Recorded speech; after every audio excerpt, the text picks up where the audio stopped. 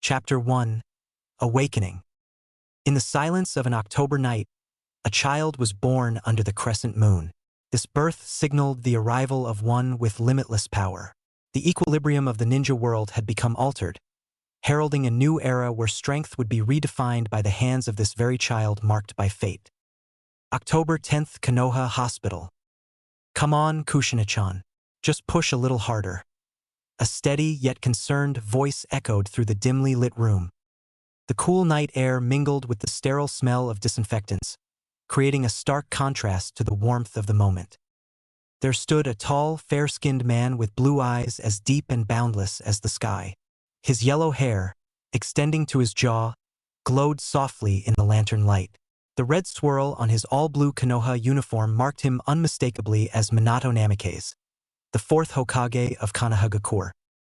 This night was special as his wife, Kushina Uzumaki, was scheduled to give birth to their first child, a boy named Naruto. I'm pushing as hard as I can. Kushina's fierce voice rang out, her red hair clinging to her sweat-drenched face. An older woman with long, brown hair kept in a high ponytail hurriedly moved past Minato. You're not helping. The voice of Bawako Sarutobi, wife of the third Hokage, stated as her sharp eyes sent daggers into him. She quickly motioned for two nurses to bring towels and then turned to Minato. You should wait outside, her voice commanded with no room for argument. Minato laughed nervously. Apologies, Biwako-san. I think I'll do that. He took a couple of steps back, his gaze still fixed on Kushina, his heart pounding like the drums of war. The room was thick with tension, each second stretching into eternity. If this were a normal situation, Minato would be guarding the Kyubi, nine-tailed fox, a powerful chakra beast in the form of an orange fox with 9 tails, seal placed on Kushina to prevent the beast from breaking free. But that burden had been lifted from her since the end of the Third Great Ninja War, leaving them vulnerable in a different way. Just a little further, Kushina. You're almost there. Bawako's voice softened, preparing for the arrival of their son. With a final, deep cry, Kushina brought their child into the world. The newborn's cry pierced the heavy silence, filling Minato with a profound sense of relief and joy.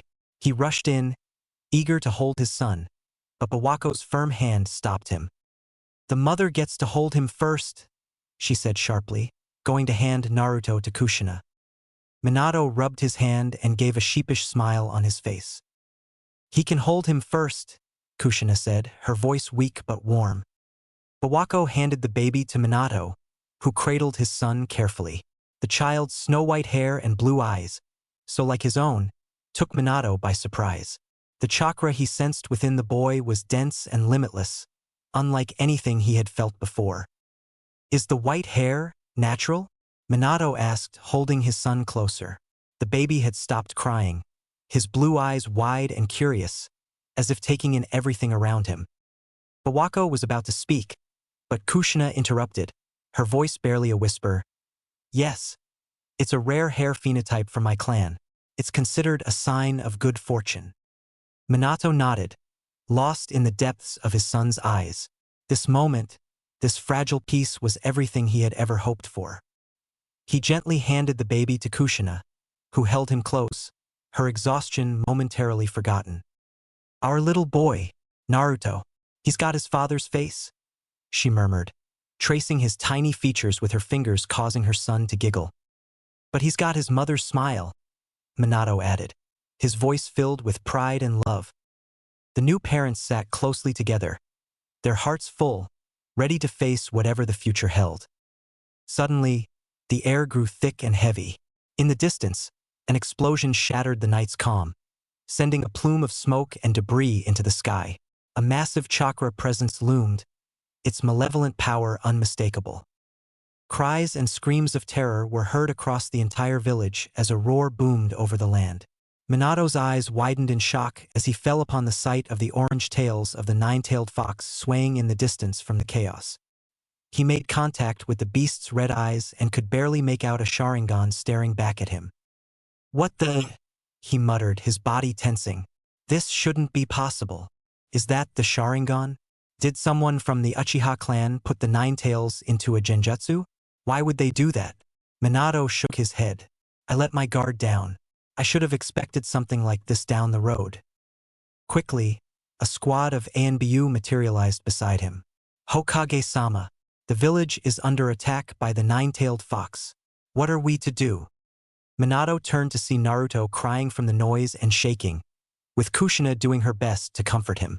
His heart wrenched, torn between his duty as Hokage and his duty as a father. Hokage-sama? The ANBU prompted, awaiting orders. What is your command? The cries of the villagers clashed with the wails of his newborn son, each a siren call to a different aspect of his soul. At that moment, Minato felt the weight of the world on his shoulders, heavier than any jutsu he had ever wielded. Minato began, but Kushina's voice cut through his hesitation. Minato, she said, her eyes locking onto his. Protect the village. We'll be fine. Kushina. He tried to argue, his voice breaking. The words caught in his throat, a silent testament to the war raging within him. Bawako spoke up. I'll guard them, Hokage-sama. You have my word. Minato looked at his family one last time, his heart heavy with unspoken fears, and nodded. He quickly went over to the stand and grabbed a white cloak with red kanji on it. I will win and be right back. Come with me, he said to the ANBU as they disappeared in a flash of yellow light. After they left, Bawako turned to Kushina. We should relocate to avoid being put in the path of destruction. Stay put. I'll find some nurses to assist us and be back. She left the room, heading into the sea of panic that filled the hospital. Kushina lay there with Naruto, comforting her crying son. Don't worry, Naruto-kun. Kazan is here. She kissed his forehead, soothing his cries amidst the destruction happening in the village. Tusan will protect us. He's strong, the strongest in the village. I have no doubt you'll be stronger than him one day, she whispered, looking into his sky-blue eyes. They were beautiful. She chuckled softly. You're going to be a ladies' man, but don't worry, Kazan won't let the fangirls have you, she said, caressing his white hair.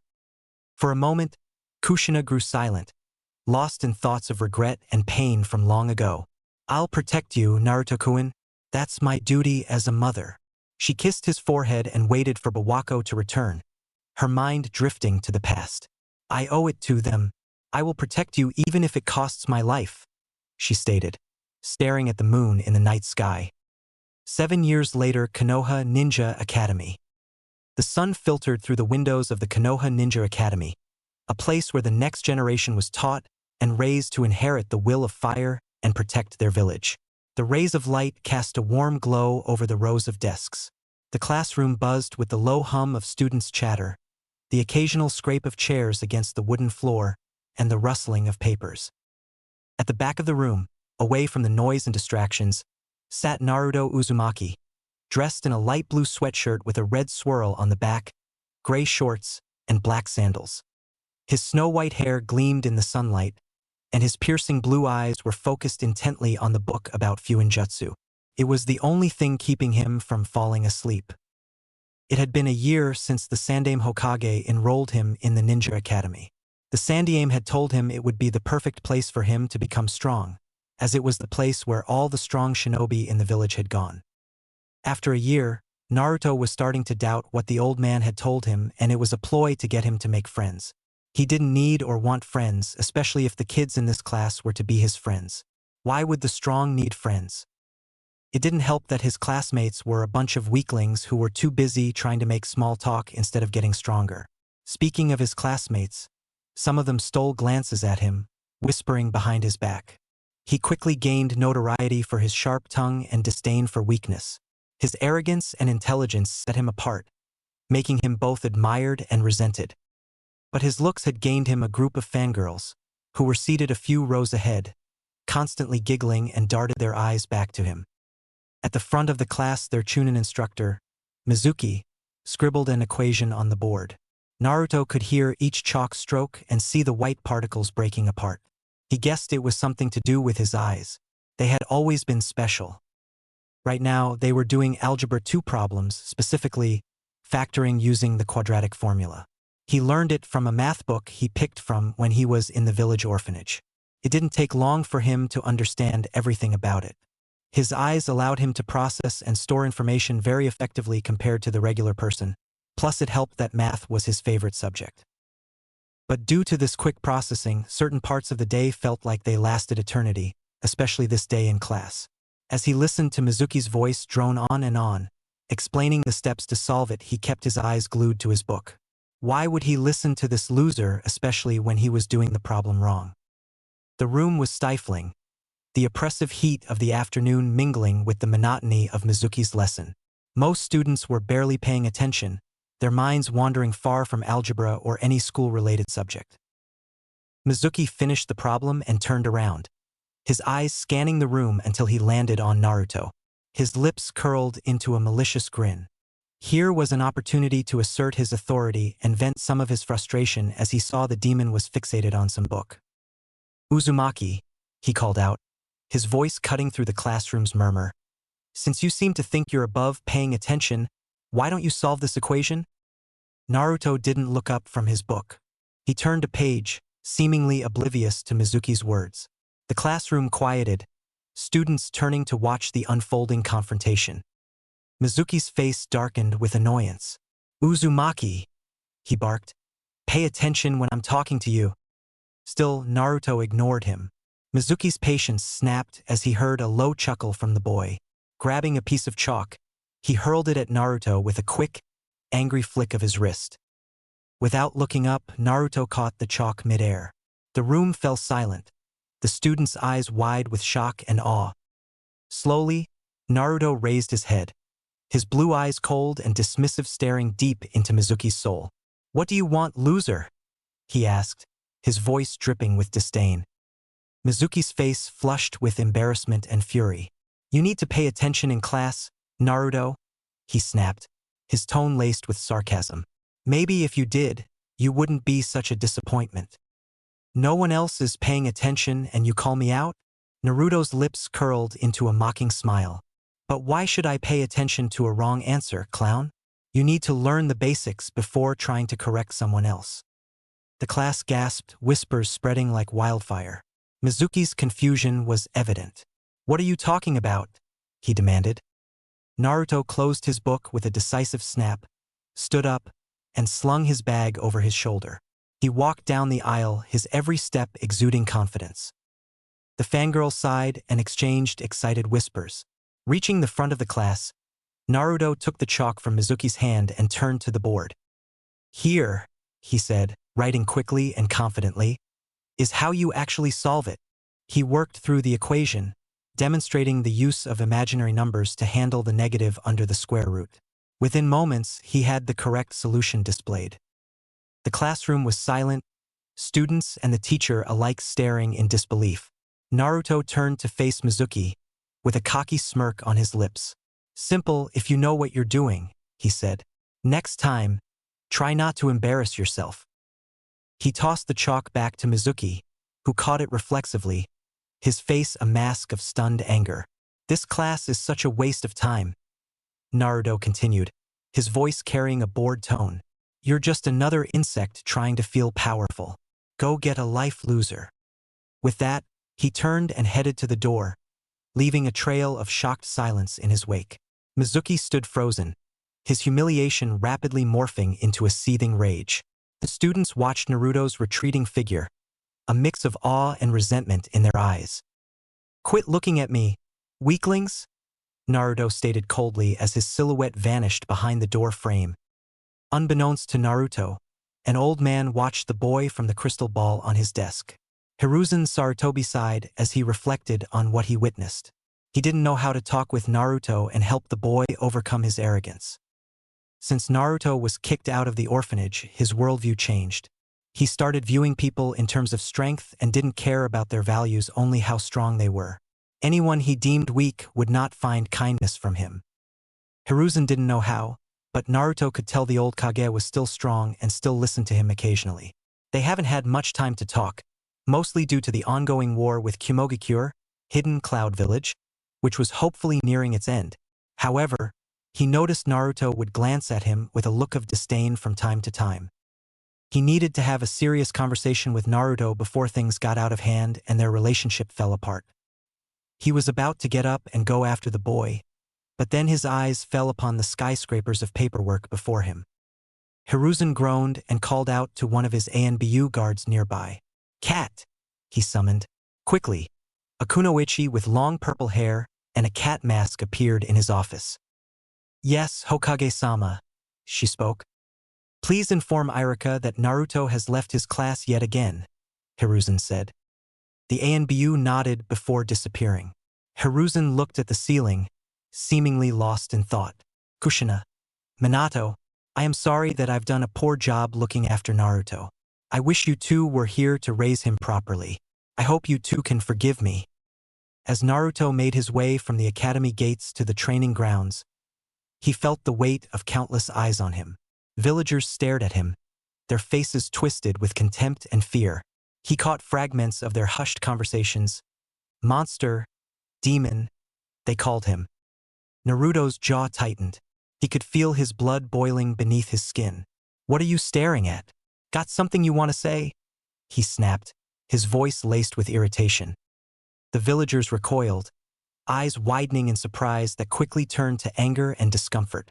Muttering under their breaths, they hastily moved away, creating a wider berth around him as if he were diseased. Naruto's eyes flickered with frustration and sadness, masked quickly by a scowl. He shoved his hands into his pockets and continued towards the training grounds. 3 years. 3 years since he'd been kicked out of the orphanage. 3 years of living alone in a rundown apartment, piecing together the reason behind the villagers' hatred. It always came back to the Kyuubi attack on his birthday. It wasn't always like this, but after his 4th birthday, a rumor started to spread of him being the reincarnation of the beast. This caused everyone to turn on him, effectively making him an outcast. Not only was that bad, but whenever he tried to buy food, clothing, or books, the store owners would glare at him. Some refused to serve him outright. Others would demand exorbitant prices. He learned quickly to avoid their shops unless necessary. Once he had dared to enter a bakery. The warm scent of fresh bread had drawn him in, and his stomach growled in anticipation. But as he approached the counter, the baker's expression turned cold. "Get out," the man growled. Naruto was confused. "But I have money," he said, holding out a few coins. "I don't give a damn, demon. Now get the hell out." The baker's voice was like ice, and Naruto left empty-handed, his eyes glued on the baker, promising to get revenge. Even the children were taught to avoid him. Mothers would pull their kids close, whispering warnings as he walked by. He could feel their eyes on his back, feel the distance they maintained. This was back when he was naive and thought it was something he did, but eventually, he learned the truth. He knew the truth about the nine-tailed fox, that it was a beast made of chakra and couldn't be killed. The beast was probably sealed somewhere else, but it didn't make sense as to why they blamed him for the destruction. But logic didn't matter to them. Their ignorance only fueled his determination to prove them wrong. A wide grin spread across Naruto's face as he imagined a stronger version of himself, one who could make them eat their words. "I will become the strongest," he muttered. "Then I'll show them who's weak." After a few minutes of walking, Naruto arrived at Training Ground 11, an isolated field surrounded by dense trees. It had become his sanctuary, a place where he could train without interference. Naruto let his bag fall and began to stretch, feeling the burn in his muscles. Pain was the price for power, and he was willing to pay it. Most of his training came from books, scrolls, and his instincts. He relied heavily on the scrolls he borrowed from the Konoha library, honing his skills in secret. He had learned the Kage Bunshin no Jutsu, shadow clone technique, by watching a jonin perform it. He didn't particularly like the technique, viewing it as a one-trick pony. Through his training, he had discovered a unique technique. Extending his right hand, he channeled his chakra, and 3 small rocks rose from the ground to circle his fingers. His sky-blue eyes glowed with a peculiar light, a testament to his special abilities. "Nice," he murmured, smiling at the sight. But the glow quickly faded, and the rocks dropped as a throbbing pain erupted in his head. He stumbled, grabbing his temples. "Gah!" These headaches are getting worse, he muttered. I need to find a way to limit the amount of information my eyes take in. Unable to find a proper name or any history of the technique, Naruto decided to call it Mugiken no Jutsu, Limitless technique. He knew he was only scratching the surface, but mastering it would take a long time. Despite his frustration and slow progress, Naruto knew the secret to progressing this technique lay in his eyes. From ancient text found in the restricted section of the Konoha library, he'd learned about the Rakugan, 6 eyes, a powerful Kekkai Genkai of the Uzumaki clan that hadn't been seen for over 500 years. Not only did they grant him enhanced cognitive abilities, but they also allowed him to have perfect chakra control, see chakra, understand all forms of ninjutsu, and see the techniques of other shinobi. However, the more he trained, the more strain his eyes placed on his brain. They couldn't be deactivated, and the constant influx of information was overwhelming. He closed his eyes and decided to move on from training these abilities and focus on his taijutsu and sensory skills. He began with a warm-up of 100 push-ups, 100 sit-ups, and 100 squats, followed by calisthenics. Running around the training ground, he dodged obstacles and traps he had set up. He jumped over logs, ducked under tripwires, and avoided kunai and shuriken from hidden contraptions. This secluded area of the forest was his playground, shaping him into the warrior he aimed to become. Although Naruto wanted to read his Fuinjutsu book to improve his skills, he knew it required extreme attention to detail and wasn't something readily taught, so he won't worry about it now. He thought about asking the Hokage for help, but knew the old man wouldn't give him any answers. The memory of waking up one morning to see a complex seal on his stomach and the Hokage's dismissive response echoed in his mind. I think you're imagining things, Naruto. Don't worry about it, the old man had said. This constant lying was why Naruto stopped talking to him and trained in secret. Whatever, screw him. I've wasted too much time thinking about dumb stuff, he concluded and returned to his training. The sound of grunting and fists hitting tree stumps was drowned out by the noise of the wind flowing past Naruto, signaling the things to come. Naruto's eyes were fixed on the cool sky above him, watching birds pass as the high sun cast a glow over the training field. His back was sprawled out on a tree branch as he let the cool August air flow past him, providing relief for his sweaty body. He was taking a quick break from his training. Naruto lifted his right hand and examined it. Happy birthday to me, he said somberly, reflecting on how he was now 7 years old. 7 long years of being alone and orphaned. He never knew his parents. He didn't even know their names. All he knew was that they died during the Kyuubi attack protecting the village told to him by the Hokage. He felt a mix of anger, frustration, and sadness at the fact the information he received was so vague. Why did you risk your lives for this stupid village? Why didn't you just save me? Why did you leave me? He questioned, closing his fist and letting it fall back to the tree branch. He put his arms behind his head and closed his eyes. He didn't get it. He was strong, meaning they must have been strong. Why would the strong sacrifice themselves for the weak? Naruto laid there for a couple of minutes until he felt a familiar chakra signature appear close by. Oh, I was wondering when he would come. Naruto, a voice called out. Naruto opened his right eye and out of the corner saw a man of average height with brown hair, kept in a ponytail, dark eyes, and a scar across the bridge of his nose. Oh, Iruka-sensei, how's it going? Naruto said, closing his eyes again, trying to get comfy on the tree birch. Iruka stomped closer to the tree Naruto was resting on. What are you doing out here? Get back to class this instant, he shouted. Naruto rolled over to his side with his back facing Iruka. Could you quiet down, sensei? I'm trying to relax. Iruka then kicked the tree hard, causing it to shake violently, which subsequently made Naruto fall out of the tree and land on the ground head first.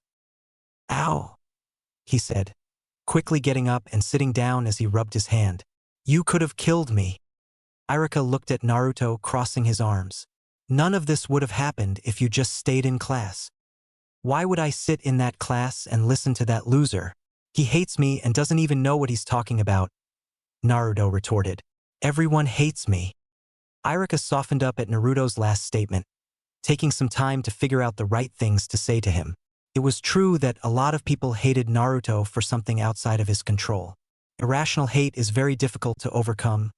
Iruka would know as he used to hate him as well. Not everyone hates you, Naruto, Iruka finally said. Don't lie to me, sensei, Naruto said, looking at the grass below. The people in this village think they can just assign responsibility to others without taking accountability for their own weakness. To hate and blame someone else so blindly and passionately, yet they go around eating up the will of fire nonsense. It's a load of crap, he stated, throwing some grass. Iruka nodded, processing Naruto's words before he responded. It's true that there is a lot of hypocrisy in this village, Naruto.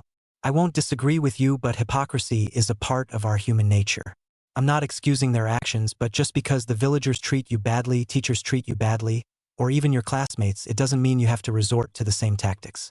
Two wrongs don't make a right.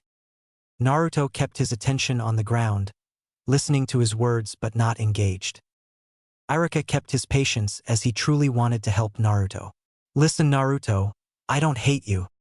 The young white-haired stopped moving for a split second and looked up to meet the gaze of Iruka.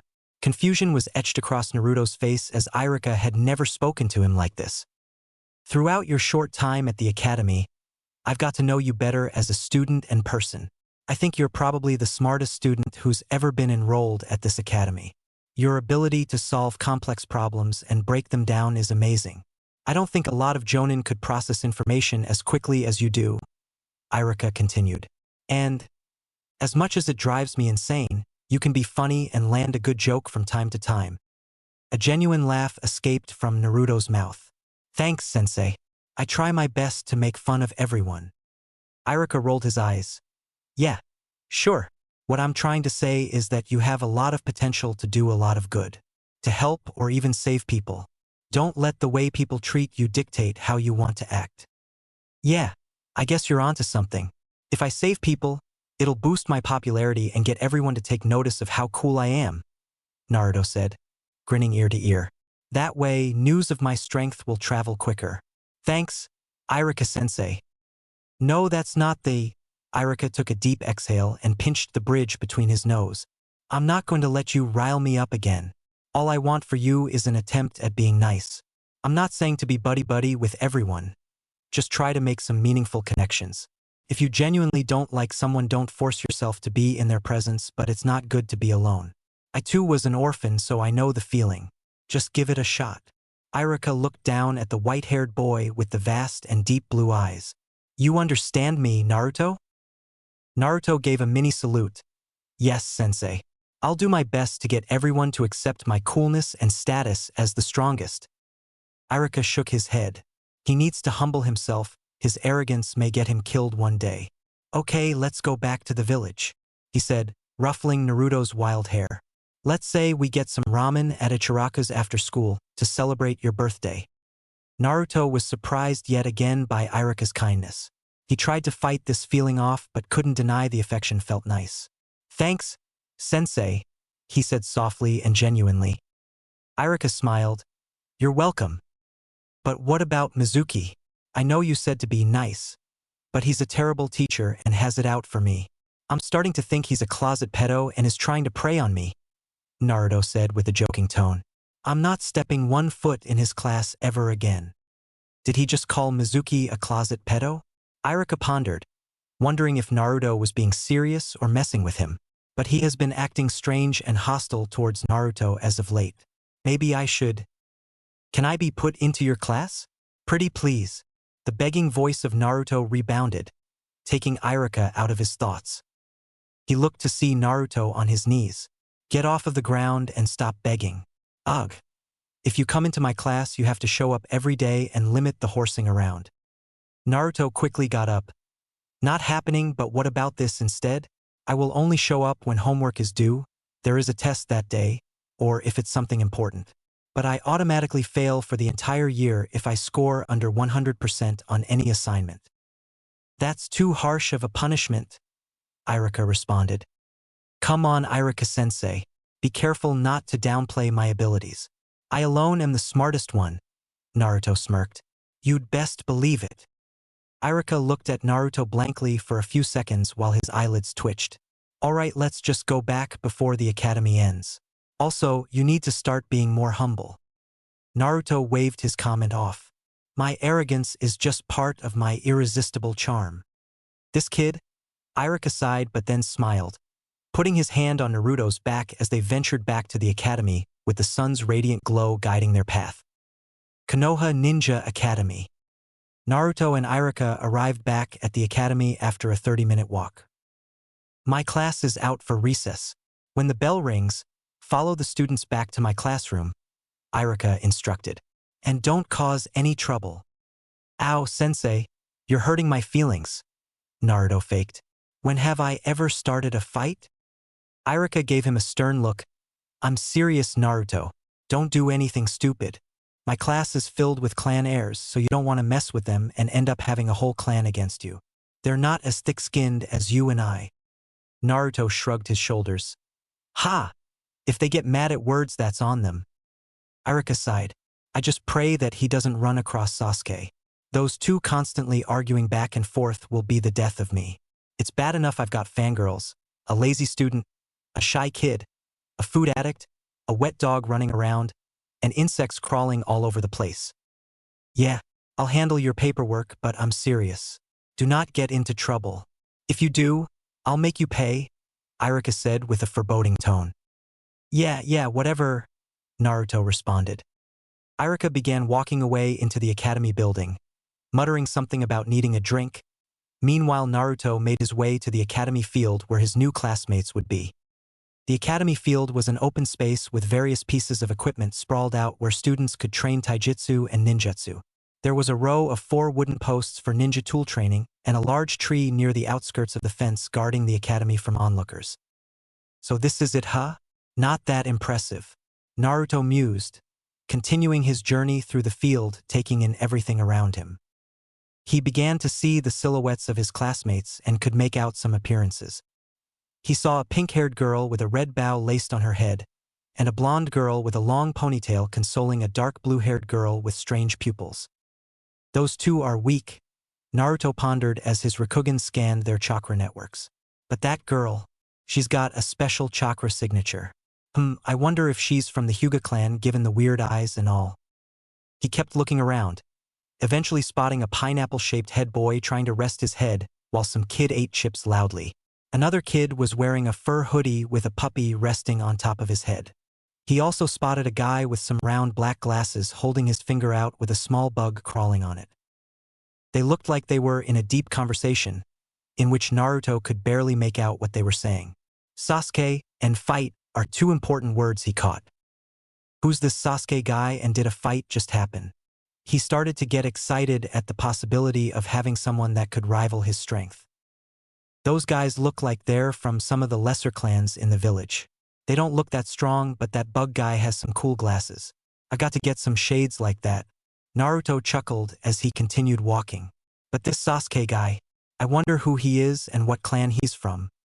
It didn't take long for Naruto's wish to be granted as he turned his head, seeing a raven-haired kid with spiky hair and onyx eyes sitting atop a pile of students.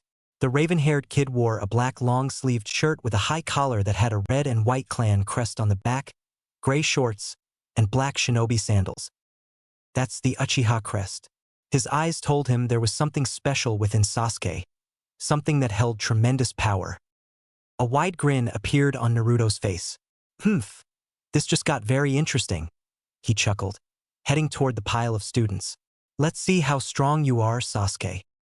Groans were heard as there stood a pyramid of beaten and bruised children. A pile of 10 rested there, feeling pain all across their bodies as one raven-haired boy sat at the top, the Uchiha crest shining brightly to all onlookers. There's only one rule when interacting with others, the Uchiha said condescendingly. Do you know what it is? One of the beaten boys spoke up. I don't know, he said, his voice trembling. He was on the verge of tears. It's I won't kill you, so please don't kill me either. You can replace kill with anything, but the point is to not infringe on other people. For many to exist together, they need that rule. The Uchiha got up and started walking down the pile of bodies, using them as stepping stones. He made it to level ground and headed off. If you ever try something like that in front of me again, I'll make sure you won't walk for months, he warned. The pile of kids slumped down, feeling the ache over their bodies. "Gah! What did we ever do to you?" a bully said before passing out.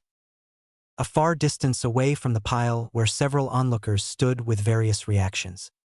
"Hinata, are you all right?" the blonde girl, Ino Yamanaka, asked. "I can't believe Sasuke did all that by himself, especially for Hinata of all people. Strange." "Yes, I'm all right," the Hyuga girl stuttered, fidgeting with her hands while looking at Sasuke, who was walking away. "Wow, Sasuke didn't even break a sweat. That was insane, right, Akamaru?" Kiba exclaimed, and his dog barked in agreement. Shino adjusted his sunglasses, his voice calm and analytical. "It's impressive, but also concerning. Such power should be used with caution." Shikamaru sighed, resting his head on the table in front of him. "What a drag. But I guess he made his point." Choji munched on a bag of chips, nodding.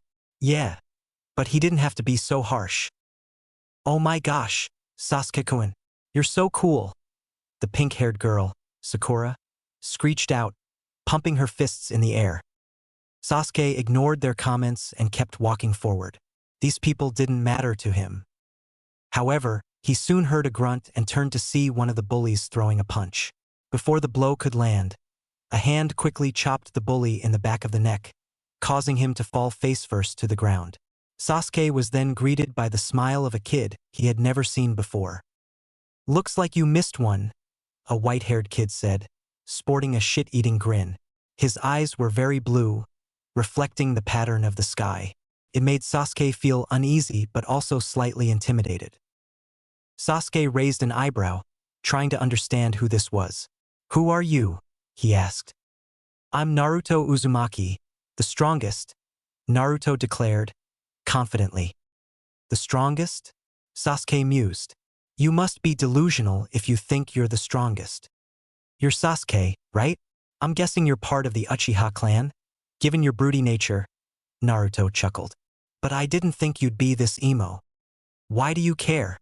Sasuke asked, keeping his composure. "Unless you've got some vendetta against the Uchiha." "Nah, I just heard they were the strongest clan in the village and wanted to see if the rumors were true," Naruto replied. "So he only wants to see if I'm strong," Sasuke thought. "He's just like everyone else in this class." He turned and began walking away.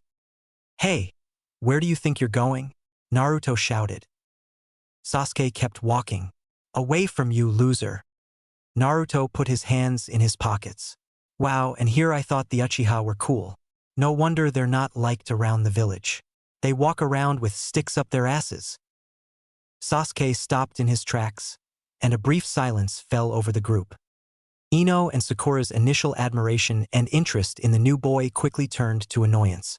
Insulting their glorious king was unforgivable. "Who does he think he is?" they shouted. Hinata watched nervously, her hands fidgeting. "Sasuke-kun doesn't usually get this angry." Shikamaru opened one eye, studying the newcomer.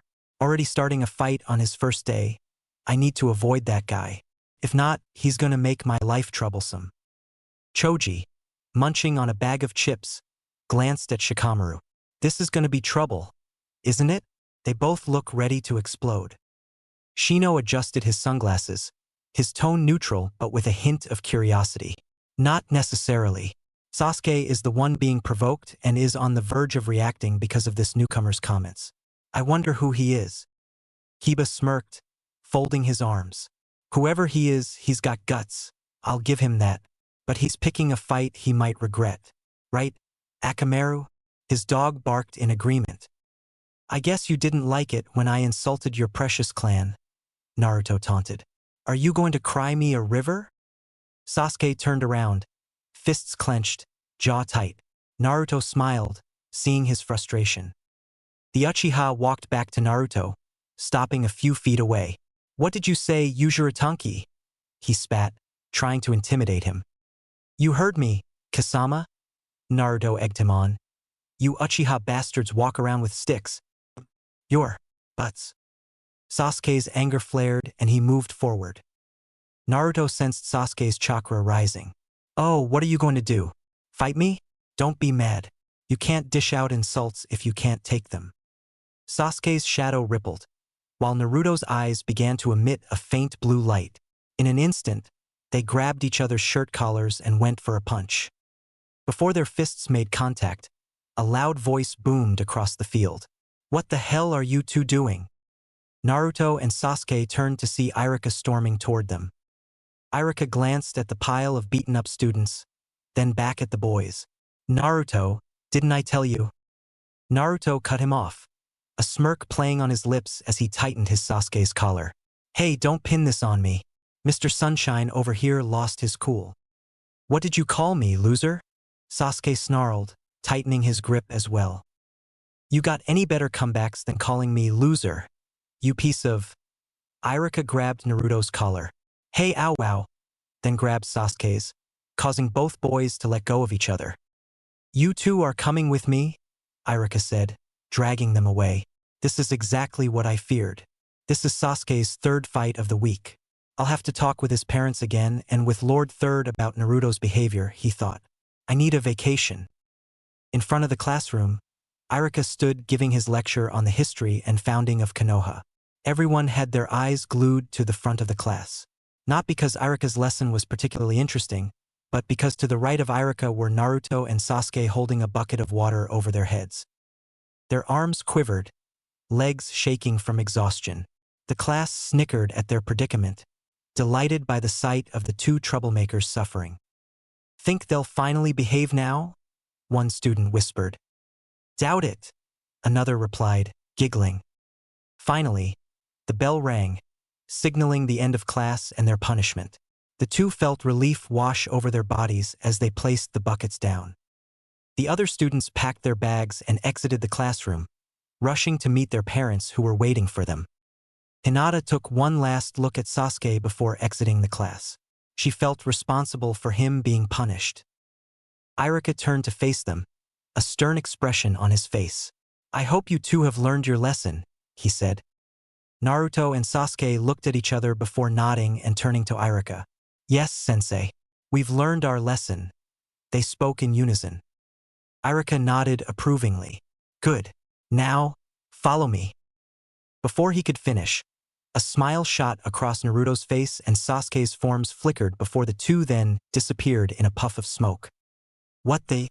Kagebunshin? How did they?" Iruka muttered, stunned. He frantically looked around for the two. "Naruto! Sasuke!" he bellowed. From an elevated position, high up in a tree, Naruto and Sasuke watched through the classroom window with Naruto snickering at the successful prank. "Serves him right," he said, gracefully dropping down from the tree with a grin. Sasuke said nothing, his face serious as he landed lightly beside him and began to walk away. "Hey, wait up!" Naruto called, catching up to the Uchiha. Sasuke turned around and the two of them stood a noticeable distance apart. Naruto's face was lit with a goofy grin, while Sasuke's stern expression didn't waver. Naruto glanced at Sasuke, a mischief in his eye. "You know, they say smiling's good for your health. Or is that not a thing for the noble Uchiha?" Sasuke's glare was icy. "Why are you talking to me? We are not friends, Uzuritanki." "Wow, I was just joking earlier, but it seems you really have an attitude problem. How can you call me a loser when we have the same number of friends?" Naruto retorted, forming a zero with his fingers. "Kasama." Sasuke's eyes narrowed and he got closer to Naruto. "You've been all over me since we met. You're just an attention seeker trying to get close to me because of my name. If you want to know strong we are, then fine. I'll show you the strength of the Uchiha. How can you, someone without the Sharingan, show me the clan's strength? Whatever, I don't know what your problem is, but let's do it. I've been itching for a fight."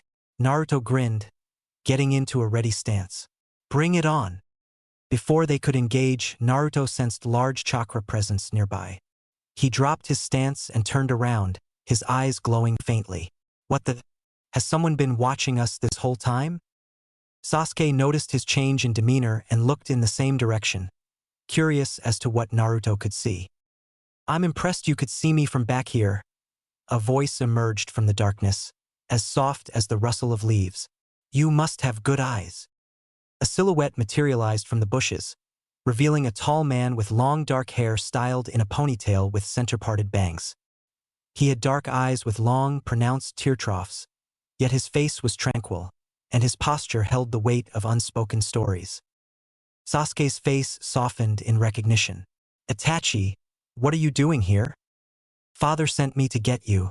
Your teacher sent a messenger hawk home, saying you got into another fight," Itachi stated. "I remember you saying you wouldn't start fights anymore." Sasuke, still brooding over his recent altercation, looked up at Itachi with a hint of defiance. They were trying to act superior when they're nothing but insects. They thought they could exert their power over that Hyuga girl. It disgusted me. Itachi nodded, understanding his brother's sense of justice. "I see. But what if instead of fighting those you call insects, you tried to save them using your words?" Sasuke's defiance slightly wavered, before returning. "Why would I ever save someone? It's not like any of them deserve saving. I'm not here to become a hero. I'm here to become a shinobi. To save someone is to recognize their worth, Sasuke," Itachi responded calmly. "Everyone deserves the possibility to be saved." Sasuke was getting annoyed at his brother's preaching. He would say stuff like this. "So you think I should have talked it out with them? Be like the other teachers who give them a slap on the wrist and let them run rampant? Is that fair?" Sasuke shot back. "I was just giving them what they deserved." Itachi's gaze intensified. "But is it fair for you to only defend the students you deem fit and ignore others who get bullied?" Sasuke opened his mouth to respond but hesitated, knowing that Itachi had a point. "No. Fairness is a concept that eludes many, including yourself," Itachi said. "True fairness isn't about treating everyone the same. It's about giving each person what they deserve. Sometimes that means protecting those who can't protect themselves, even if you don't feel a personal connection to them." Sasuke did not respond. Itachi gave his brother a warm smile. "Remember, Sasuke, everyone you encounter is fighting their own battle, one you may know nothing about. True strength lies in discerning when to extend a hand and when to wield a blade. And sometimes, the hardest person to save is yourself." Sasuke looked at his brother with an annoyed expression, but his gaze was met with Itachi's gentle face. He finally gave in and turned his attention to the trees around him, irritated that his brother could always counter his points, but also trying to understand Itachi's words. Naruto's gaze shifted between Sasuke and Itachi, listening to their conversation. "What was that crap about true strength? I can see that you're strong, but why concern yourself with saving people? It's pointless." Itachi turned his gaze to the white-haired boy standing in front of him. "You're Naruto, right?" Naruto nodded. "Yep. I'm Naruto Uzumaki, and I have a goal of becoming the strongest." Itachi raised an eyebrow, intrigued by Naruto's proclamation. "Why do you wish to become strong? Is there someone you wish to protect, or a goal you want to accomplish?" "No, nothing like that. Those sound lame," Naruto chuckled. "I want to become the strongest so no one can touch. I'll be able to do anything I want and get anything I want." "Is that so?" Itachi questioned. Naruto crossed his arms and grinned widely. "You bet." "I see," Itachi said, pausing for a moment. "I would recommend finding friends and people you wish to protect. Strength can bring you power, but it can also bring isolation. Having people who care about you is far better than being strong." Naruto scoffed. "Friends are overrated. They just slow you down, ask for stuff, and pester you. I don't need to do anything for anyone besides myself. If someone's in pain, they can handle it. If they need help, they can help themselves. Without strength, you can't protect anything, let alone yourself." Itachi took a long silence before responding. "If that is your reason for being strong, then you'll never be as strong as you want to be." Naruto's composure shifted at Itachi's words, a frown forming on his face as he contemplated Itachi's statement. "That's easy for you to say. You were born into strength, born into one of the most powerful clans in history. You've always had people to rely on." Itachi's gaze softened but remained intense. "Strength can come from many sources, Naruto. My clan's legacy is one, but it's also a burden. Those who are strong can be egotistical and arrogant, but true strength isn't dependent on these factors. He stared at Naruto, almost piercing into his soul. No matter how powerful you become, don't try to shoulder everything on your own. If you do, you'll fail. Naruto's eyes narrowed, his defiance rising again. You're just saying that because you don't think I can handle it. But I can and I will. I don't need anyone's help. Itachi's expression remained calm. It's not about whether you can handle it alone, Naruto. It's about understanding that true strength involves recognizing your limitations and valuing the support of others. Never underestimate your friends. They can be the light that rescues you from the darkness. Remember this, those who fight alone often fall alone. Naruto clenched his fists, struggling to find a counter-argument. He wanted to reject Itachi's words, but something in them resonated, stirring a feeling he couldn't quite identify. After a few moments, he gave in slightly. I'll think about it, he said, his tone still defiant but with a hint of uncertainty. Itachi smiled gently. It's been nice talking to you, Naruto Uzumaki. I hope my brother and you can be friends one day. I think it would help the both of you. He looked at Sasuke. But we need to go. Father, Mother, and Iruka-sensei are waiting for us. Sasuke nodded and followed his brother. On the other hand, Naruto stood there, still thinking about Itachi's words. I wonder if there is more to the strength thing than I thought. Naruto pondered, still unconvinced by Itachi's words but felt conflict brewing in his mind. It would be nice to have someone there for me. He put his hands in his pockets and headed off to the academy training field. It would help him get his thoughts in order. Where do you think you're going? Sasuke called after him. I'm going to train, Naruto replied without turning around. You and your family have to speak with Sensei, Sasuke reminded him. Naruto paused, his back still facing them. Unlike you, I have no family. My parents are dead. He raised a hand. I'll see ya, he said, continuing to walk away. Sasuke watched him, shock and confusion evident on his face. What is up with that guy? And why do you say you hoped he and I would be friends? Itachi placed a hand on Sasuke's shoulder.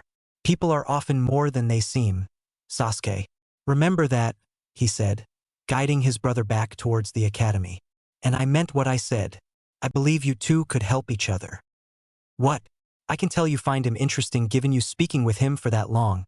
But he and I are nothing alike, Sasuke stated. Itachi looked at the trees around them. I wouldn't be so sure. You have more in common than you think. As they walked inside, Sasuke couldn't help but reflect on Itachi's words and his exchange with Naruto. He won't lie and say that he didn't think this kid was a little strange. But I wonder how long he's been alone, Sasuke pondered. He wondered if he would act similarly if his family was gone. He shook these thoughts off and followed Itachi back into the academy building. Hiruzen Sarutobi, the third Hokage, walked purposefully through the silent corridors of the Konoha Academy.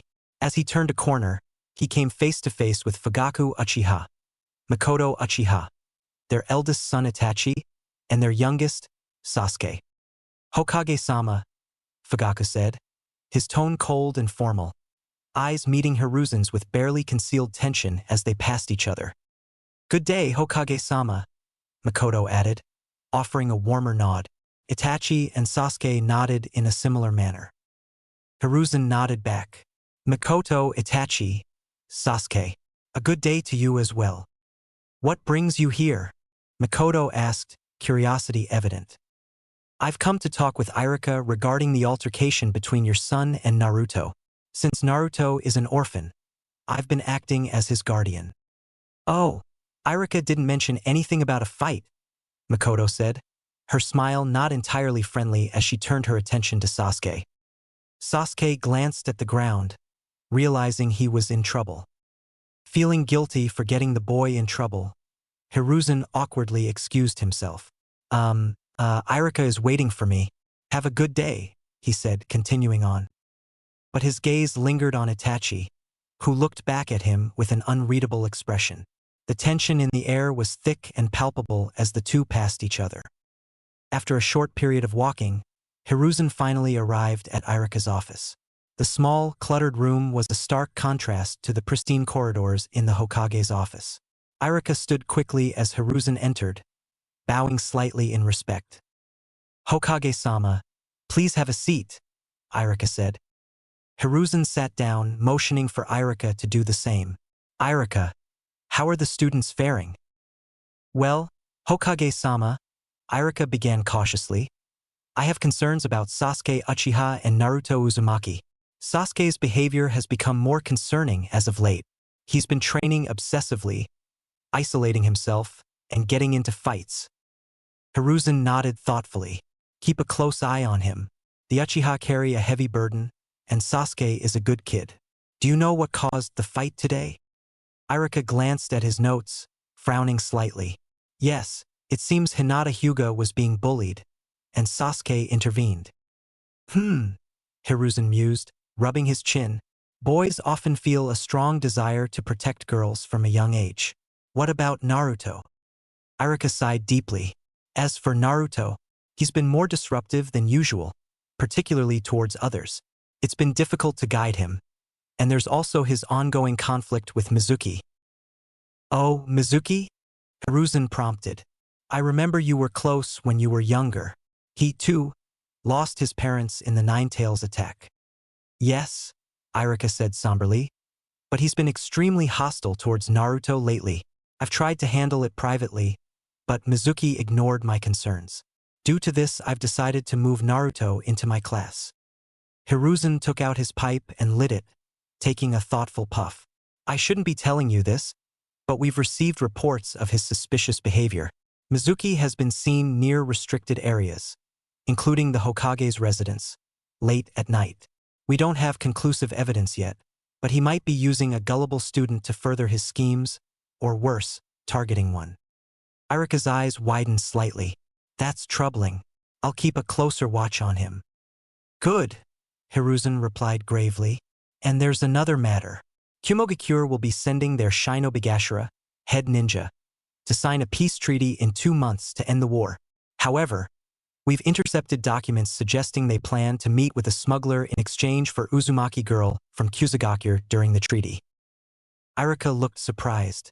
Shouldn't Konoha have rights over all Uzumaki survivors? Technically, yes, Hiruzen said with a sigh. But Kumo has kept this information hidden. Sending a rescue force could alert their shinobi and trigger political repercussions that would destroy all peace discussions. I understand, Hokage-sama, but is it right to let this happen? Irika asked, his concern evident. To let this girl be at their mercy. It's not right, Hiruzen agreed. But we must tread carefully. Perhaps someone will arise to intervene and save her.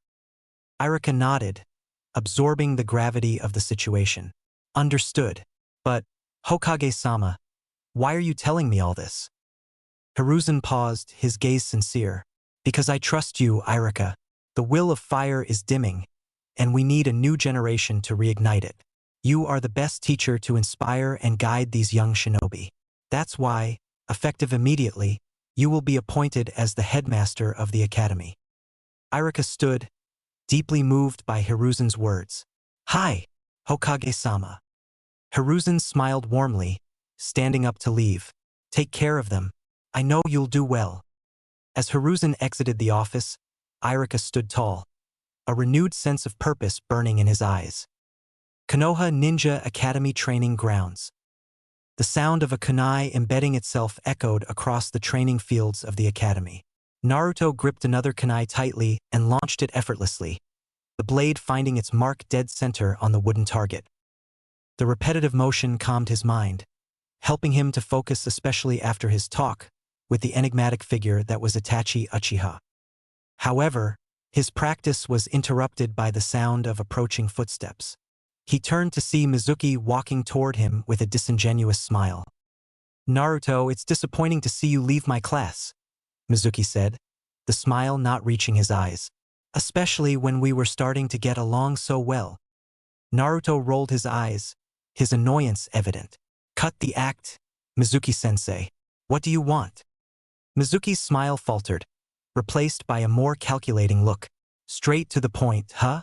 Well, I thought as a parting gift I would tell you where you can find some powerful jutsu. If you're talking about the scroll of sealing, I've already been through it. Naruto replied with a smirk, remembering the event vividly.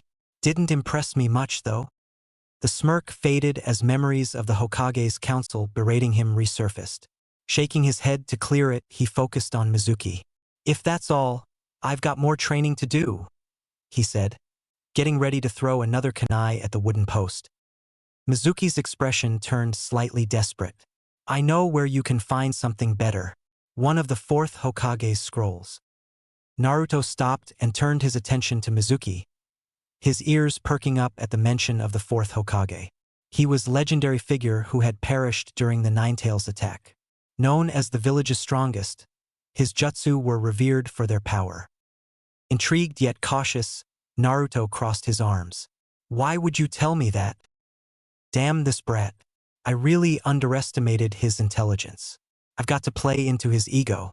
To help you, of course, Mizuki pressed. Think about it. The fourth scrolls contain techniques that could make you incredibly strong. You would truly be the strongest if you mastered his techniques. Naruto considered this, then smirked. That sounds good and all, but what's in it for you? I know you're not doing this out of the kindness of your heart. So what do you want? Mizuki's smile turned into a smirk of his own, masking his frustration at Naruto's astuteness. Meet me in the Western Forest after you retrieve the scroll. I'll tell you what I want there. Humph. All right, but I'll do it on one condition, Naruto countered, raising a finger. Mizuki tensed. What's your condition? Naruto leaned forward, his gaze intense. Tell me what happened to the Ninetales after it attacked the village. Caught off guard, Mizuki blinked. You want to know about the Ninetales? Yeah. What happened to it after it attacked the village? I know it wasn't killed, Naruto pressed, watching Mizuki closely. That would significantly weaken the village and doubt the higher-ups would have the balls to do that. Mizuki hesitated, but then flashed a wide and malicious smile. All right, I'll tell you what I know. But first you have to get that scroll. He could be a lot more discreet. Naruto pretended to think it over. Fine, but you'd better not be lying. Mizuki nodded. I won't. You have my word. But you need to act quickly. The scroll is currently in Hokage's residence before it's taken to the capital tomorrow morning. It has the kanji for 4 on it. Naruto nodded and Mizuki vanished in a swirl of leaves. Naruto waited until he couldn't feel Mizuki's chakra signature anywhere nearby. This guy is an idiot, but this scroll stuff might be worth it. Especially since the fourth used Fuinjutsu in combat, which is extremely rare, he pondered. Mizuki is hiding something. I'm guessing he's gonna try and take the scroll for himself and kill me or something. I'll set a trap and wait until after he tells me what happened to the Ninetales to spring it. Naruto headed home to prepare for his mission, planning to infiltrate the Hokage's residence after him and Irika ate at Ichiraku Ramen. The sun disappeared, and night settled over Konoha, accompanied only by the distant calls of owls and crickets. The moon cast its bright glow upon the village, but its watchful gaze fell upon Naruto as he leaped from rooftop to rooftop, making his way stealthily toward the Hokage residence. Arriving near the academy, Naruto paused to survey his surroundings. The Hokage's residence was nearby, and the area seemed quiet and undisturbed. His eyes, faintly emitting a blue glow, scanned the vicinity. Doesn't look like the old man's using his spying jutsu tonight, Naruto muttered to himself. That makes this a lot easier. With the coast seemingly clear, Naruto swiftly traversed the training grounds, his movements silent and calculated. Approaching the Hokage's residence, he located a slightly cracked window and slipped through it with practiced agility. He landed gracefully on the polished wooden floor inside the enigmatic building. Looking up, Naruto saw the portraits of each Hokage hanging on the walls. To his left was a man with tan skin, long dark hair, and warm, powerful eyes. Beside him, a figure with white hair, red eyes, and 3 distinctive red markings across his face. Next, a younger version of the current Hokage, recognizable despite the years. Lastly, a man with spiky yellow hair and large blue eyes stared back at Naruto from his portrait. So that's the first, second, the old man, and the fourth. Naruto crept closer to the portraits to get a better look. Hashirama Senju, Tobirama Senju, Hiruzen Sarutobi, And Minato Namikaze, he read silently. Naruto's gaze lingered on the portrait of the fourth Hokage. He felt an inexplicable connection with him.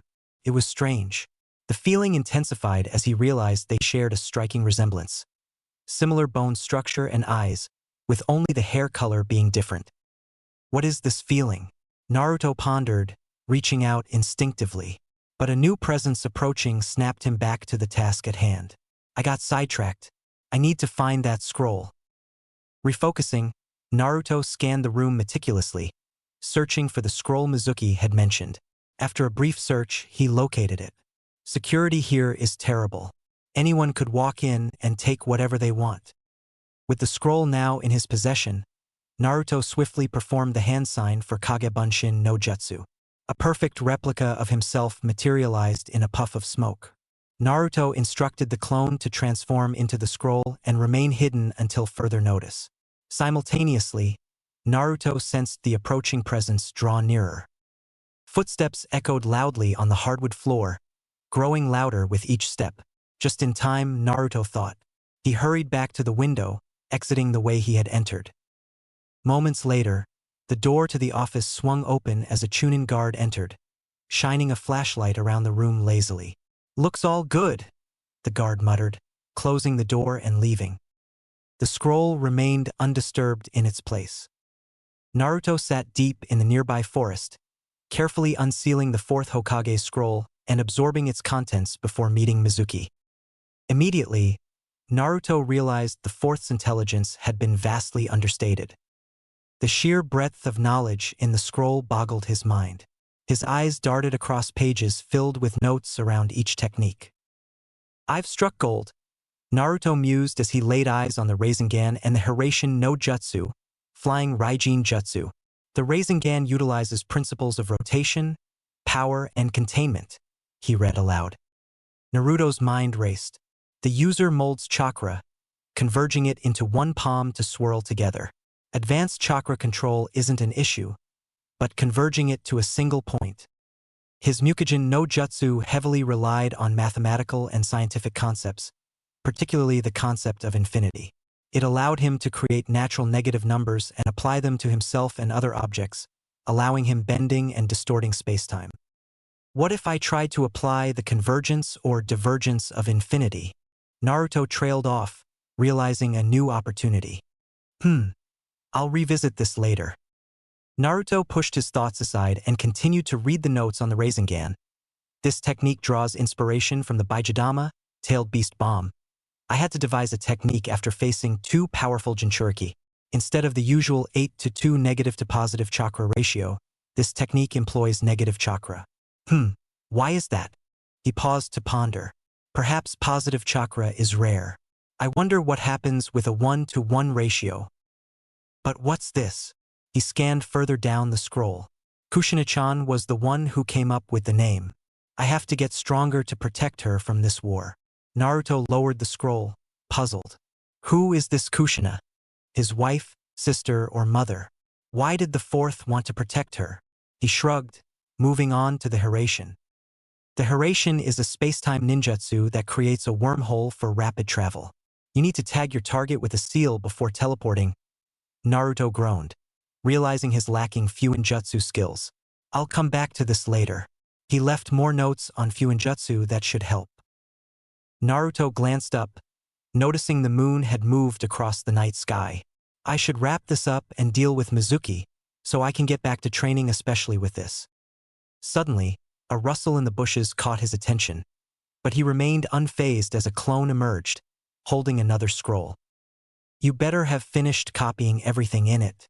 I need him to believe it's the real thing, Naruto said. Yeah, cool your jets.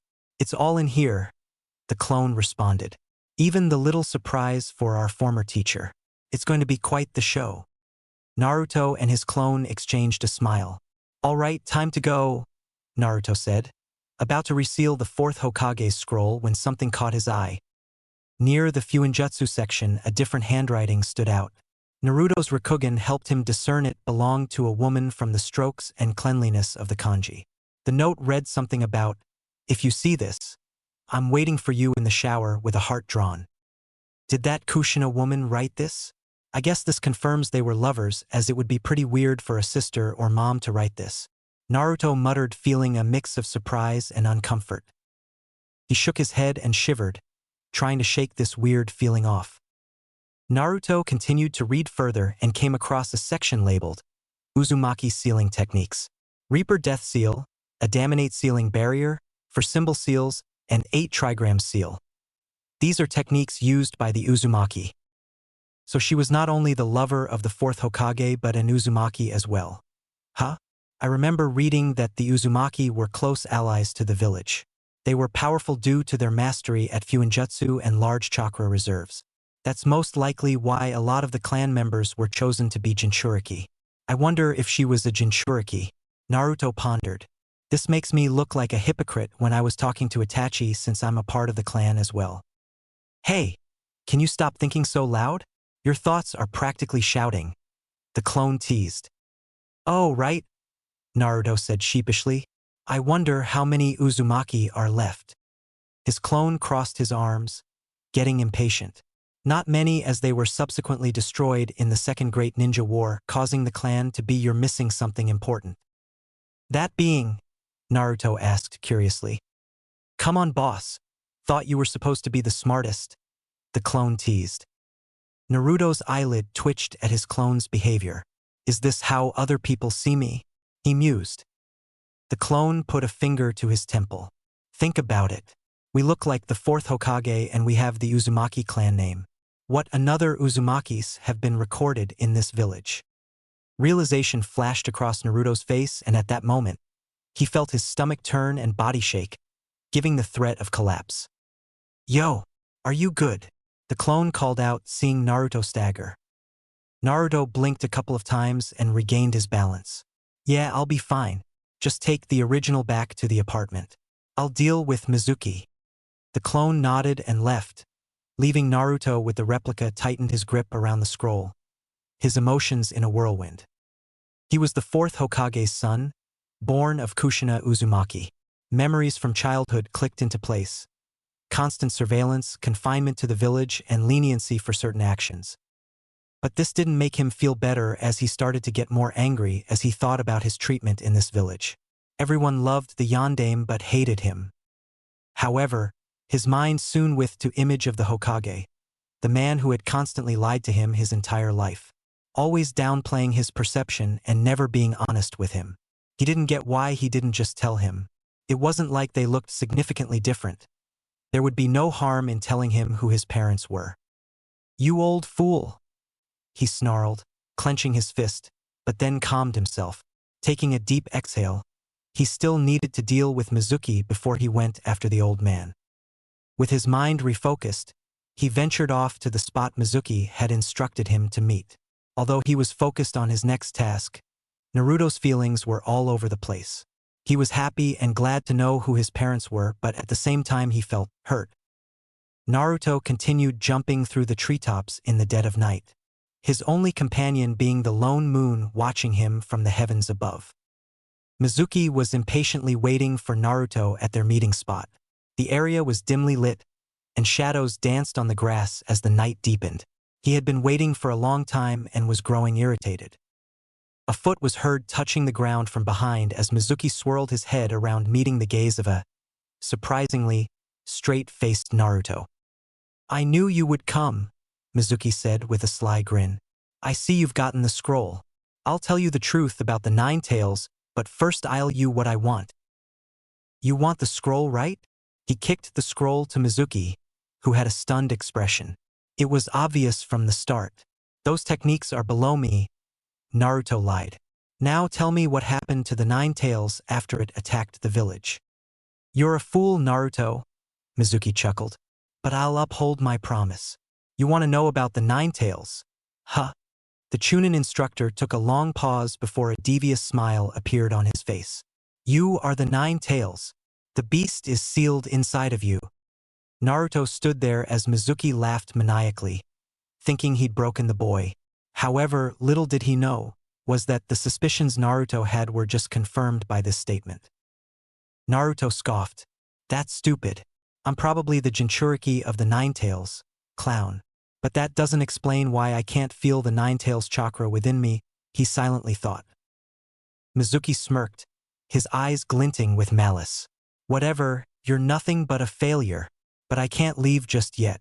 I'm going to kill you to avenge my parents. I'm going to kill the demon. The Chunin detached the giant demon wind shuriken from his back, getting ready to charge. Naruto's eyes narrowed and a smile appeared on his face. You're an idiot if I didn't think you'd try to kill me, Mizuki. You should worry about yourself, he said, pointing at the scroll in Mizuki's hands. Mizuki suddenly heard a faint sizzling noise. He looked down to see paper bomb tags igniting on the scroll. He tried to throw it away, but it was too late. The explosion engulfed him, but Mizuki emerged from the smoke, slightly scorched but virtually unharmed. You brat! Mizuki growled and then quickly coughed due to the smoke. Naruto smiled and turned to leave. Where do you think you're going, demon? Mizuki roared. Home. Don't tell me you're that dumb? That blast wasn't small, and I wouldn't be surprised if ANBU or even the Hokage himself arrived shortly to apprehend the man responsible for stealing and destroying an invaluable document from one of the most loved Hokage. Naruto snickered. Mizuki was taken aback and stunned at how Naruto had played him like a fiddle. He thought he was in control, but that was only an illusion. He fell to his knees and his eyes traced the burnt grass around him. Naruto kept looking at the pathetic state of Mizuki, finding enjoyment out of this whole ordeal. Suddenly, Mizuki slammed a fist into the ground and raged at what was happening. This can't be. Me, a Chunin, outsmarted but some brat. Mizuki looked up at Naruto, rage and a storm of fury brewing in his eyes. You cheated, he shouted, pointing an accusatory finger. Naruto glared at Mizuki. Don't be so mad, Mizuki. You can't blame me for being weak. He decided to walk closer to Mizuki to taunt him some more. The weak assign responsibility, and that's what you are, Mizuki, weak. This sent Mizuki into a frenzy. He got up and rushed at Naruto like a mad bull seeing red, attacking swiftly with kunai assault. Naruto was not expecting this type of response but jumped back and tried to evade the incoming kunai. However, this proved to be unsuccessful as one of the three grazed his cheek, causing blood to trickle down his face. Mizuki chuckled. I'm going to enjoy killing you. Lucky hit, Naruto said, wiping the blood. I might have bitten off more than I can chew. He's still a grown man and I'm a little kid. I might be faster than him, but the difference in size, strength, and experience is too much. Naruto's jaw clenched and he gritted his teeth. I hate to admit it, but he's stronger than me. I should draw this out and wait for the other shinobi to arrive. Mizuki looked at Naruto's rigid body posture and could see the kid wasn't prepared for this. He started to spin the demon wind shuriken in his right hand. Scared? Thought I was the weak one. Upon those words, Naruto lost any and all desire to wait until someone arrived. He would beat Mizuki. You are the weak one here. He put his hands up, making a hand seal. Kagebushin no Jutsu. Two clones of Naruto appeared ready to fight. I could have summoned hundreds of clones to bum rush you, but I'm honorable. So I'm giving you a chance, Naruto said confidently. They took a ready stance and Naruto's eyes started to emit an eerie glow. This will show me what I need to work on. Mizuki smiled, shifting the spinning demon wind shuriken from his right hand to left before disappearing at high speeds. Naruto's eyes widened as he heard the sound of metal tearing through flesh. His eyes darted to the right, seeing the severed body of his clone and the wicked smile of Mizuki, gripping the blood-stained demon wind shuriken and continuing his path towards Naruto. Naruto barely dodged, ducking under the attack and rolling to the side. He heard the groans of his last clone as it too disappeared. Mizuki didn't give Naruto time to breathe as he stomped, attempting to crush his head. Naruto hit a black flip, evading the attack, but then he felt a fist connect with his stomach. Naruto coughed, droplets of blood flying out his mouth. He could see Mizuki preparing to slash with his demon wind shuriken.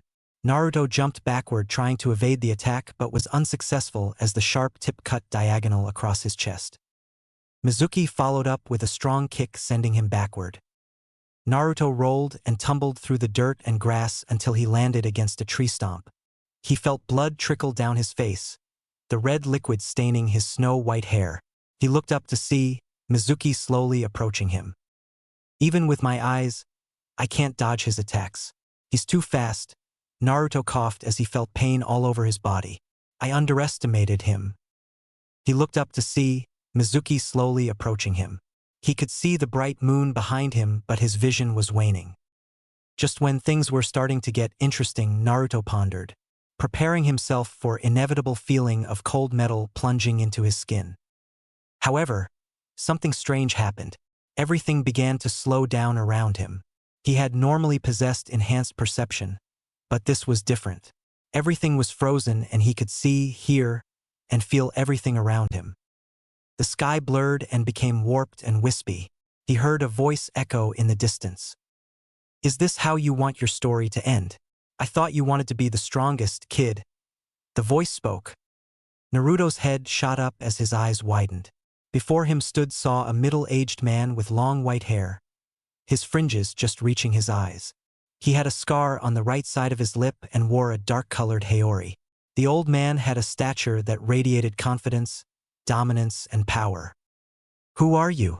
Naruto croaked, unsure if this was reality or just a pre-death hallucination. The man laughed, before crossing his arms and shaking his hand. I'm your ancestor, Michizane Sugawara, but that doesn't matter right now. I remember hearing you say that you would become the strongest. That should be pretty easy as you have my Rakugan and Mugiken no Jutsu. So I got their names right, Naruto thought. I don't know if you can tell, but I'm about to die. Michizane waved his comment off. Death is overrated, but you've got the strength to beat this guy, even in your tiny body. You have the power to defeat anyone. You could be stronger than me. Naruto felt a newfound sense of resurgence. He could feel the immense chakra of his ancestor, and if he said he was strong, then it must be true. His lips turned into a smirk. Michizane smirked as well, seeing the kid's newfound sense of strength. Imagine a stronger version of yourself. Be greater. Don't rely on anyone for anything. He started to fade anyway. And lastly, make sure to look cool. Color returned to the world as a new and bright glow radiated from his eyes.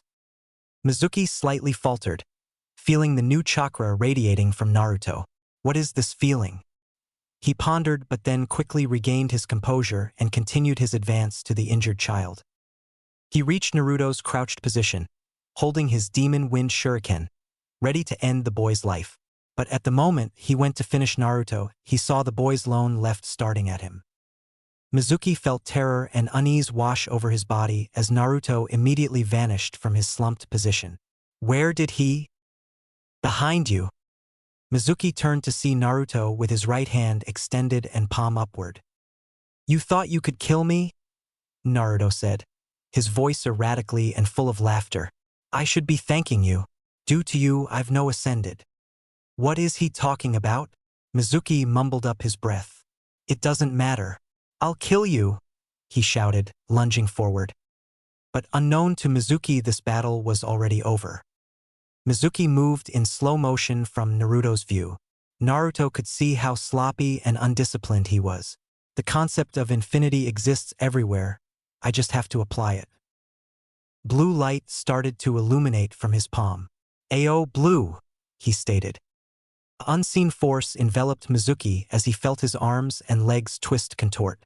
He screamed out in pain while his limbs spaghettified, turning into noodles rather than human limbs. He dropped to the ground barely alive while his blood stained the grass, the wind flowing over his grotesque body. Naruto stood over Mizuki's damaged body, a lone eye shining with the moonlight reflecting over his stained white hair. I told you. A wide smile spread across his face. You're weak. He was still bleeding and heavily fatigued, but the sensation and adrenaline from this awakening was keeping him upright. He spread both his arms and started to laugh manically, his voice reverberating through the forest. Shortly, Hiruzen along with several Anbu and Irika arrived on the scene. They were anticipating a dead Naruto, but to their shock saw the child with blood staining his hair and clothes. Hiruzen furrowed his eyebrows, unsure of what to say. He was glad that Naruto was unharmed, but didn't know what was going through his head. Naruto, Irika managed to squeak out. seemingly afraid of Naruto's current presence and bloodied attire. "Oh," Naruto said, turning around to face them. The smile on his face seemed to get even wider. "He thought he could kill, but I got him first. He's dead and I'm alive." He looked at them with a crazed look in his eyes. "The world's spinning, spinning. And it's all so hilarious. Can't you see it, Irika? The hilarity of it all." Naruto's laughter was disjointed, almost a cry. The ANBU instinctively started to draw their tantos, feeling uneasy due to Naruto's state. Hiruzen raised a hand signaling the ANBU to stop, and then he exchanged a quick look at Irika. He could tell Naruto's mind wasn't in the best shape, but he needed to keep the situation under control. "Yes, Naruto, we see that you've defeated him," Hiruzen said, his eyes on Mizuki's mangled body. "Let us help you. I can see that you're tired and have a lot of injuries." "You help me? You've never helped me," Naruto snapped back. "You've only pitted me, stopped me from reaching the level I needed to, and lied to me." Hiruzen momentarily flinched at those comments, feeling a pang of guilt. "Don't think that I owe you anything. I know the truth," Naruto said, pointing an accusatory finger at Hiruzen. "I know." He grabbed his head, feeling a searing and throbbing pain shoot across his temples. "Ugh." Naruto soon fell to one knee and then collapsed to the ground. However, Irika swiftly moved to catch the hurt boy as Naruto laid in his arms. Hiruzen breathed a sigh of relief that the situation hadn't escalated any further.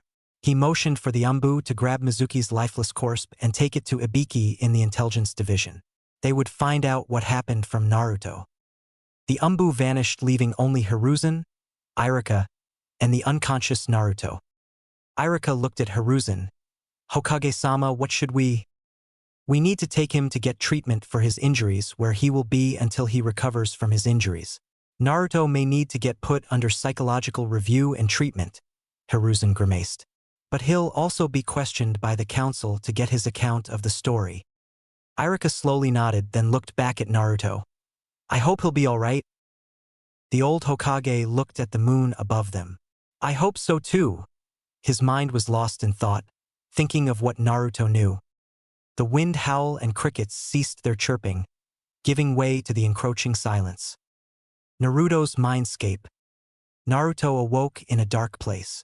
He quickly got up and looked around, taking in everything around him. It seemed like he was in a sewer due to the open pipes with leaking water around him.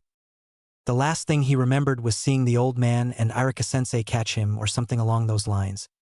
However, he sensed a massive chakra unlike anything he's ever felt. He turned around and felt the murky water below shake. On the horizon was a massive, ironclad gate with a seal placed on the middle.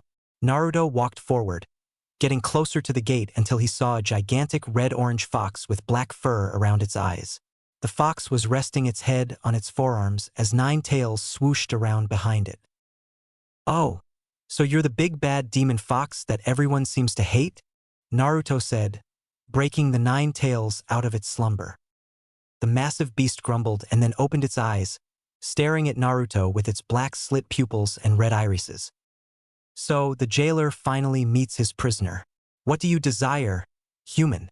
The beast snarled, its voice deep and menacing. "It must be power. All you humans crave it."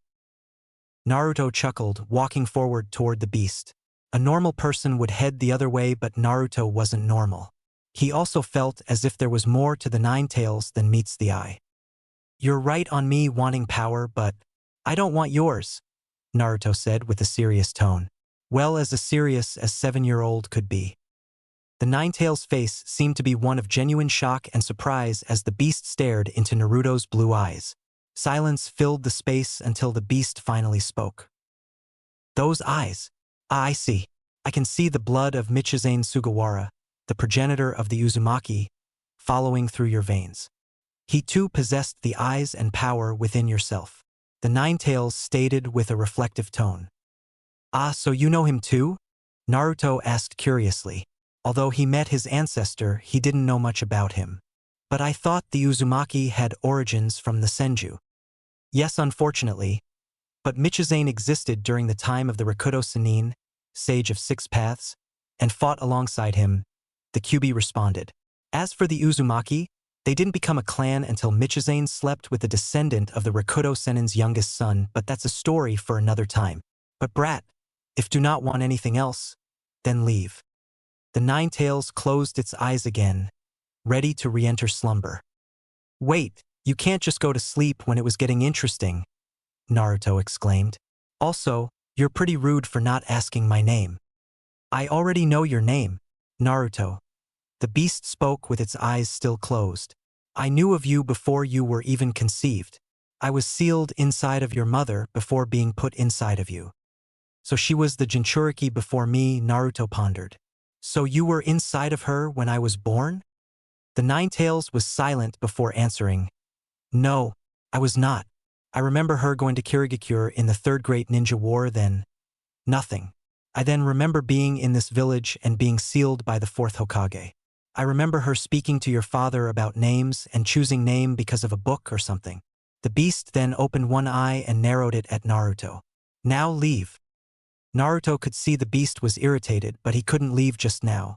Not when he finally found someone who was honest with him. Dang it. I need to think of something fast, he thought, his mind racing for a solution.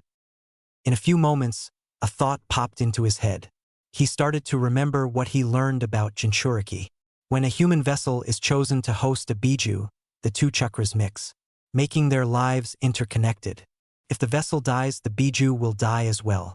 Well, they'll have no form for 7 years. They can't permanently die.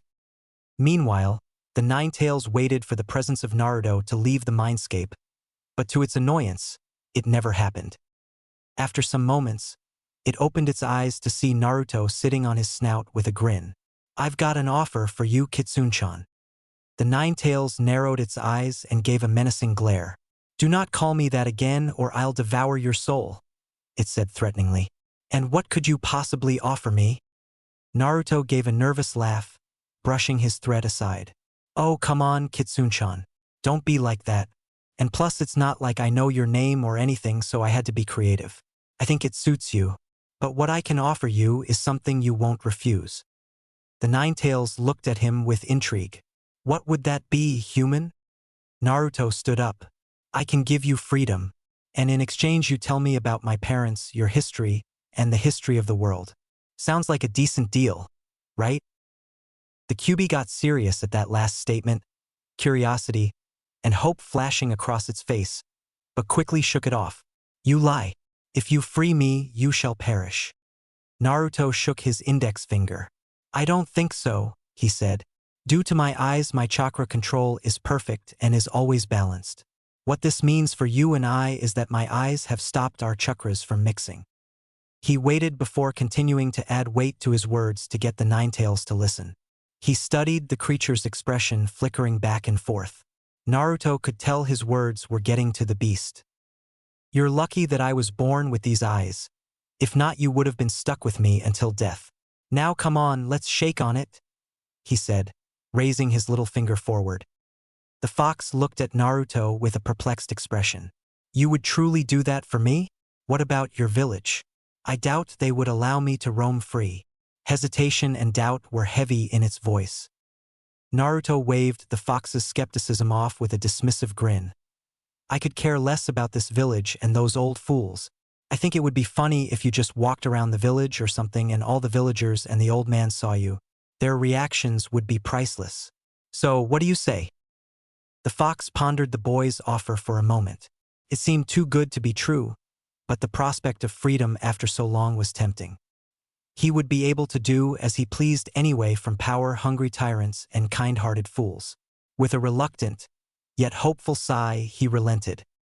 Come on, shake my finger, Naruto said, waving his little finger around. He looked at Naruto's little finger, and for the first time in a long time, he smiled, showing his sharp teeth and fangs. He reached out and, as gently as he could, shook Naruto's pinky. You may call me Kurama. See, that wasn't so hard? Naruto replied. Thanks, Kurama-chan. Kurama rolled his eyes. You are truly something, brat. To release me, you need to remove that paper tag and unlock the doors with a key. The seal is the Hack no Fuin Shiki, 8 trigrams seal. But that's all I know. I would recommend searching your parents' scrolls or ask your Hokage, as their last words was for him to take care of you. Naruto clenched his fists at that last part, given how Hiruzen had failed to do that. Kurama continued on. If my memory serves me, your mother has scrolls with loads of knowledge pertaining to the history of the Uzumaki and their formidable Fuinjutsu. You may also find certain techniques of the fourth Hokage useful. One of Michizane's techniques worked similar to the fourth Hokage's Rasengan. So I had the right intuition, he pondered before flashing a smile at the Kurama.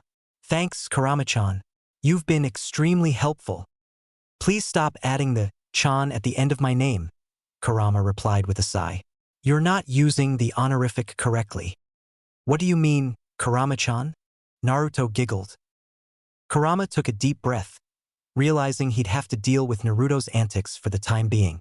You have to find out who has the key. Try not to die, as I can't give you any chakra, as that would cause our chakras to mix, thus truly intertwining our fates, he said. I don't want to use your power anyway. I'll get strong on my own and not cheat. Plus I won't be dying anytime soon. Especially after this night, Naruto responded, brimming with confidence.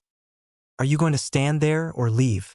You've been unconscious for 2 days, Kurama stated. What? Naruto proclaimed, his eyes almost popping out of its sockets. Dang, I can't believe Mizuki did that much of a number on me. There has to be a way to heal yourself.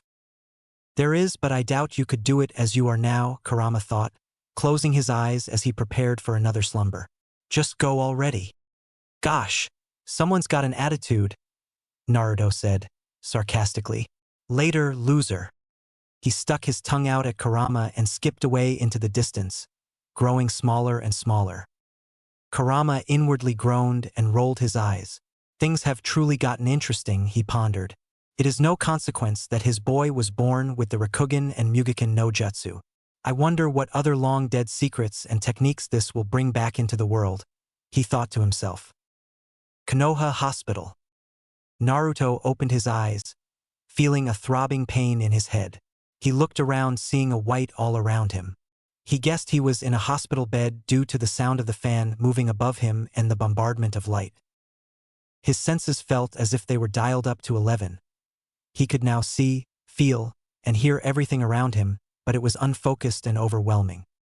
He could see the light rays from the lamp above him, hear the nurses in his room, and even feel the individual fabrics in his bed sheets. It was too much for him. All this information pumped into his brain caused immense weariness and fatigue. He tried to sit up in his bed but felt dizzy and weak. He saw the nurses gasp and point at him before going out of his room to get someone.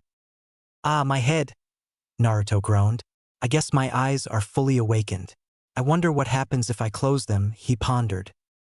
Naruto closed his eyes, and to his surprise he felt instant relief, but knew this wasn't going to be a long-term fix, as even with his sensory skills, not being able to see will be extremely annoying. He decided to practice his sensory abilities as he waited for the nurse to return. He focused on highlighting and sensing the chakra signatures of the people in the hospital, creating a mental map of their locations, their emotions, and their chakra volume. Naruto proceeded to do this for a few minutes until he noticed a large chakra pool arrive. That must be the Hokage. What does that old man want? Naruto inwardly groaned. He was done with the old man and wanted to get this done so he could go back to his apartment and get to work. But there was an opportunity to guilt-trip him into getting some additional things that would be helpful for the future. He kept his eyes closed and waited patient ally until Hiruzen arrived at his hospital room accompanied by a doctor. Is he sleeping? Hiruzen asked in a whisper tone, but confused as he was told Naruto had awakened. The doctor looked at him equally confused as the nurse had informed him that the boy was awake. I don't know. I'm not sleeping. Naruto's voice rang out, momentarily surprising Hiruzen and the doctor. You also don't have to whisper. I can hear you anyway. Hiruzen quickly regained his posture, moving closer to Naruto's bed. Naruto, my boy, you look in good health, but how are you feeling? He asked genuinely. Naruto couldn't see it, but Hiruzen's face was full of concern, guilt, regret, and a pang of shame hidden deep. I don't need you to be concerned for me. It's too late for that, Naruto replied back. Just tell me what you want. Hiruzen sighed. First off, you've been summoned to speak in front of the Shinobi and Elder Council. They wish to get your account of what transpired since Mizuki died before any intel could be extracted. Specifically, they wish to know why one of the fourth Hokage's most coveted scroll is missing. Why would I know anything about that? Naruto lied. He's always hated my guts and just attacked me. You've got anything else? Hiruzen looked at Naruto and knew he was lying, but he could tell the boy would not budge. They would have to talk other time in private. Yes, he responded, looking to the doctor. While you were unconscious, we did a CT scan at the request of the Hokage and found you have abnormal and high brain wave activity. It seems your neurons are constantly shooting across your optic nerve, the doctor stated. We did some more testing and deduced that your eyes must be some dojutsu that is not chakra dependent. However, overexposure to information can lead to fried brain symptoms where you lose the ability of rational thought. I wonder if this is a new dojutsu. This isn't like anything I've ever seen. Is it similar to the Sharingan or even the Byakugan? We'll have to wait and see, Hiruzen thought, listening to the doctor. Yeah, I know that already. You've got a solution, or are you going to keep running your mouth? Naruto responded. We have these, the doctor said, reaching into his coat pocket and pulling out round, blacked-out glasses. They should do the trick and limit the amount of information is taken in through your eyesight, he stated, walking over and giving the glasses to Naruto. Naruto put the glasses on, then opened his eyes. He could see the flow of chakra in the old man and the doctor even with his eyes covered. How do you feel, Naruto? Hiruzen asked, curious and hopeful. Honestly, I feel great, he said, pulling the sheets away and standing on the ground.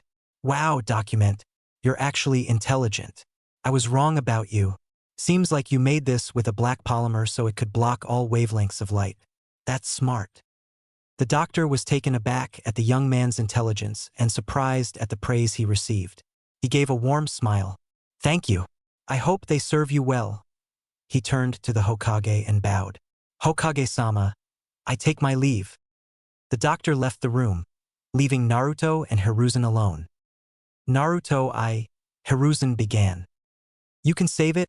I don't want to hear another lie or excuse, Naruto said. Let's just get this over with so I can move on with my day. A pained expression flashed across Hiruzen's face as he couldn't find the right words to say. All he did was nod. I'll be waiting for you downstairs. He felt the room while Naruto changed out of his hospital gown back into his clean clothes. Konoha Council Chambers. So what you're telling us is that Mizuki stole the fourth Hokage's scroll from under our noses and you happened to be training at such a late hour where you got into altercation. The stern voice of an elderly woman resonated through the darkly lit room, and in which during the altercation you used the fourth scroll as a weapon to blow up Mizuki. Does that sound right? Naruto stood in the middle with a light shining on him. He was in auditorium-like room with seats sprawling out around him in a concentric manner. These seats were fully with members of the Konoha Council, members of the Shinobi and Elder Council. There was the Civilian Council, but they were not involved in issues related to Shinobi. The members were hidden in the shadows, trying to hide their identities and create fear for him, but, unbeknownst to them, Naruto could sense them out there and feel their emotions. Yeah, that sounds right, Naruto replied, picking his ear. He was bored out of his mind. Is that all you wanted to know? This seems like a way to satisfy your ego rather than learn what happened. People have places to be. A low chuckle was heard in the chambers before it was drowned out by the annoyance of an Elder Council member. Have some respect, boy. You would be wise to restrain yourself when speaking to your elders. The voice of a gruff man boomed. Naruto ignored his threat. And you would be wise to get a life, but I don't think that's happening. The elder got up from his seat. You'll pay for your... That's enough from you too. Hamura, Koharu, please take a seat and remain quiet until this session is over, Hiruzen said, his voice full of authority and might. Elder man, Hamura Mitokado, and elder woman, Koharu Uchiha, reluctantly retook their seats at the request of their Hokage. Thank you, Hiruzen stated. Is there anyone else with clarifying questions? I have a few, Hokage-sama. A deep voice spoke up from the shadows. Naruto didn't recognize this voice and slightly lowered his glasses to take a peek. He saw a man with 2 scars on the right side of his face, dark hair tied up into a spiky ponytail, dark eyes as well as a goatee and pierced eyes.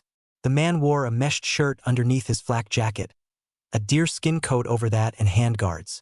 This was Shikaku Nara, the current head of the Shinobi Council and clan head of the Nara. "You have the floor, Jonin Commander," Hiruzen said. Shikaku nodded. "How did you discover Mizuki's betrayal?" "Well, he used to be my academy teacher. He would always act suspicious and extremely hostile towards," Naruto stated. "I was training by academy late at night and heard someone moving around the Hokage's residence. I followed the trail and found Mizuki with the scroll where he suddenly attacked me." "But why didn't you run away or get help?" Shikaku questioned. "He was a Chunin after all." Murmurs started forming around Naruto while a small smile formed on his lips. "He doesn't seem to be dumb unlike the rest of these old fools. I've been having eye issues given these glasses and also I couldn't see all too well. Once I got closer I saw the scroll had the kanji for, so I put 2 and 2 together realizing he had stolen something," he lied. "But as for why I didn't get help, you see I thought it would be my duty as a member of this village to put the safety of the village of my own needs." A mixture of agreement and surprise was felt in the room as a lot of those present were shocked that Naruto of all people put the village above himself. Maybe he had potential to be a fine shinobi. Shikaku put his hand on his chin while Naruto watched nervously. "I don't think he's buying this," Naruto pondered, getting ready for his lie to be called out. Surprisingly, Shikaku seemed to believe him, or so Naruto thought. "How did you defeat Mizuki?" "Autopsy reports show that Mizuki's arms and legs were crushed and he died from internally bleeding. Umbu that were on scene said that your eyes were glowing blue. What do you have to say for that?" "Crap, did the old man tell them about my eyes?"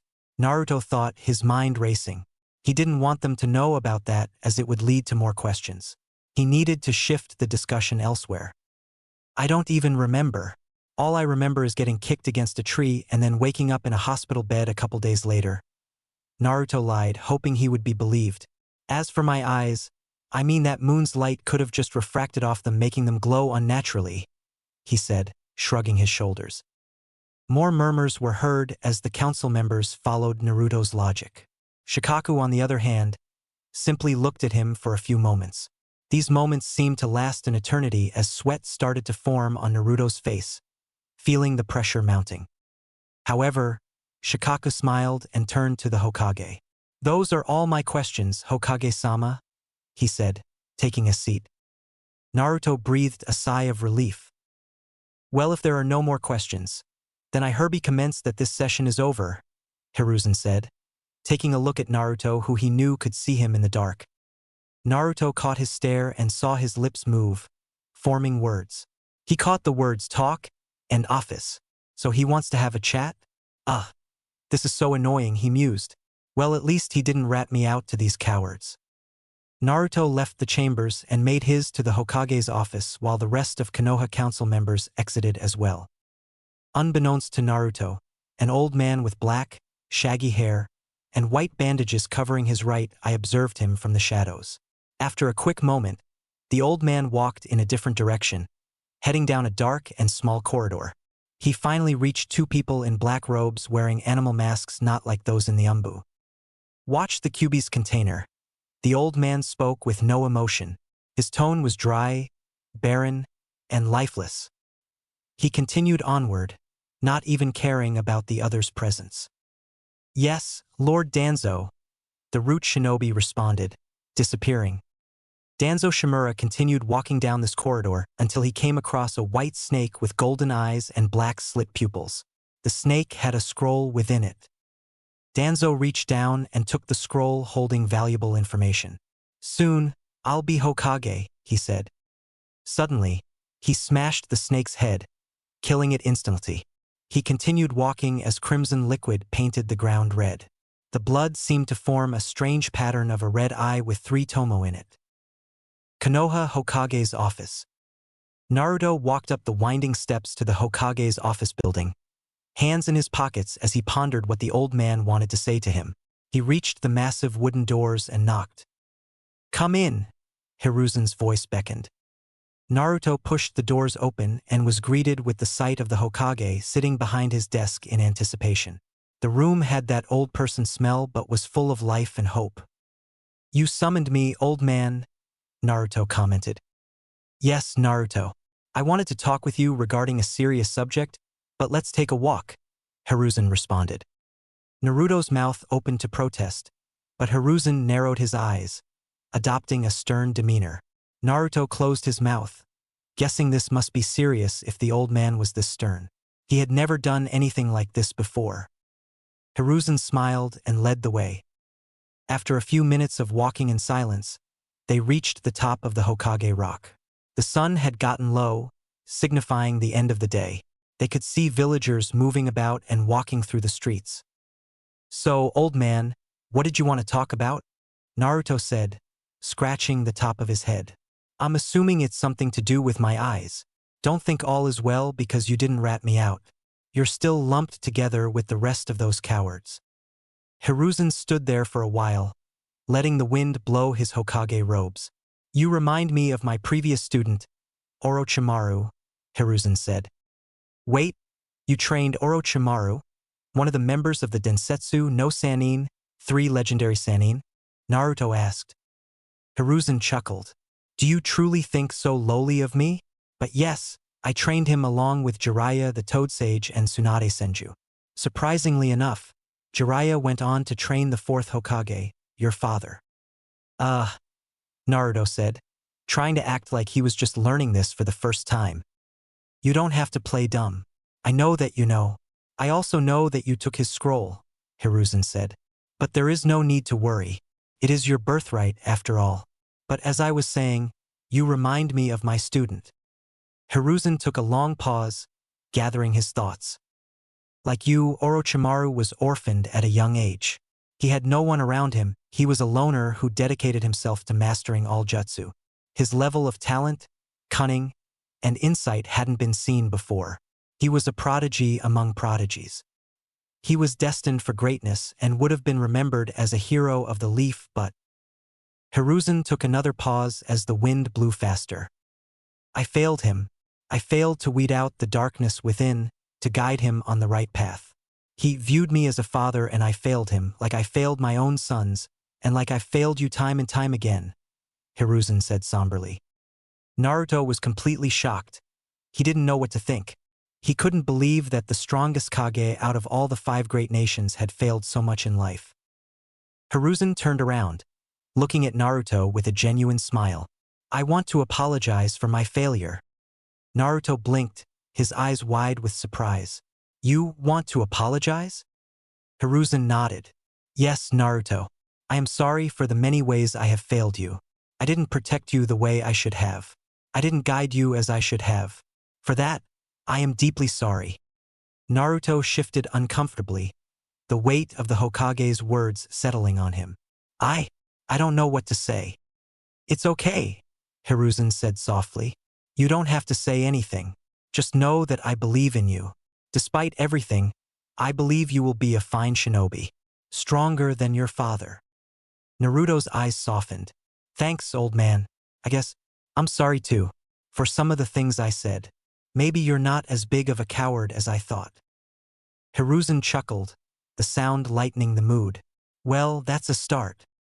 The two stood in silence for a moment, the bond between them mending slowly. Finally, Hiruzen broke the silence with a grin. "How about we go get some Ichiraku ramen, my treat, and maybe you could show me the new jutsu you've been learning." Naruto's face lit up with a wide grin. "Now you're talking. Let's go. Also, I think it would appropriate if I got my parents' house and belongings." "Of course," Hiruzen agreed. "There's no point in keeping these things from you. I would implore you to be cautious when speaking about your heritage, as I truly do care about you, Naruto. There are many who would wish to see you dead, especially due to this awakening." Yeah, Naruto responded nonchalantly. "I'll be ready to face those losers." Hiruzen sighed. He would have to try to instill humility into Naruto another day. Together, they descended the Hokage rock, the sun setting behind them, casting a warm glow over the village. As they walked towards Ichiraku Ramen, Naruto felt a renewed sense of hope and determination. Maybe, just maybe, things were starting to look up. Maybe there was more to this life than strength. Chapter 2: Forming Shadows. October 26th, Uchiha Compound. Sasuke opened his eyes to find himself in utter darkness. The air was thick and oppressive, making it hard to breathe. Each step he took felt like trudging through a swamp, the ground sticky and unyielding. He walked for an eternity until a low growl rumbled behind him. He turned his head toward the source of the growl, his heart pounding.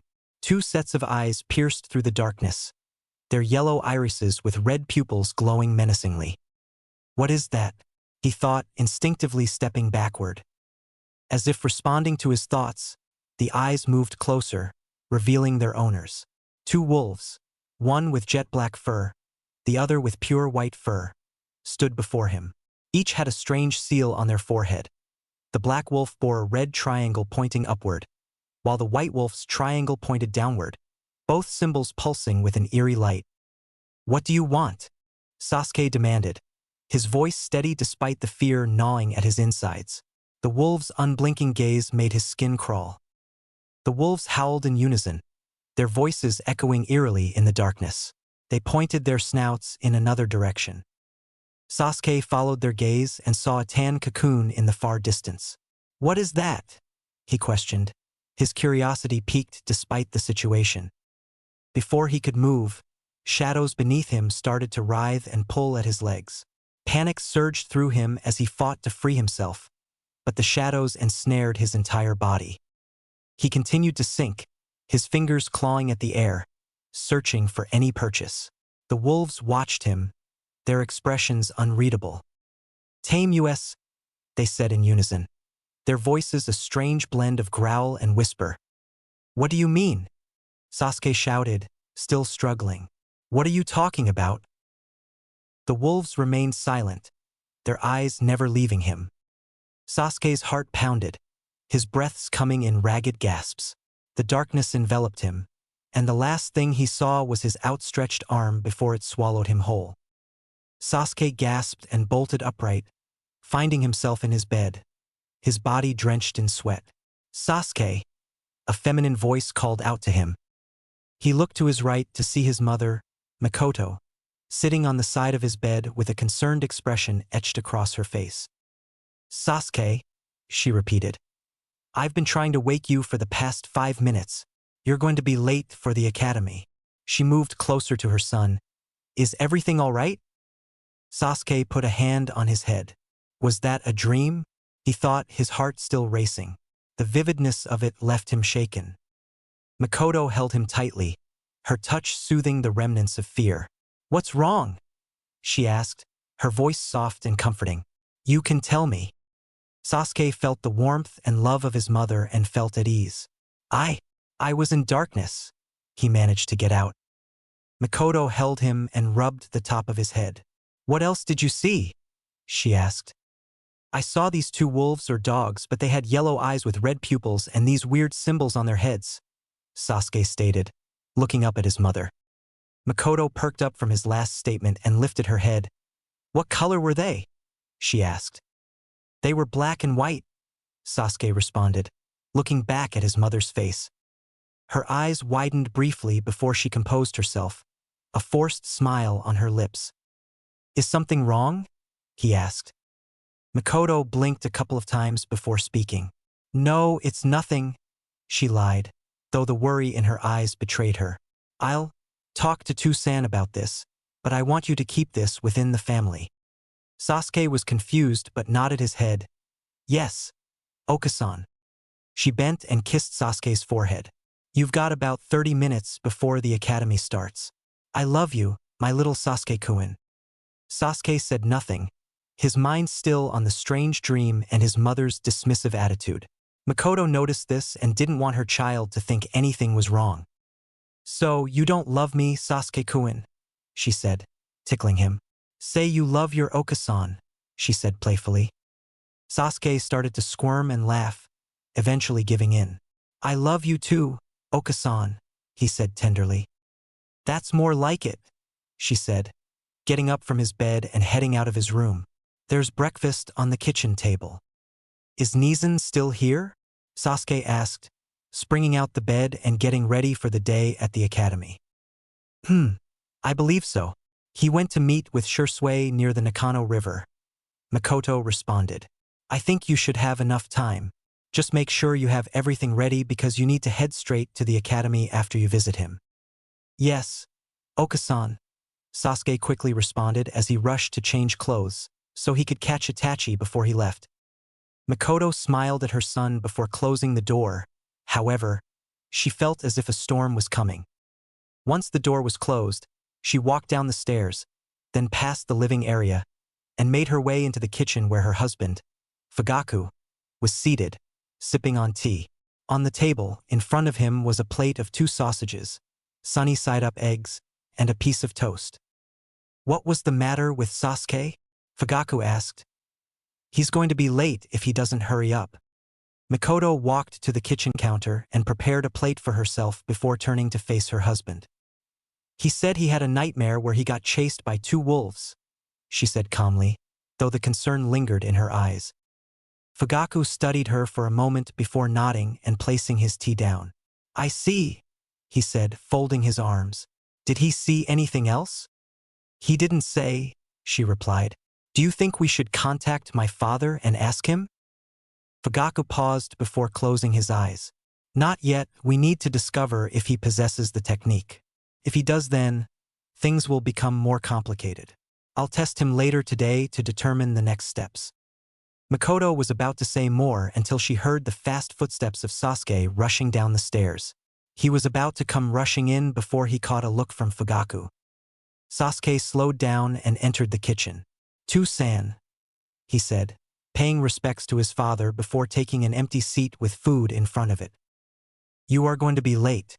As a member of the Uchiha, you must uphold yourself with dignity, respect, and discipline. It does not look good for you to show up late, Fugaku coldly stated. Fugaku put down his tea with deliberate slowness, his gaze stern. You are going to be late. As an Uchiha, you must uphold our dignity with discipline, he said, each word a heavy reminder of their family's expectations. Showing up late disrespects our clan. Sasuke nodded, feeling the weight of his father's words. He ate quickly, the tension in the room thick enough to cut with a kunai. After a few minutes, he finished, getting ready to leave and find Itachi. However, his father spoke to him once again. After the academy ends, come straight home, Fugaku commanded, his voice firm but carrying an undercurrent of concern. We have training to do. I cannot have a child of mine lacking in anything. We are going to focus on ninjutsu and physical training. Do not be late. Yes, To-san, Sasuke replied timidly, feeling the weight of his father's expectations. He grabbed the bento box prepared by his mother, placed it carefully in his bag, and left the kitchen. Makoto waited for Sasuke to exit the front door before speaking to Fugaku. You don't have to be so hard on him, she said, her voice gentle yet firm, as she scrubbed a dirty dish. Fugaku took another sip of his tea, his gaze distant. He isn't like Itachi. I need to use the time I have to instill in him the lessons that will make him strong. He needs to be ready to face anything, even without us. Makoto paused, her hands stilling in the soapy water. Have things gotten that bad? Fugaku grimly nodded, the weight of an uncertain future pressing on him. Yes, they have. Makoto turned back to the dishes, scrubbing harder, her heart heavy with worry. She hoped it wouldn't come to this, that she'd be able to see her boys grow old together, safe from the looming threats. Sasuke ran through the dense forest as fast as he could, trying to catch his older brother before he left on his mission. Itachi hadn't told him what it was, but said that he would be gone for an undisclosed amount of time. The sun had just risen, casting a low orange glow that shone through the canopies. Birds chirped, and a soft breeze rustled through the leaves and grass. As journeyed further within, the earthy scent of the forest and the gentle flow of a nearby river filled Sasuke's nose. He smiled, knowing he was getting closer to where his brother was. Eventually, Sasuke saw a clearing in the distance that opened into a deep ravine. He could make out two faint figures, one sitting on a rock while the other stood a fair distance away. He considered running out to greet the two figures, assuming they were Itachi and Shisui, but something within him urged caution. He moved closer, crouching down and seemingly sinking into the shadows beneath him. How did I do that? Sasuke wondered, surprised by his new ability. He decided to submerge himself only to nose level, unsure if he could breathe fully immersed. His head was now at eye level with the middle of the grass blades. Sasuke crept closer to the two figures until he could see who they were. His suspicions were confirmed when he saw Itachi, standing in his shinobi attire, and Shisui, with his short and unkempt hair, sitting on the rock near the edge of the ravine cliff. They appeared to be engaged in a conversation. Sasuke wanted to emerge and go to them, but something in his body told him to stay hidden and listen closely. Before he could decide, he heard Shisui's voice. "So, I take it didn't go well," Shisui said sarcastically, leaning back on the rock. Itachi sighed, his eyes trailing the ground beneath his feet. "I'm sorry. I did everything I could, but the only thing I accomplished was delaying the plan." "You're fine," Shisui replied, trying to sound reassuring. "This is our entire clan after all. Their will to make this happen is much stronger than we anticipated." "What plan are they talking about? Does it have something to do with our clan? Is this a part of Itachi's mission?" Sasuke's thoughts raced as he continued to listen, hidden within the grass. "Were you able to find anyone else willing to oppose this?" Itachi asked, a hint of anxiety in his voice.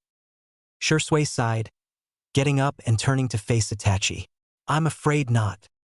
Itachi's face darkened, his shoulders slumping in defeat. "Hey, come on," Shisui said, lightly jabbing his best friend's shoulder. "This is you and me we're talking about, Itachi. We'll succeed in our mission," he proclaimed, smiling encouragingly. Itachi's face lightened up slightly, finding comfort in Shisui's confidence. "But moving to another topic," Shisui continued, trying to lighten the mood. "I saw Izumi in a clothing store the other day all by herself. I thought you two were still together." Itachi shifted uncomfortably, not responding immediately. "Don't tell me you two broke up," Shisui deadpanned. "I can't believe you fumbled like that. I know romance isn't your strong suit, but come on, Itachi." This one was served on a silver plate. From his hidden position, Sasuke's eyelids twitched. "Should I be hearing this? So are you going to tell me what happened or?" Shisui persisted. Itachi looked down, speaking in a low tone. "We haven't spoken in 10 months. I thought it would be appropriate to end our relationship due to the clan's declining relationship with the Leaf. I hoped it would spare her in the case of unforeseen events." Shisui put a hand on his chin, pondering. "Oh, I guess that's why she and her mother moved to the far end of the village." Itachi nodded in agreement, his expression remaining neutral. "I can't believe they haven't noticed me," Sasuke thought, his mind racing. "I don't know what any of this means. Maybe I should leave." Just as he considered making his escape, Sasuke felt a sudden jolt beneath him. He shot out of the ground like a cannon, soaring a few meters into the air. "HHH!" he cried out, completely taken by surprise. What just happened? Shisui and Itachi immediately turned their attention to the noise, shocked to see Sasuke in the air before he crashed back to the ground. Sasuke braced himself for the fall but felt someone catch him.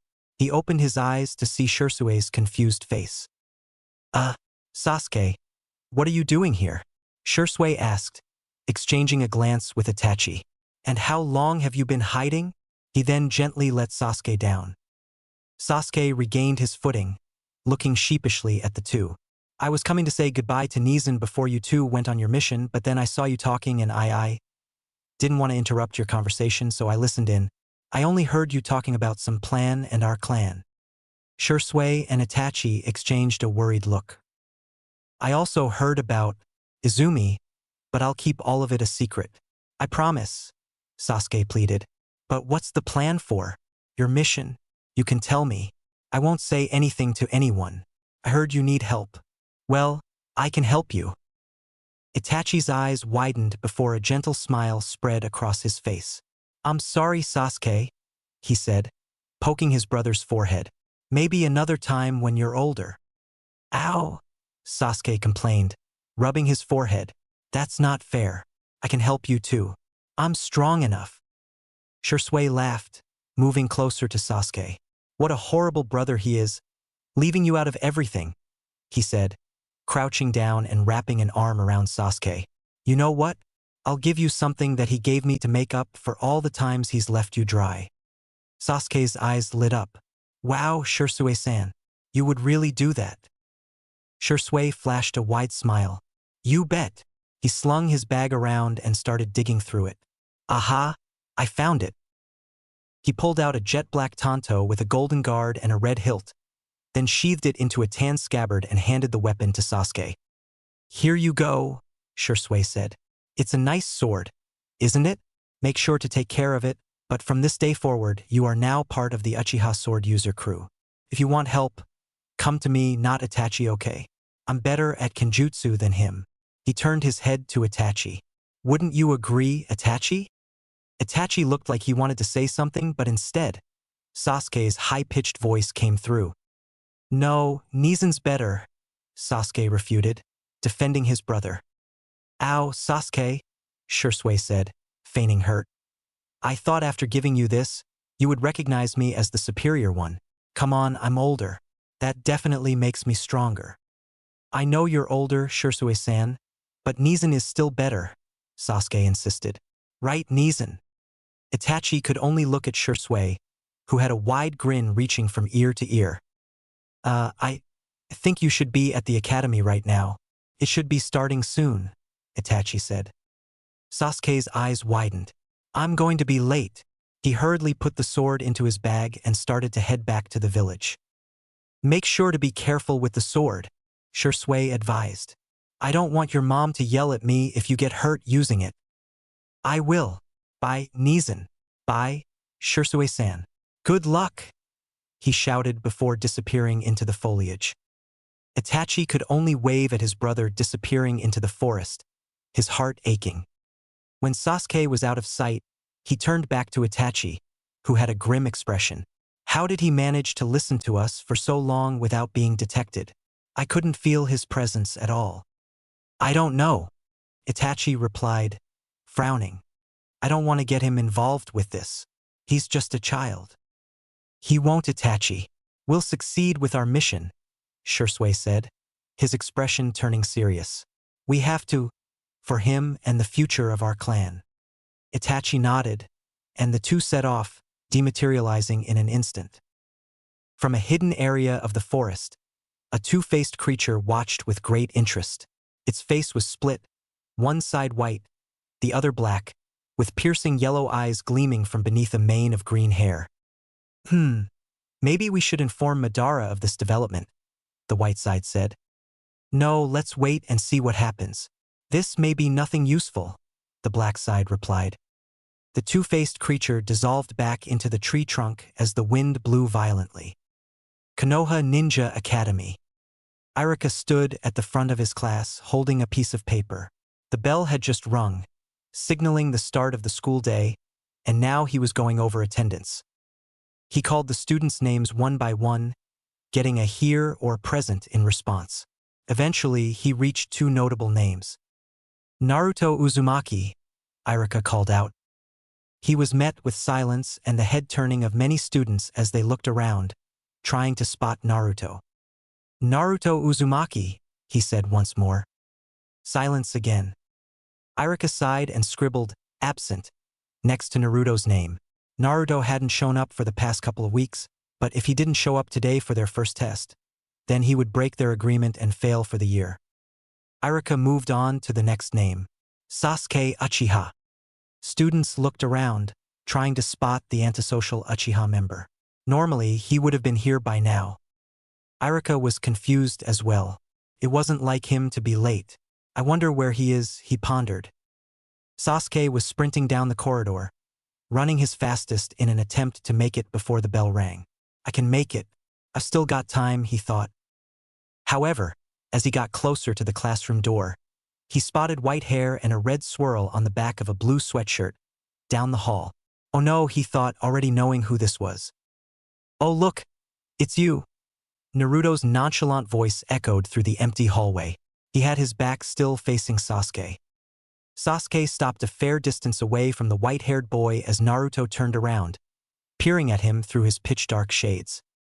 Naruto smiled, hands in pockets. Who would have thought an Uchiha would be late? Doesn't look good. Sasuke's clenched fist and his whole attitude changed. He didn't know why this guy kept messing with him. They barely spoke as is. I don't have time for you, Yuzuritanki, he said, continuing forward. Now get out of my way. You really are no fun, Naruto responded. I'm just messing around. You should relax a little. It would loosen up the stick in your butt. Just as Sasuke was about to respond, the bell went off, signifying that he was now late. Sasuke's heart sank as he thought about his father's message from earlier that morning. Tauzen's going to be even more disappointed in me. Naruto noticed the shift in Sasuke's mood and raised an eyebrow. What's the big deal? So what if you're late? Sasuke's anger flared. You wouldn't get it. You don't know what it means to be part of a clan, to live in the shadow of someone who gets endless praise, to never be acknowledged for your strength. Naruto was about to respond before Iruka slid open the classroom door, spotting Naruto and Sasuke. Naruto, you're late, Iruka said sternly. Whatever, I'm just here to take the test, Naruto replied nonchalantly. Iruka turned to say something to Sasuke, but the Uchiha just walked quietly into the classroom and took his seat. Naruto watched this, his mind turning. The classroom was silent, filled with the scratching of pencils and the occasional rustle of paper. Sasuke stared at his test paper, the questions blurring before his eyes. His mind was elsewhere, on his father's stern expectations, on Itachi's mysterious mission, on the looming shadows of the Uchiha clan's fate. He glanced at the clock. Only 1 minute left and he had only answered 2 out of 10 questions. He rubbed his temples, trying to find some way to restart his brain and not fail this exam. It wouldn't be good if he did. He looked at the test once more and realized that he was doomed. Tusan won't be happy. Naruto, sitting in an elevated position behind Sasuke, noticed his struggle. Sasuke's usually reserved demeanor was replaced by visible anxiety. His eyes narrowed, underneath the shades, his mind lost in thought. Why's he so worked up? Is it something to do with Itachi? Iruka's voice cut through the silence. Time is up. Everyone, stop writing. Naruto looked once more at Sasuke and made a decision. An uncharacteristic decision. As Iruka's assistants came around to collect exams, he stretched exaggeratedly, yawned loudly, and then, as if on cue, let out an obnoxious sneeze. But this was no ordinary sneeze. It was a diversion. Using his technique, Naruto caused all the tests to scatter into the air. Achoo! He exclaimed, making it as dramatic as possible. Iruka glared at him. Naruto, why didn't you hold it in? Naruto rubbed his head sheepishly. Sorry, Iruka-sensei. It was too much. Iruka sighed, exasperated. Everyone stay seated. We'll pick up the tests. Papers floated strangely, almost suspended by an invisible force confusing Iruka and his assistants. While they were preoccupied, Naruto seized the moment. Using his technique, retrieved Sasuke's test paper amidst the chaos and quickly wrote down most of the correct answers. Sweat trickled from his forehead as his hand moved swiftly across the paper in sequence with him using his technique for this long. Come on, Naruto urged himself. Just a little more. All right, got it. Just in time too, as he felt close to his limit. He pushed the test back to Sasuke's desk and released the technique, letting the papers fall naturally to the floor and breathing a sigh of relief. He hoped no one would notice how tired he was. An assistant picked up the paper in front of Sasuke's desk, showing it to the boy. Is this your test? Sasuke blinked, looking at his test. Answers were filled in with more work than he remembers doing. I didn't write these, did I? He then felt someone looking at him and he glanced to his left to see Naruto smirking at him. What's wrong with this guy? Sasuke thought, utterly perplexed before the assistant's voice brought him back to reality. Is there something wrong? The assistant asked. Sasuke shook his head. Sorry, but yes, that's my test. The assistants finished collecting the exams while Irika addressed the class. We'll grade these quickly. The purpose of this test was to evaluate your problem-solving skills rather than the correctness of your answers. This isn't an official grade, but we will still put a mark on it. Everyone, head outside while we grade your tests, Irika instructed. The students filed out of the classroom, buzzing with post-test relief. Sasuke walked slowly, his mind swirling with confusion and apprehension. He glanced back at Naruto, who gave him a casual nod. What was the deal with that? Sasuke wondered as they stepped into the sunlight. The students were gathered back in the classroom, waiting anxiously for Irika to announce the test results. Irika stood at the front, a list of names in his hands while his assistants held the graded exams. All right, everyone, Irika began. The class average was 3 out of 10, but there were a few students who did exceptionally well, and I would like to acknowledge them. He glanced briefly at Shikamaru, who had his head down on his desk, seemingly asleep. But we did have someone get a 0, Irika pondered. Shikamaru lifted his head just enough to mutter, troublesome, before laying his head down. Irika continued, first, Shino Aburame with 8 out of 10. Shino adjusted his glasses, remaining as stoic as ever. Hinata Hyuga, 7 out of 10. Hinata blushed slightly and nodded. Ino Yamanaka, 6 out of 10. Ino flashed a confident smile, exchanging a look with Sakura and sticking her tongue out. Sakura Haruno, 7 out of 10. Sakura's inner voice screamed, Cha! Suck it, Ino pig. She couldn't help but smile triumphantly and fist bump the air. Irika ignored her gesture and continued reading. We had one student who scored a perfect 10 out of 10. Sasuke's thoughts were interrupted. I know who got the 100%. It has to be Naruto Uzumaki. The class had already guessed as much. As arrogant as Naruto was, they could no deny that he was by far the smartest person in their class. They were now preparing themselves for the antics that followed something like this. Don't compare me to these guys, sensei, he shouted, full of his usual bravado. I alone sit atop as the strongest. Yeah, whatever. Irika ignored Naruto's comment and continued, I almost forgot. One more student deserves recognition. Sasuke Uchiha, 9 out of 10. The room fell silent. Everyone, including Sasuke, was shocked. They all remembered how he had been struggling during the test. Irika smiled at Sasuke. Nice work, Sasuke. Since you did so well, I'll remove your absence for today. Naruto piped up, What about me, Irika-sensei? Can you take off my absence too? Irika's face turned stern. No, Naruto. Naruto faked pouted in disappointment. Sasuke was still in disbelief. How did I get a 9?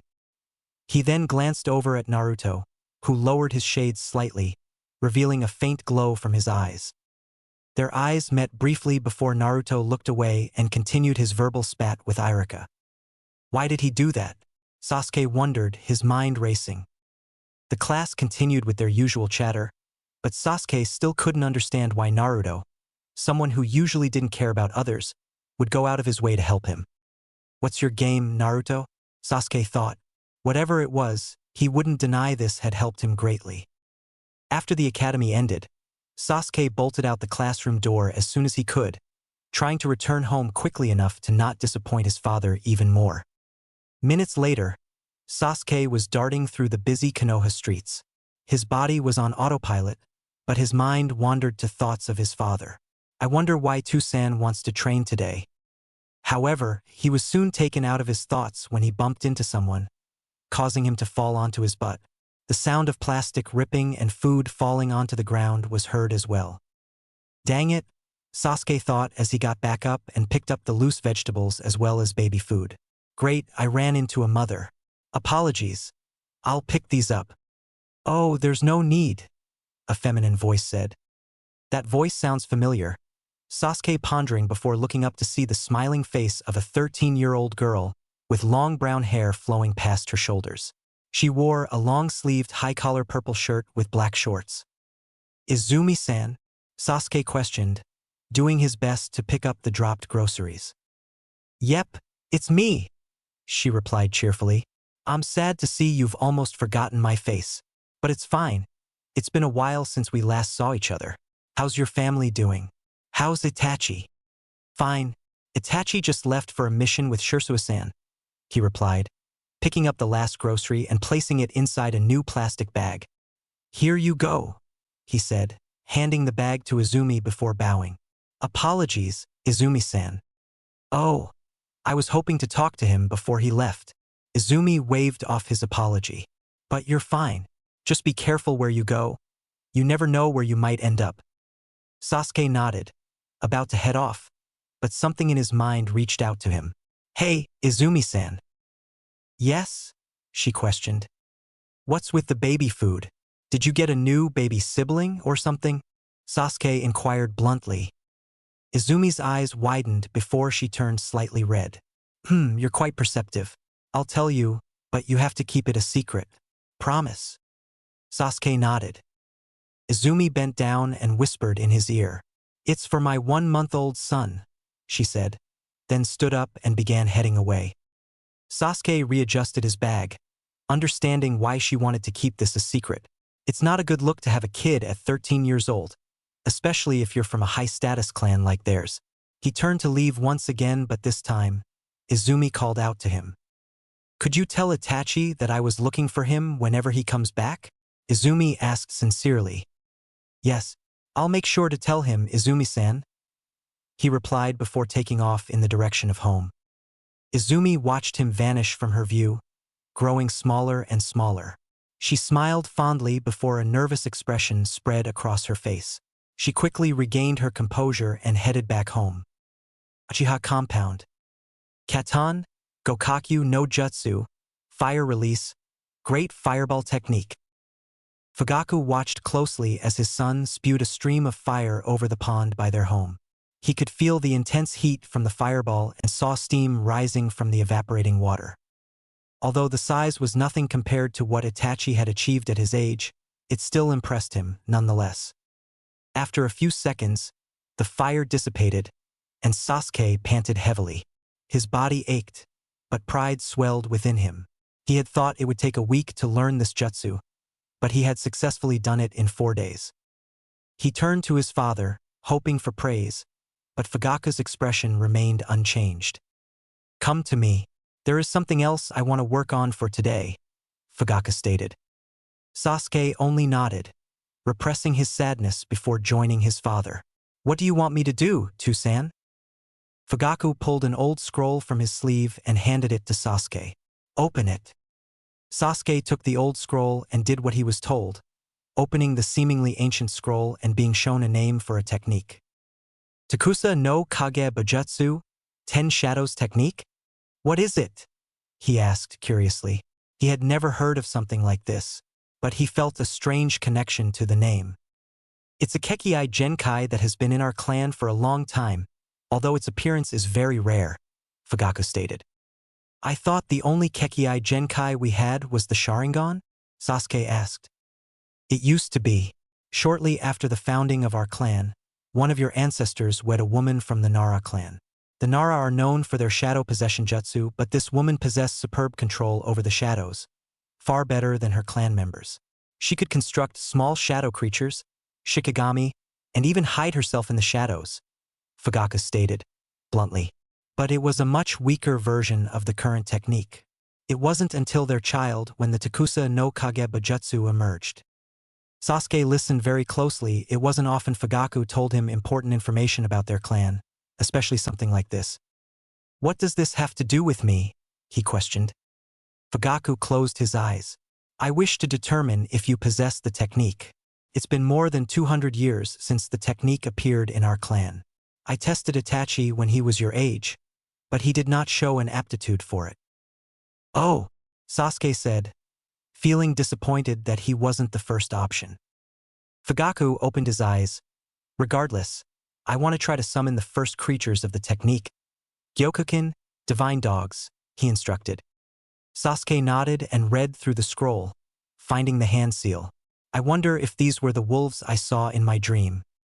He handed the scroll back to his father and formed his hands into the dog-shaped hand seal, almost as if he were making a shadow puppet. "Gyokukin," he called out and felt his shadow expand. He could feel something trying to come out, trying to emerge from the darkness, but his whole body was screaming out in pain. Unbeknownst to Sasuke, Fugaku's eyes widened in shock as he saw two sets of yellow eyes, peering at him through the shadowy waves. Sasuke tried to keep going, to summon the creatures and impress Fugaku. He focused all his chakra, attempting to bring them out, but he couldn't. He quickly passed out and dropped down. However, Fugaku was there to grab his son before he hit the ground. Fugaku looked at Sasuke with a mix of pride, joy, and worry. He grabbed the scroll and carried Sasuke back into their home. Sasuke slowly awoke to find himself lying on his family's couch in the living room. His head was pounding, but he could make out two figures in the room with him, his mother and father. "Did you send word for my father?" Makoto asked. Fugaku nodded. "I sent word as soon as I brought Sasuke inside. To think the technique would return at a time like this. Who are they talking about?" Sasuke thought, his head still rattled from that experience. He felt extremely fatigued. He had never met his grandparents on either side. He assumed they were dead. Sasuke groaned, altering his parents that he was conscious. Makoto rushed over to hug and hold her son. "Easy, Sasuke-kun. Rest, you were out for a while," she said, applying a warm towel on his head. She placed his head in her lap. "Will he be all right?" "Yes, he's experiencing symptoms of chakra exhaustion, but he'll be fine within a few hours," he grunted, turning to head out the room. "I'm off to attend the clan meeting." Sasuke glared at the Uchiha's crest on his father's back. The crest represented the strength and power of the clan. He felt as if he'd disappointed him again. He had his chance to show his strength, to show he was worthy of being his son, but he failed again. He wasn't Itachi. Just as Sasuke was about to fall into despair, he heard his father speak to him. "Sasuke?" Fugaku's stern voice called out, his back still facing him. Sasuke sat upright, towel still wrapped around his head. "Yes, Tusan? You did well today. I'm proud of you," Fugaku said, his voice betraying a hint of softness as he continued walking away. "Build upon this and continue to get stronger." Sasuke's entire face and body lit up as he couldn't hold back the smile forming on his lips. "Hi, Tusan." Makoto noticed Sasuke's smiling face and teased him about it. "So he can make you smile, but I can't?" Sasuke tried hiding his smile but was unsuccessful. Makoto laughed and kissed his forehead. "I'm just messing with my little Sasuke-kun. But you smell awful. Take a shower before you do anything else." Sasuke nodded and went to go do so. He didn't know why, but he felt like everything was about to head for the best. October 31st, Uchiha Compound. Sasuke found himself enveloped in darkness once more. However, the two wolves were no longer snarling at him. Instead, they waited for him in silence.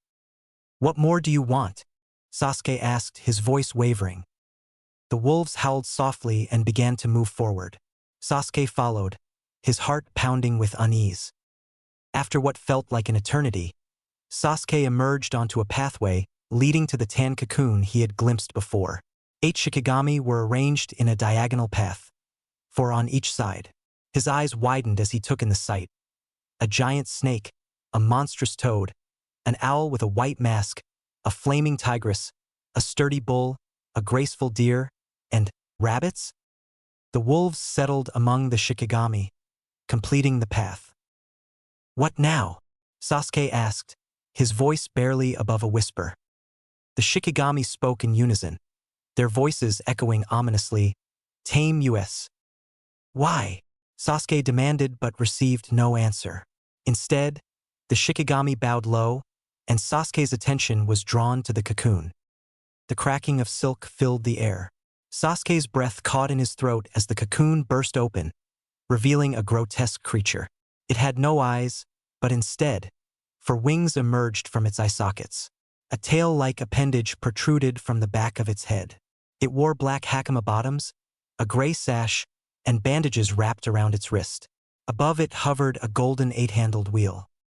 Before Sasuke could react, the creature lunged, seizing him by the throat. Its grin, lined with perfectly white teeth, sent chills down Sasuke's spine. He struggled futilely, the creature's grip tightening, suffocating him. Panic surged through him as darkness threatened to overtake his senses. Desperate, Sasuke cried out for help, his voice echoing in the abyss. But there was no one, only darkness. Sasuke jolted awake in his room, alone and breathing rapidly. "What was that?" he muttered, the memory of the creature's grip haunting him. His door then creaked open, revealing his mother. "Sasuke, it's time to—" Makoto stopped short, upon seeing his distraught expression. "What's wrong?" she asked gently. "Did you have another dream?" Sasuke took a moment to collect himself. "Why yes, it was with the divine dogs and they led me to a hall with all the other Shikigami, but the last one, it attacked me." "What did it look like?" Makoto inquired. I can't remember clearly. I saw white teeth and a golden will above its head," Sasuke replied, trembling. "Do you know what it is?" "I'm not sure, but we can look into it together when you get back from the academy," Makoto assured him, offering comfort. "Thanks, cousin," Sasuke said gratefully, embracing her. "I love you." Makoto smiled and hugged him back warmly, kissing the top of his head. "I love you too," she whispered. But then a weird feeling gripped her as she held her child. It felt like this would be the last time she would hold him. She decided to make it last longer and ruffle his hair until she reluctantly let go, trying to get rid of the bad premonition. "Your lunch is already in your bag ready to go.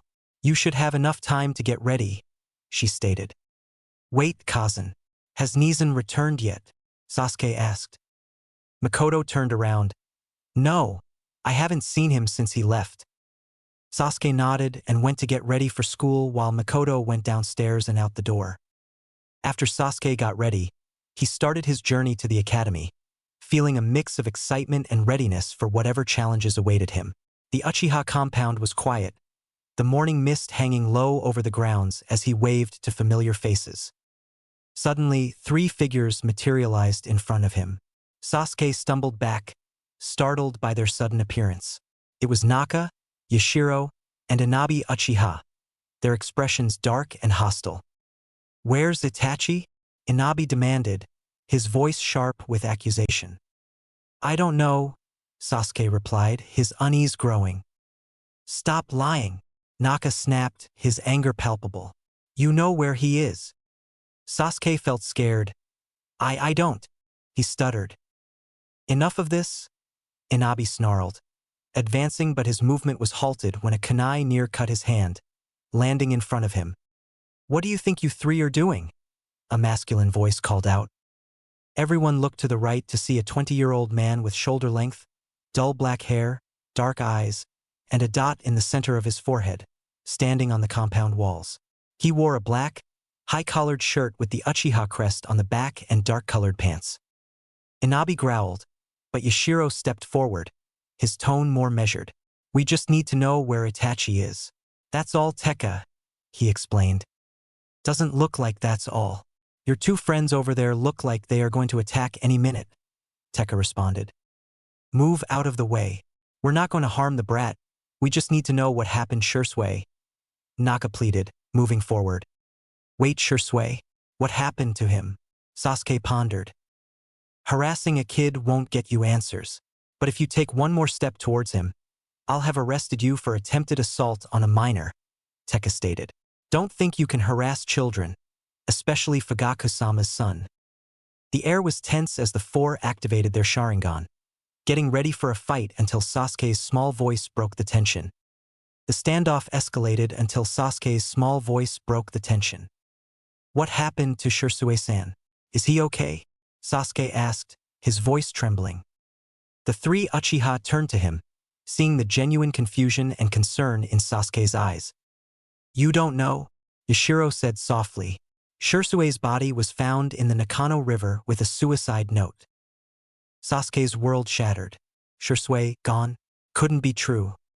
His knees buckled, a wave of nausea sweeping over him. Tekka watched, his concern evident. Naka, Inabi, and Yashiro felt guilty and a hint of shame for their actions. If you see your brother, please let us know. We just want to talk with him to get some answers, Yashiro said. Everyone just wants to understand what happened to Shisui. He then looked at Naka and Inabi before the group left. Sasuke remained silent, still trying to process that Shisui was dead. Sasuke, are you going to be all right? Tekka asked gently. Sasuke could only nod weakly as he began to walk through the Uchiha district, his heart heavy with sorrow and disbelief. Konoha Ninja Academy. The academy's courtyard buzzed with the sounds of lunchtime chatter and laughter. Sasuke, however, sat under a tree with his bento untouched. He stared blankly at the ground, his mind swirling with thoughts. First, there was the nightmare, then Shisui's death. A heavy, uneasy feeling settled in his chest, making it hard to breathe. Yo, Sasuke. Naruto's annoying voice called out, snapping him back to reality. What do you think? Sasuke blinked a couple of times before looking to see the eyes of Naruto, Kiba, Choji, and Shino looking at him. Shikamaru was resting his head and acting like he wasn't paying attention. Ha! He said. Naruto made an annoyed expression, almost as if he was offended. Come on. Don't tell me you weren't listening. Sasuke ignored him. What makes you think I listen to anything you say? Use your Itanki. Anyway, I was saying that the academy is such a waste of time. Naruto ranted, his arms flailing as he spoke.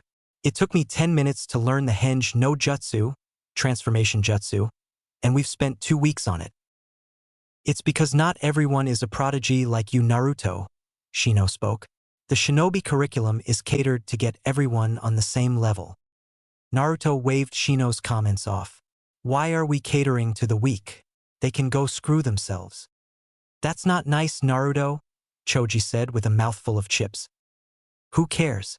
They're weak and don't need to be here, Naruto replied. I shouldn't have to associate with them. Shikamaru was the one who spoke up. So why are talking with us? He asked, causing everyone to look his way. I remember you saying you stand alone as the strongest. Aren't we weak? Naruto opened his mouth to speak, but then he surprisingly got quiet. Everyone was shocked that Shikamaru, of all people, was the one to shut up Naruto. He got him there, Sasuke thought. I wonder what he'll say.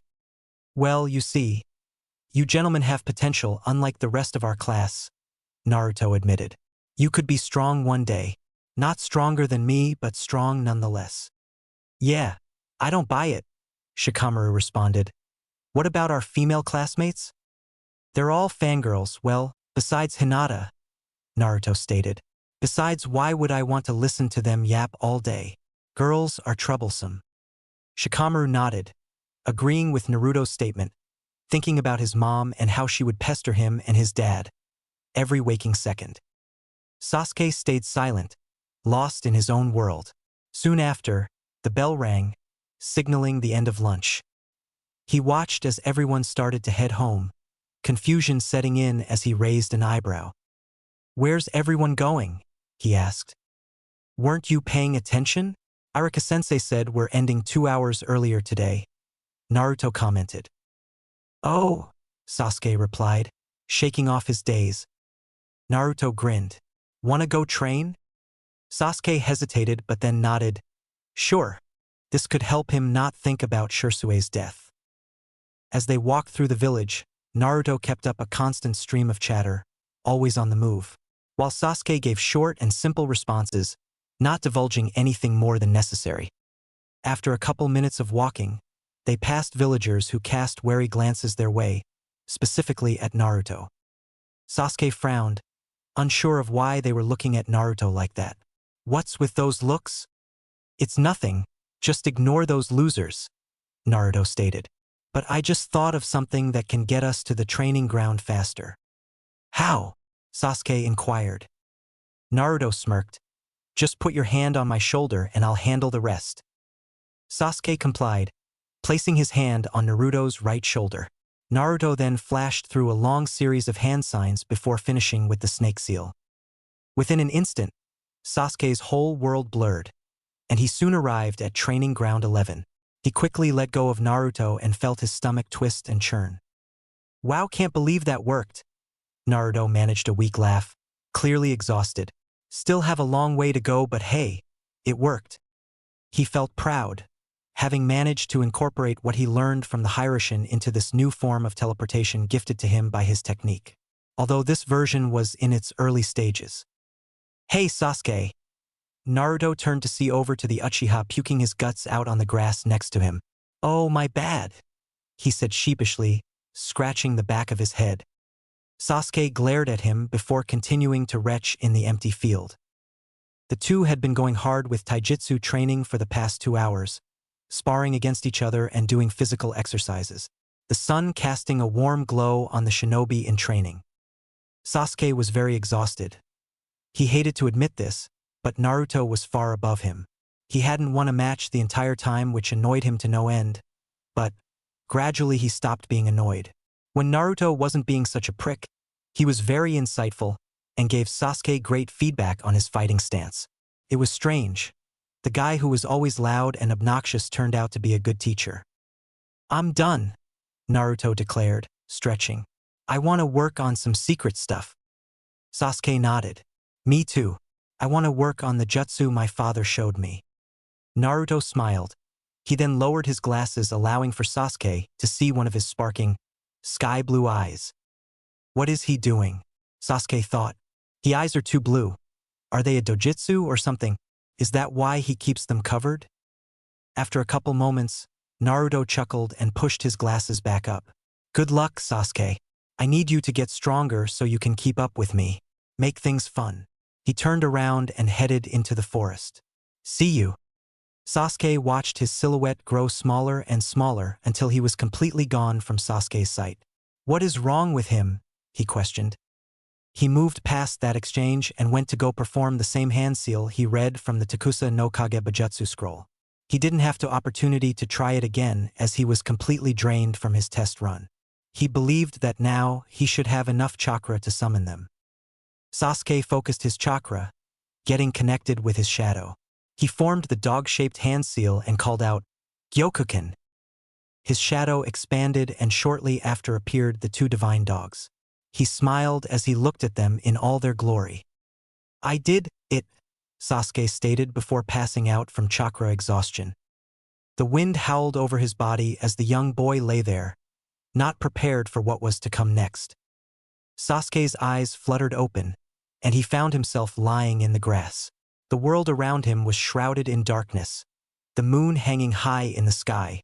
The sounds of owls hooting and crickets chirping filled the cool night air. Groggily, he pushed himself up, feeling the remnants of chakra exhaustion weigh heavily on his limbs. He looked around, disoriented, and rubbed his forehead. His last memory was staring at the divine dogs, only to pass out as his chakra reserves had run dry. The training ground was empty and silent, save for the chirps of crickets and hoots from owls.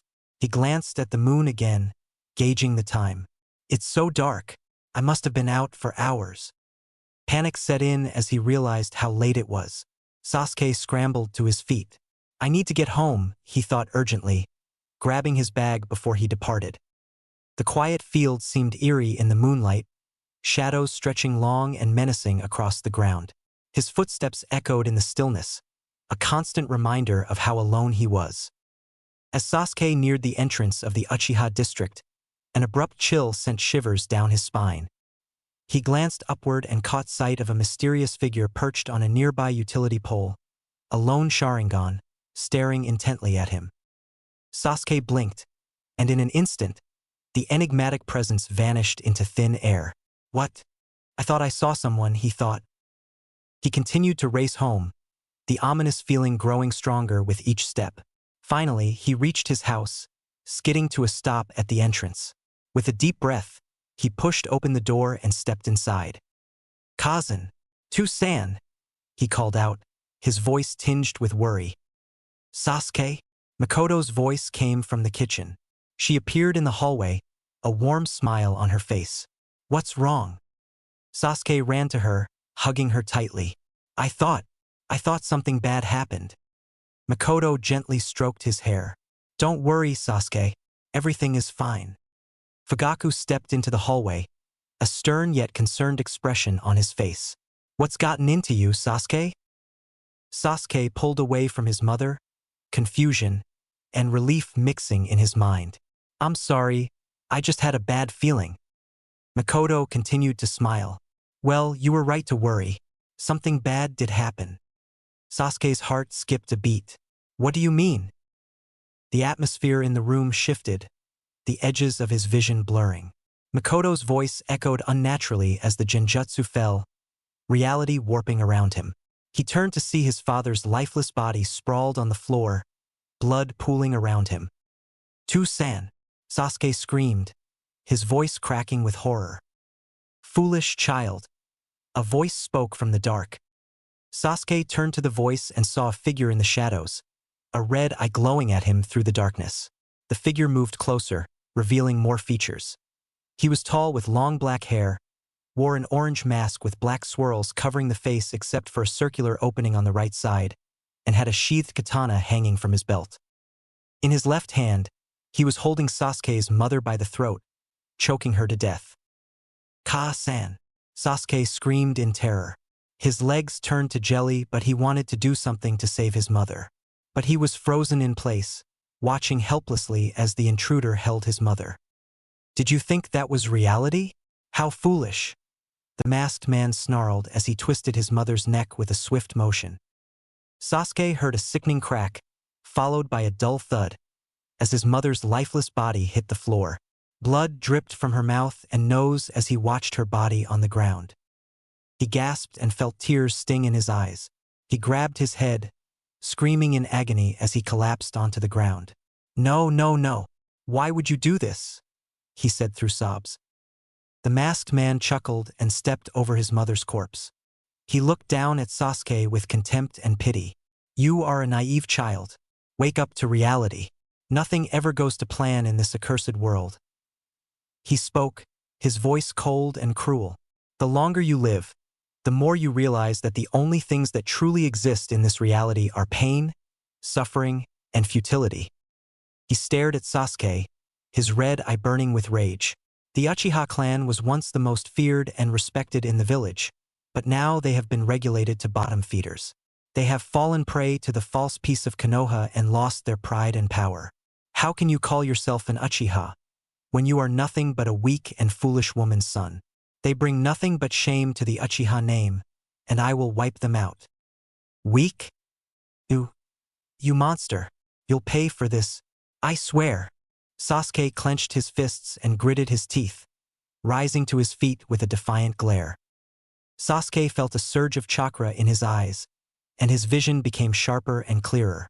His eyes burned with a crimson light, revealing a 2-tomo Sharingan in his right eye and a 1-tomo in his left eye. He could feel his chakra coursing through his body. "So, you want to dance, no?" the masked man said, mocking him. "Well then, let's dance." Without thinking, "Gyokuken!" he cried out. He heard a low growl, followed by a howl, as the divine dogs emerged from the shadows behind him. Now this is getting interesting," the masked man said as he sidestepped the incoming claw swipe from the white one. Sasuke rushed forward, throwing a punch at the assailant, but nothing happened. It was as if his fist phased right through him. "You have fire, child, but still don't have what it takes to dance," the masked man said, waiting for Sasuke to phase through his body. Right when Sasuke appeared on the other side, he sent a kick to his stomach, sending Sasuke flying through the wall and crashing onto the pavement outside. Sasuke rolled on the ground before hitting the compound wall, creating a crater from the impact. He coughed up blood and was severely injured from the attack. The wolves rushed to protect their master, rushing the masked man. But like before, their attacks seemed to phase right through him. "I've had enough of this," the masked man said as he kicked the black wolf away and jumped to his left, avoiding another attack from the white wolf. In one swift, vertical slash, he decapitated the white one. Sasuke watched as its head rolled on the ground, leaving a pool of blood. The masked man turned his eye on Sasuke and walked towards the boy who lay against the compound walls. Blood trickled down from Sasuke's head, blurring his vision. He felt his chakra fading away, along with his Sharingan. The black wolf whimpered and dissolved into his shadow, leaving him alone and defenseless. "You have potential, but you are still weak, child." "What a waste," the man said as raised his katana, the blade glistening in the moonlight, preparing to end Sasuke's life. Before he could attack, he was surrounded by a squad of Umbu wearing black clothing covered with a light gray flak jacket over their back and torso, gloves with metal guards, sandals with reinforced toes, and a tanto on their backs. The captain of the squad, Dog, stood atop the compound wall over Sasuke as he stared down at the masked intruder. Through the left eye hole, a lone Sharingan shined. "You're under arrest for the destruction of the Uchiha clan. If you resist, you will be killed," Dog spoke. "Humph, you're late as always. I'm finished here. It is not yet time I reveal myself." The man spoke before a swirling vortex appeared in his eye, sucking him into the hole. He vanished into thin air, leaving behind a faint ripple. What did he mean by that? Dog thought to himself before taking a look around him. He could see other bodies besides the Uchiha members. They were bodies that looked similar to the village's Umbu forces, but instead of the gray flak jacket, they had black robes and weird and grotesque mask designs. Those look like root shinobi, but shouldn't they be disbanded? "Take the survivor," he finally spoke, pointing to 3 Umbu. 1 regular and 2 others with animal-style masks. "I'll report back to the Hokage. Cat and Tiger, look for any survivors." "Hi, Captain," Cat and Tiger responded before dispersing. The regular ANBU went to pick up the unconscious body of Sasuke, while the 2 looked at each other, nodding and making a root signal. The bigger of the 2 moved at high speeds, quickly drawing his tanto and slicing through the Umbu. The smaller one then grabbed Sasuke, and they disappeared into the night, unaware that someone very dangerous and angry was hunting them. The glow of his Sharingan illuminated the devastated clan compound. He wasn't going to let Danzo get his hands on his brother, especially not after this. Konoha, Naruto's apartment. Naruto stood atop his apartment building, gazing at the night sky. He was contemplating how to move his furniture to his parents' home on the eastern outskirts of the village. It was a nice home, not too big but a much better option compared to this apartment. The only issue was the distance. It took far too long to get there. He assumed his father had used the Hyrule to move quickly between there and the village, but Naruto couldn't do that yet. He could try teleporting his furniture, but he risked tearing it apart due to the nature of his technique. "But that's not the reason I'm up here, is it?" Naruto muttered to himself. After training with Sasuke and practicing his Mugiken no Jutsu, he had gone home but couldn't sleep. Something felt off, a sense of unease he couldn't shake. He was glad he hadn't gone to bed because he suddenly felt a significant drop in chakra signatures on the outskirts of the village, originating from the Uchiha district. What the hell is happening over there? Naruto thought, concern creeping into his mind. His thoughts were interrupted by the sudden appearance of a familiar yet large chakra signature next to him. Sasuke Uchiha materialized beside him, bruised and bloodied. Naruto's eyes widened in shock. "Sasuke, what the?" Before he could finish, a cold yet soft voice spoke in the night. "Look after my brother," it said before vanishing. Naruto turned around, but the presence was already gone. He knew who it was. He stood there for a moment, staring at the space where the voice had come from. A slow grin spread across his face, despite the gravity of the situation. Well, Itachi, always the dramatic exit," he mused. "I do wonder what all of this will bring about." He looked back at Sasuke with sadness, understanding the most of his family was probably gone, but he masked it with his usual nonchalance. "You look like you've been through hell, Kasama," he said lightly. But then Naruto's mind turned more serious. Why did this happen? Who could have done this? And who was strong enough to do this? Was it Itachi? So why did he spare Sasuke and bring him here? Did the old man have any knowledge of this? His mind went through all the possibilities before he shook his head and crouched down beside Sasuke. He was there for a while until finally, Naruto nodded to himself. "Yeah, I will, Itachi," he said, the words a promise and a vow, but delivered with a confident grin. He carefully lifted Sasuke's body over his shoulders, feeling the weight. "Ugh, I didn't think you would be this heavy," he grunted, then added with a chuckle. "What have you been eating, bricks?" As he made his way to the Hokage's office, jumping from rooftop to rooftop, Naruto's mind continued to race. What did this mean for the future? All he did know was that he needed to increase his training to prepare himself for any future threat. He had a feeling that this wouldn't be the last incident. In a moment of genuine reflection, Naruto whispered, "Hang in there, Sasuke. I'll help you get through this." Then, with a mischievous glint in his eye, he added, "And don't worry, I'll make sure you pay me back big time for this one." Chapter 3: Emerging from Darkness. November 7th, Konoha Hokage's office. Hiruzen Sarutobi sat in his chair overlooking the tranquil village. From this view, everything seemed so calm and peaceful. However, Hiruzen knew that this was far from the truth. The last few days had been pure hell for the old Hokage. It had been a week since the devastation of the Uchiha clan. An attack from a masked intruder and an unknown secondary force had eliminated most of the clan. The only survivors were Sasuke Uchiha, Hazuki Uchiha, and her 1-month-old grandson, Kaito. Umbu had discovered the old woman and child on the steps of Konoha's hospital. It was a miracle they survived, but there were still questions as to how they were alive and who saved them. It was around that same time that one Naruto Uzumaki also showed up carrying the body of Sasuke Uchiha. Umbu attempted to question him, but Naruto had told them to piss off and threw quite a few insults their way before they decided to back off. Hiruzen still needed to make time and talk with Naruto to hear the full story. Regardless, after the Uchiha survivors were stabilized in the hospital and guards placed around their wards, Hiruzen got to work. He sent his most trusted Umbu to find clues as to what happened. It was no secret that the Uchiha clan and village were on bad terms. Decades of built-up frustration and isolation accelerated the growing wedge between them. Hiruzen would like to think he slowed this process, but this wouldn't be true.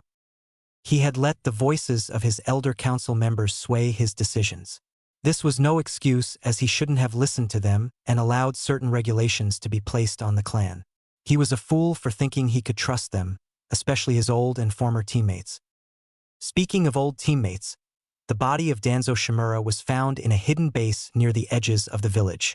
Inside the base, bodies like the ones near the Uchiha district were also found. They had animal masks like the Umbus, but these were different and more primal.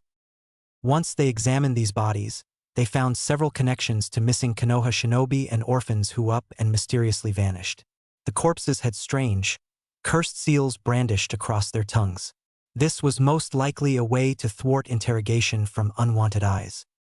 The more Hiruzen looked into the matter, the more this unknown force started to resemble Danzo's Root. Root was a secret group led by Shimura that was being raised to kill the Hokage. Hiruzen had discovered this plot with the help of Kakashi Hatake a few years prior. That was also when he found that his pupil, Orochimaru, was conducting ungodly experiments. Hiruzen couldn't believe it.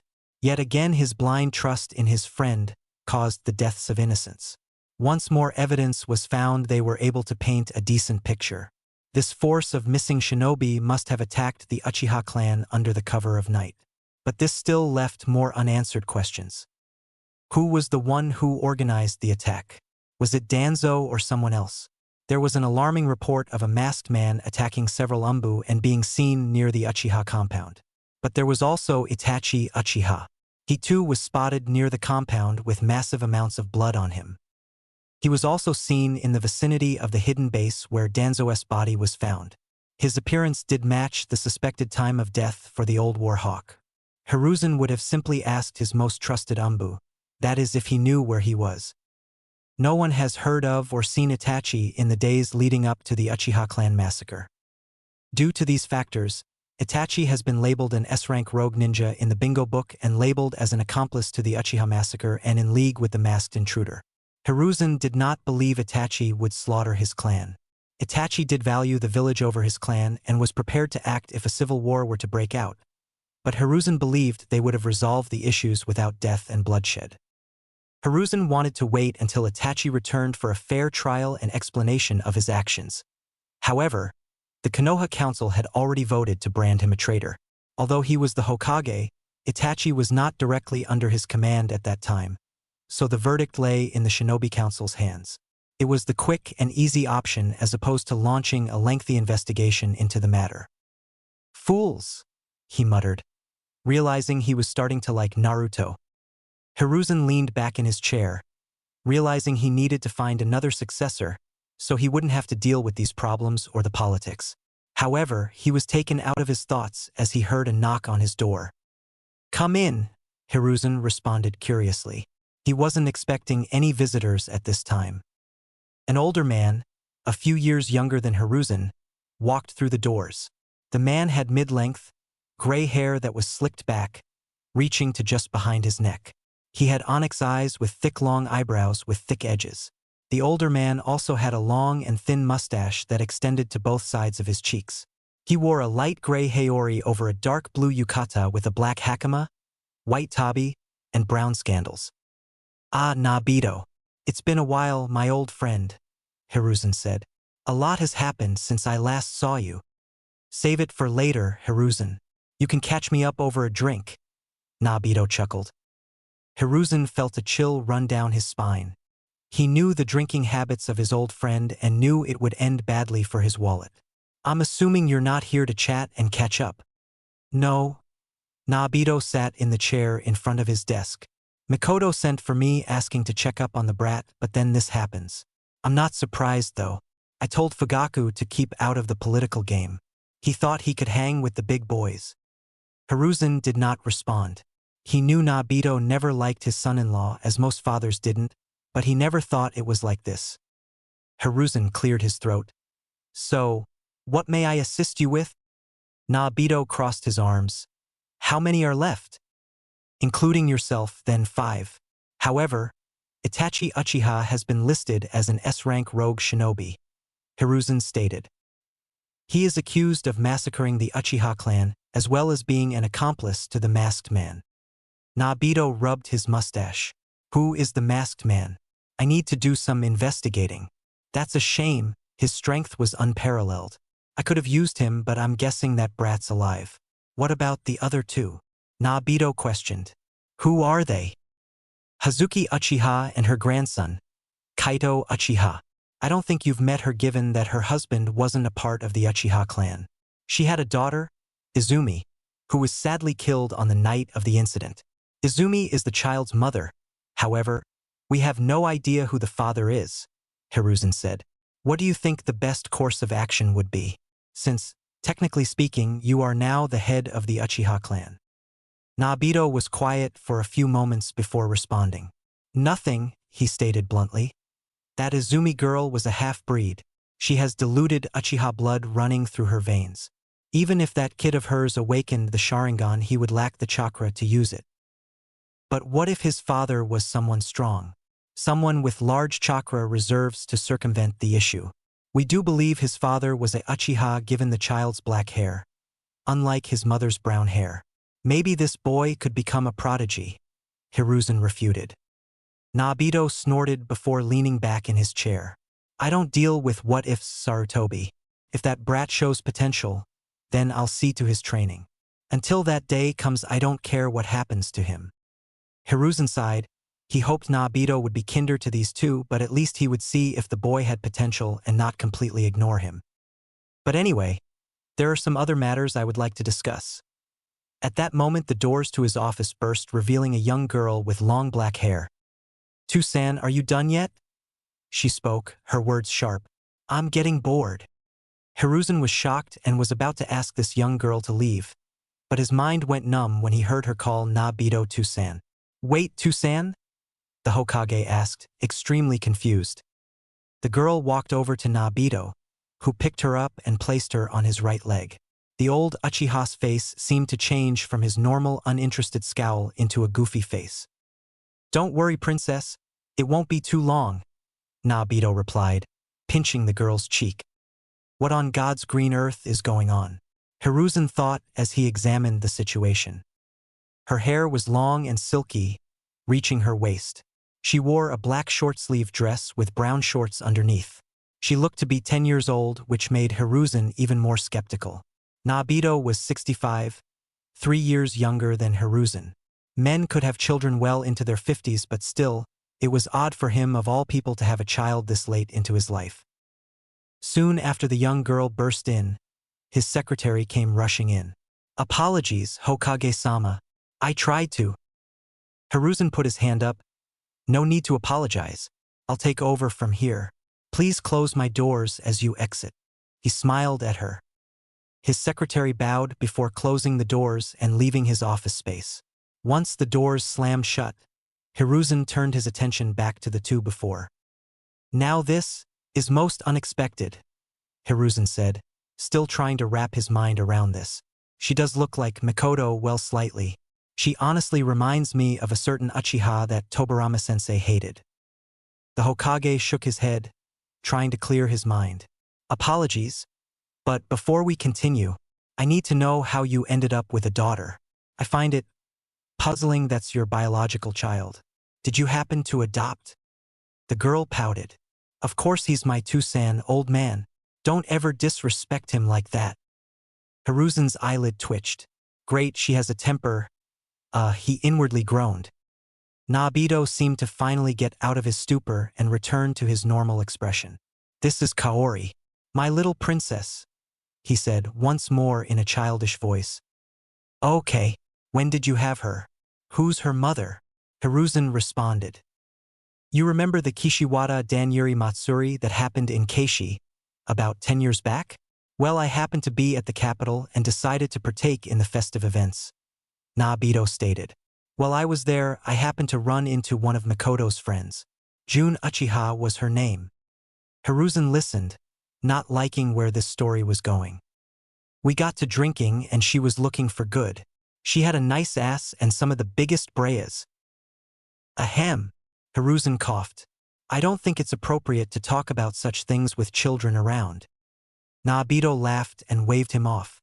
"When did you become a sissy? I remember you used to love this type of stuff." Hiruzen didn't reply as he discreetly showed his copy of Ikarika Paradise under his desk.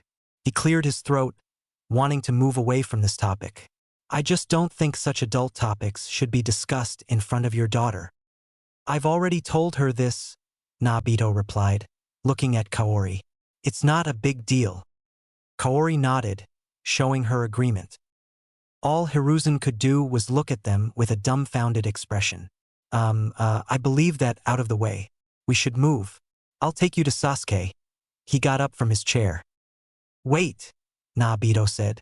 "There's one more thing we need to discuss." Hiruzen looked at him, curious as to what he wanted to discuss. "First, given the death of the old war hawk and the vacant seat on the Elder Council, I nominate myself as his replacement," Nabito stated. Hiruzen thought about this for a moment.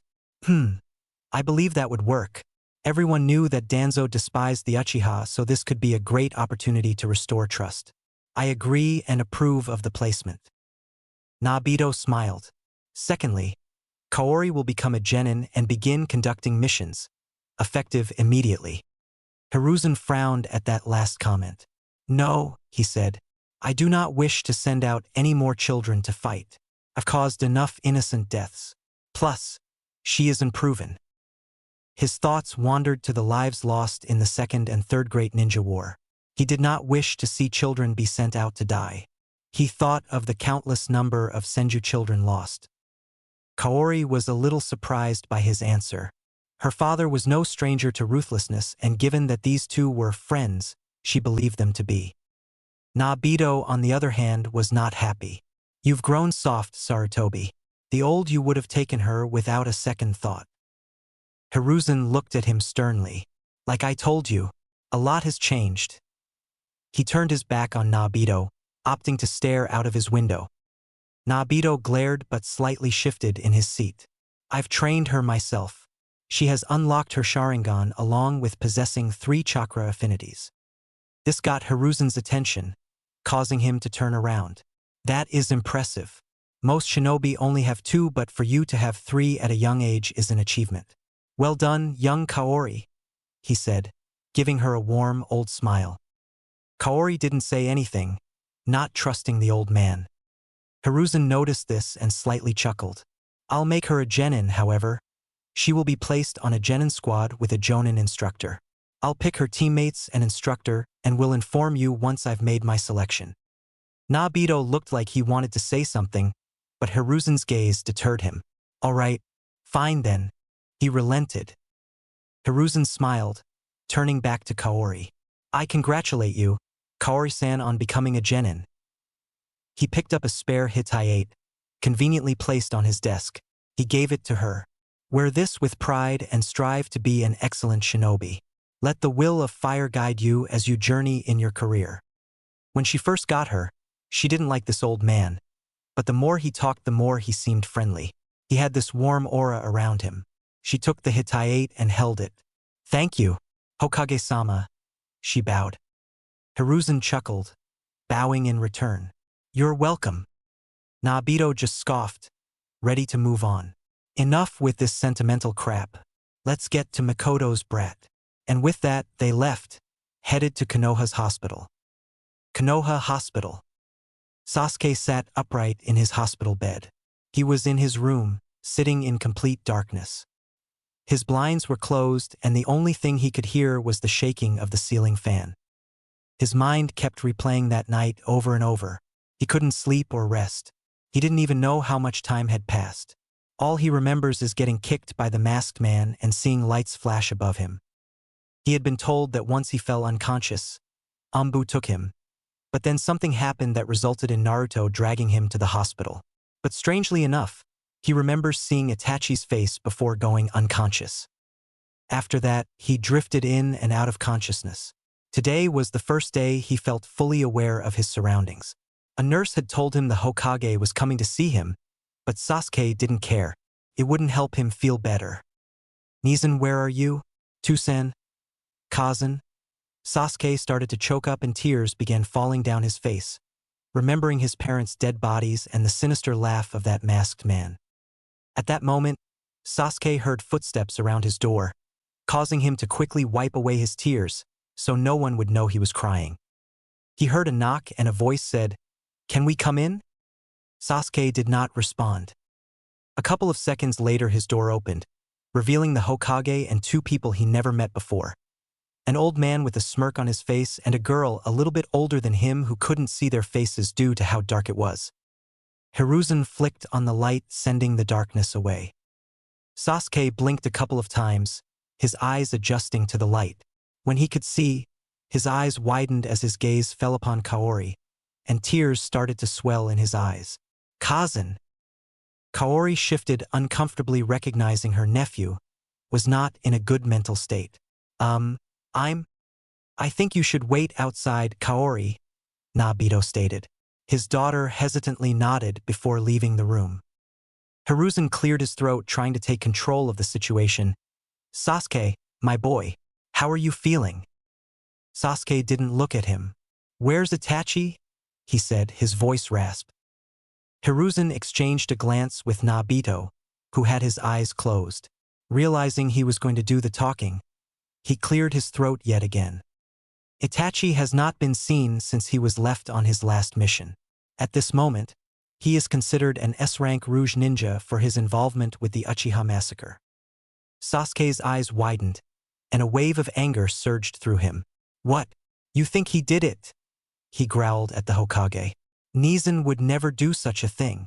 It was that man. His face darkened, thinking of the masked man, his taunts, and overwhelming strength. We have to find Nizan. Hiruzen could sense the boy's growing anger and hatred. Sasuke, I think it would be if you… Quiet down, brat. The commanding voice of Nabito boomed over the room. Sasuke's glare shifted to the older man. Who do you think you are? What gives you the right to speak to me like that?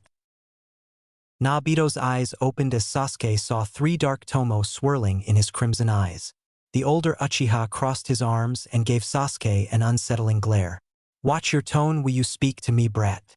Don't think because you're Mikoto's brat, I'll let you talk like that. When you speak to me, you will address me as Oja-sama. Got it, brat? Sasuke's breathing got heavy as he felt the pressure emanating from this old man. It scared him. Hiruzen looked on worriedly, thinking he had made the wrong decision for allowing Naruto to become Sasuke's guardian, but in all fairness, it was outside of his control. Due to the will of Fugaku and Mikoto, Naruto was made responsible for Sasuke in case of their demise.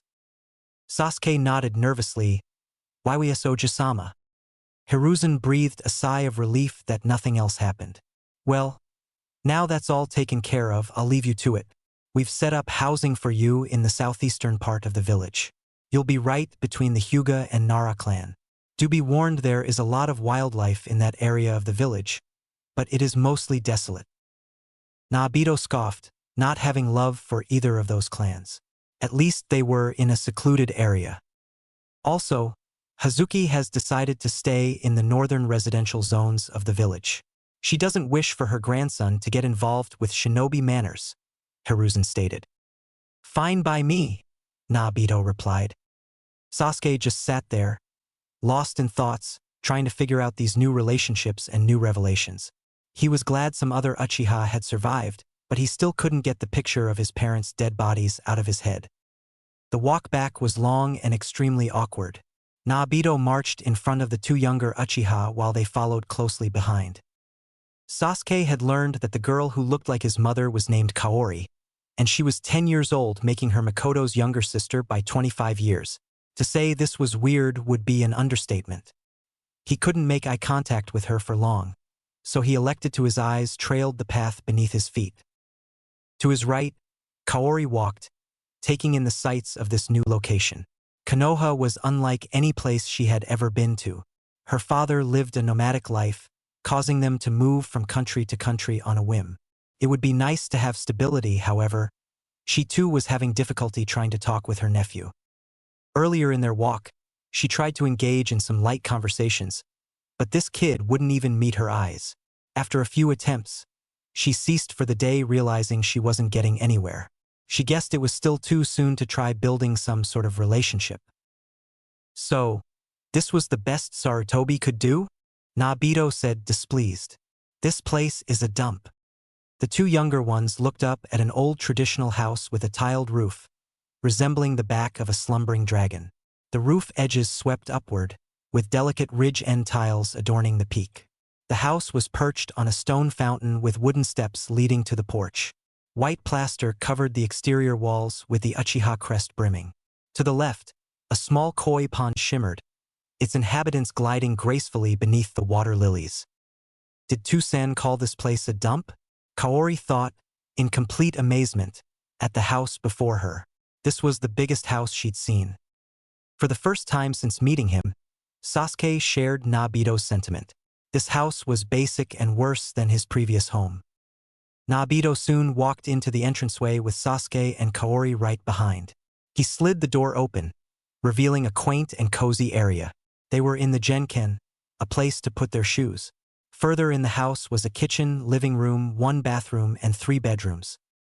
Kaori was about to say something to her father, but Naruto yawned and retreated down the hallway, heading to the master bedroom. Her father was never one to talk openly, even with her. He would always give her a gift or toy to play with while he went out and about. I guess it's just the two of us. Hey Sasuke, do you? She turned to the right, not stopping the brooding Uchiha. Where did he go? He was right next to me a moment ago. She looked around for a couple more seconds before giving up and sighing. She hoped he wasn't always like this, as it was starting to get annoying. I should cut him some slack. He did lose his whole family in one night. I was excited to finally meet Wanisan. Guess I'll ask him about her another time. With that, Kaori carried her stuff down the hall to find the last bedroom. Meanwhile, Sasuke arose from the shadows, placing himself in one of the bedrooms. Inside was a comfy bed, a closet, and a desk stand with a couple of his items. The Tanto Shisui gave him and a picture of his family. The Hokage must have moved these in here while he was in the hospital. Sasuke said nothing as he grabbed the picture of his family, laid down on the bed, and curled up in a ball. The tears came quickly after as he clutched the picture with all his might, hoping this was just a dream, and when he opened his eyes everything would be how it was. Why did this happen to me? Why did Toussaint Kazan and Nizan He cried himself to sleep, hoping no one heard his sobs. I wish I was dead. November 26th Konoha Uchiha Compound. Sasuke walked through the village, trudging along as he adjusted his scarf and placed his hands in his pockets to get relief from the cold winds. Snow had yet to fall, but the passage of time was evident. The seasons began to change as fall was on its way out, soon to be replaced by winter. The cold winter would bring about a vibrant spring. Sasuke too was entering a new stage of his life, but things didn't feel like they would get better. His constant expression was a mixture of anger, sadness, and despair. His Ojisama did not help his mood. The old Uchiha was a stubborn, egotistical, crude, and stern man who demanded perfection, specifically from Sasuke. Naruto would often compare Sasuke to Itachi, even though his father did the same. However, he at least knew his father loved him. His Ojisama, on the other hand, did not give off the same feeling. He offered no praise, approval, or even gratitude. Even though he was a part of what little remained of his family, the old man pissed him off. As for his aunt, they still had a way to go. She was a good person, always trying to talk with Sasuke, and would respect his boundaries when didn't want to share. She did have a teasing nature which annoyed him, but she was enjoyable to be around. He learned that Kaori was a genin but had to wait to go on missions until this class of academy students graduated so she could be put on a team with a jonin leader. However, her close resemblance to Mikoto only deepened his trauma. Often, he would catch himself calling her cousin or staring at her for long periods. This would be a difficult challenge to overcome. Additionally, the Hokage visited him quite often. Hiruzen tried to counsel Sasuke, but his words fell on deaf ears. No matter what anyone said, Sasuke couldn't shake the feeling that he didn't belong, that he shouldn't be alive. He didn't know what his purpose was anymore. Although, there was one person he found himself thinking about, Naruto Uzumaki. He had barely seen the white-haired boy after the massacre, and when they did come across each other, it wasn't for long. He knew Naruto barely showed up to the academy as is, but it also felt like Naruto had taken a step back from his usual grips or jabs at Sasuke. I wonder, what keeps him going? He pondered, thinking how similar their situations were. After some time, he finally made it back home. He walked up the wooden steps, slid the door open, and placed his scandals on the mat below, continuing further in. Kaori was the first to greet him. "Welcome back, my little Sasuke-kun," she called, ruffling his hair. He instinctively flinched and took a couple steps back, shocking Kaori. "Sorry, it's just..." Kazan would say the same thing. "Oh, sorry, I didn't know," she said, feeling guilty. She started to rub her arm awkwardly. "It's fine," he replied, walking off to his room. Kaori wanted to say something but didn't know the right words to fix her mistake. It was already too late as Sasuke disappeared deeper into the house. "What was I thinking?" she said, chastising herself. Kaori sighed before heading to the kitchen. Sasuke found himself at the kitchen table, sharing a meal with Naruto and Kaori. There was a steaming plate of chicken, broccoli, and rice. He simply poked at his food, his appetite non-existent.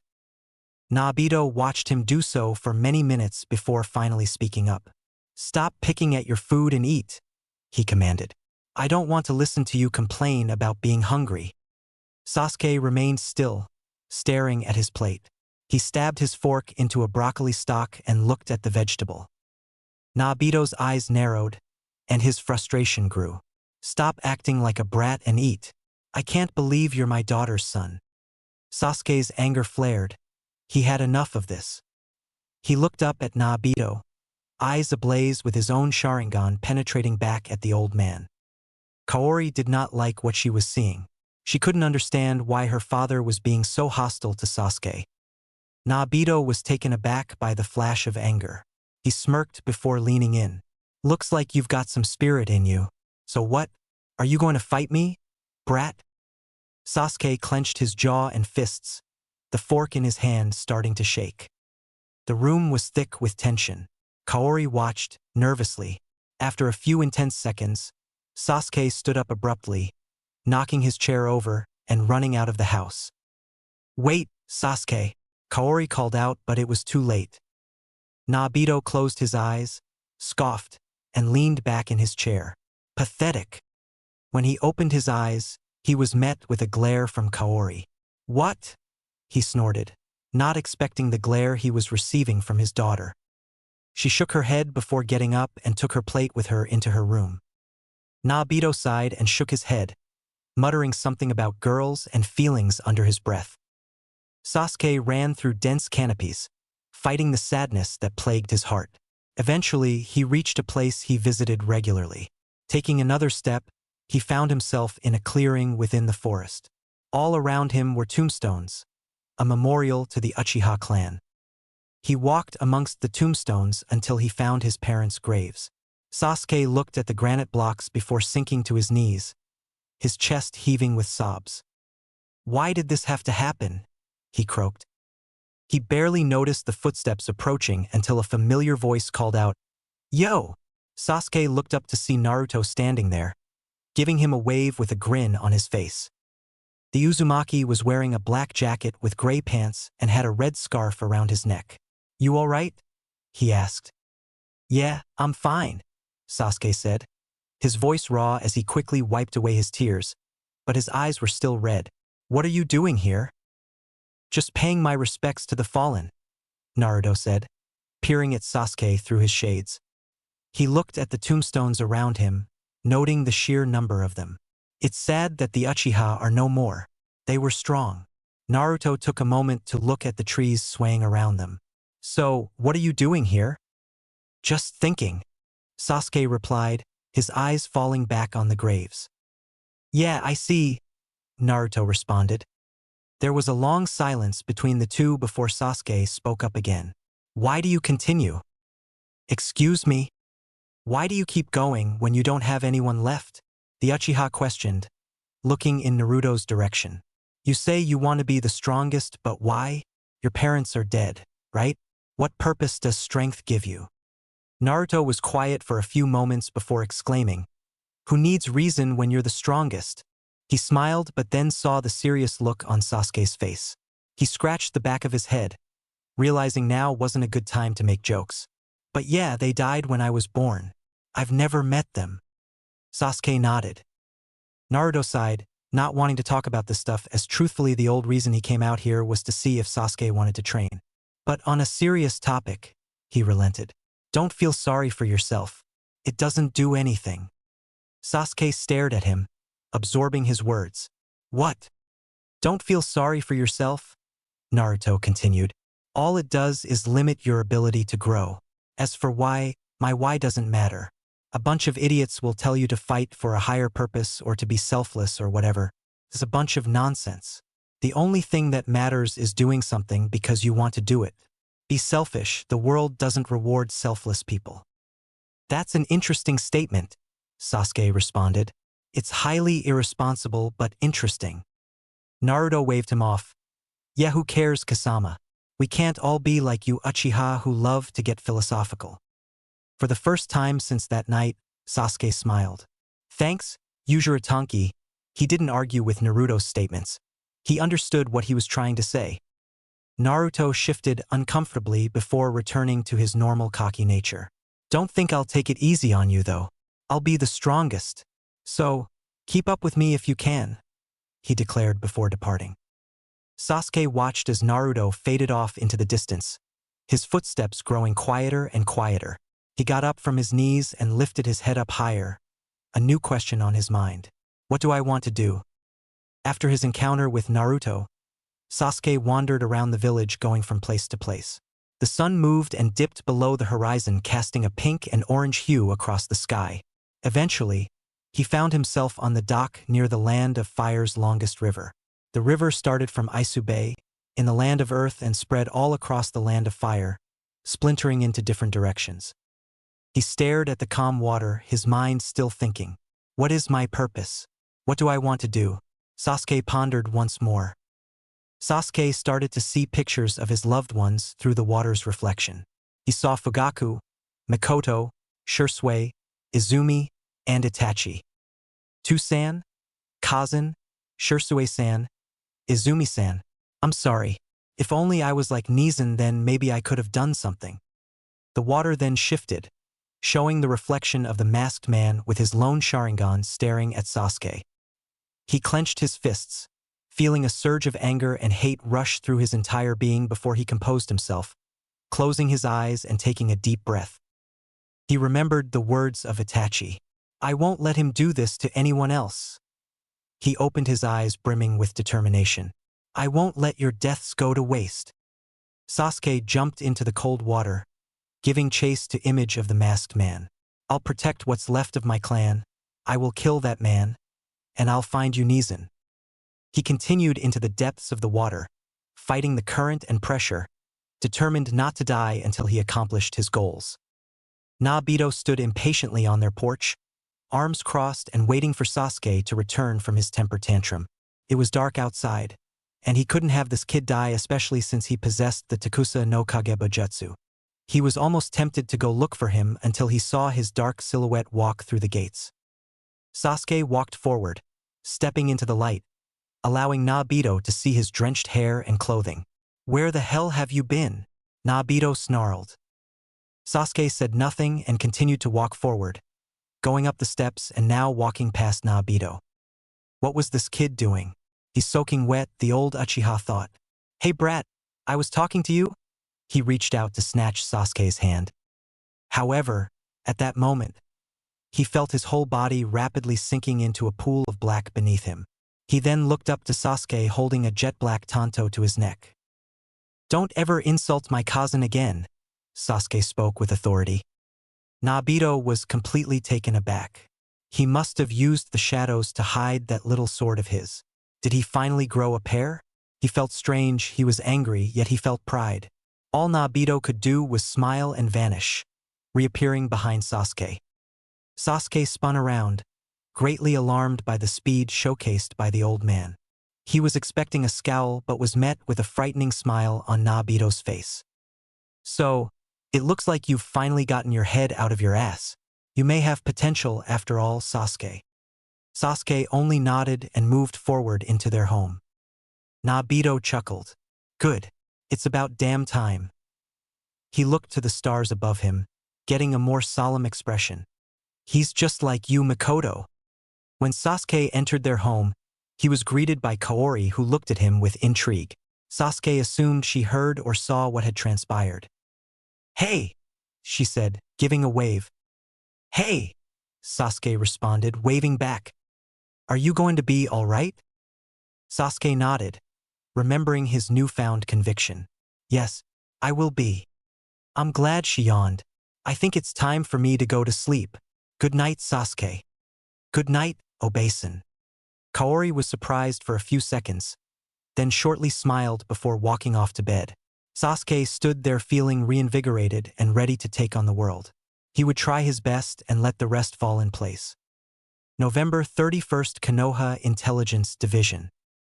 In the depths of the Umbu training facility, a young, 19-year-old man with silvery white sat on a locker bench, his hitai slanted, covering his left eye.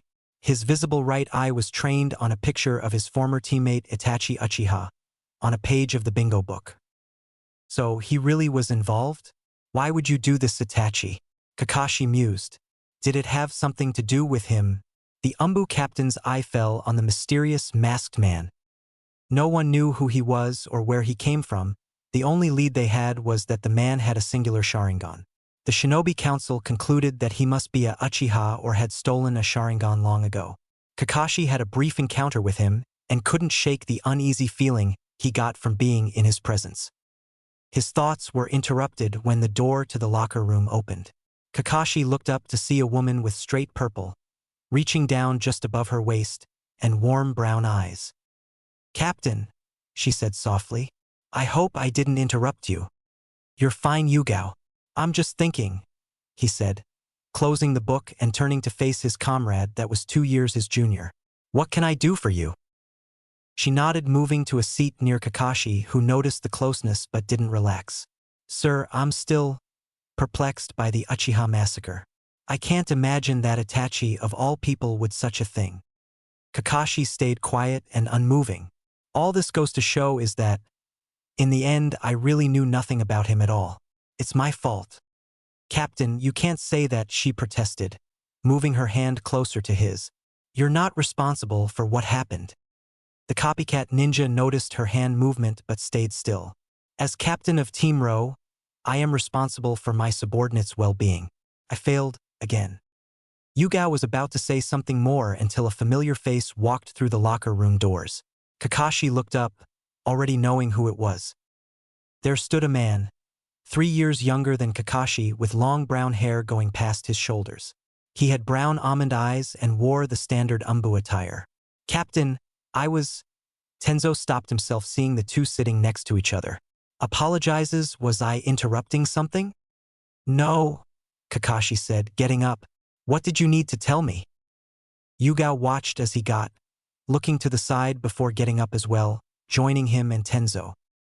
Lord Third has requested the presence of you and Yugao. He wishes to speak with you too, Tenzo stated. Kakashi's right eyebrow raised, curious as to what the Sandaime wanted with the two. Did he say the reason? Tenzo shook his head. He informed me that he wished to speak with you too and that it was urgent. Kakashi and Yugao exchanged a brief look before nodding and disappearing from the locker room. Konoha Hokage Rock. It was a cool and windy morning as Hiruzen stood, hands behind his back, atop the greatest monument in the village's history. This monument represented the power and might of the village through the rock faces of all the Hokage. There were his two mentors, the first and second Hokage, his face, and lastly the hero of the leaf, the fourth Hokage. Would things be the way they are today if you lived and I died? Sarutobi thought, looking into the wispy clouds above him. Humph, there's no point in dwelling on what-ifs. I should know that better than anyone. Moments later, he felt the arrival of the two he had beckoned for.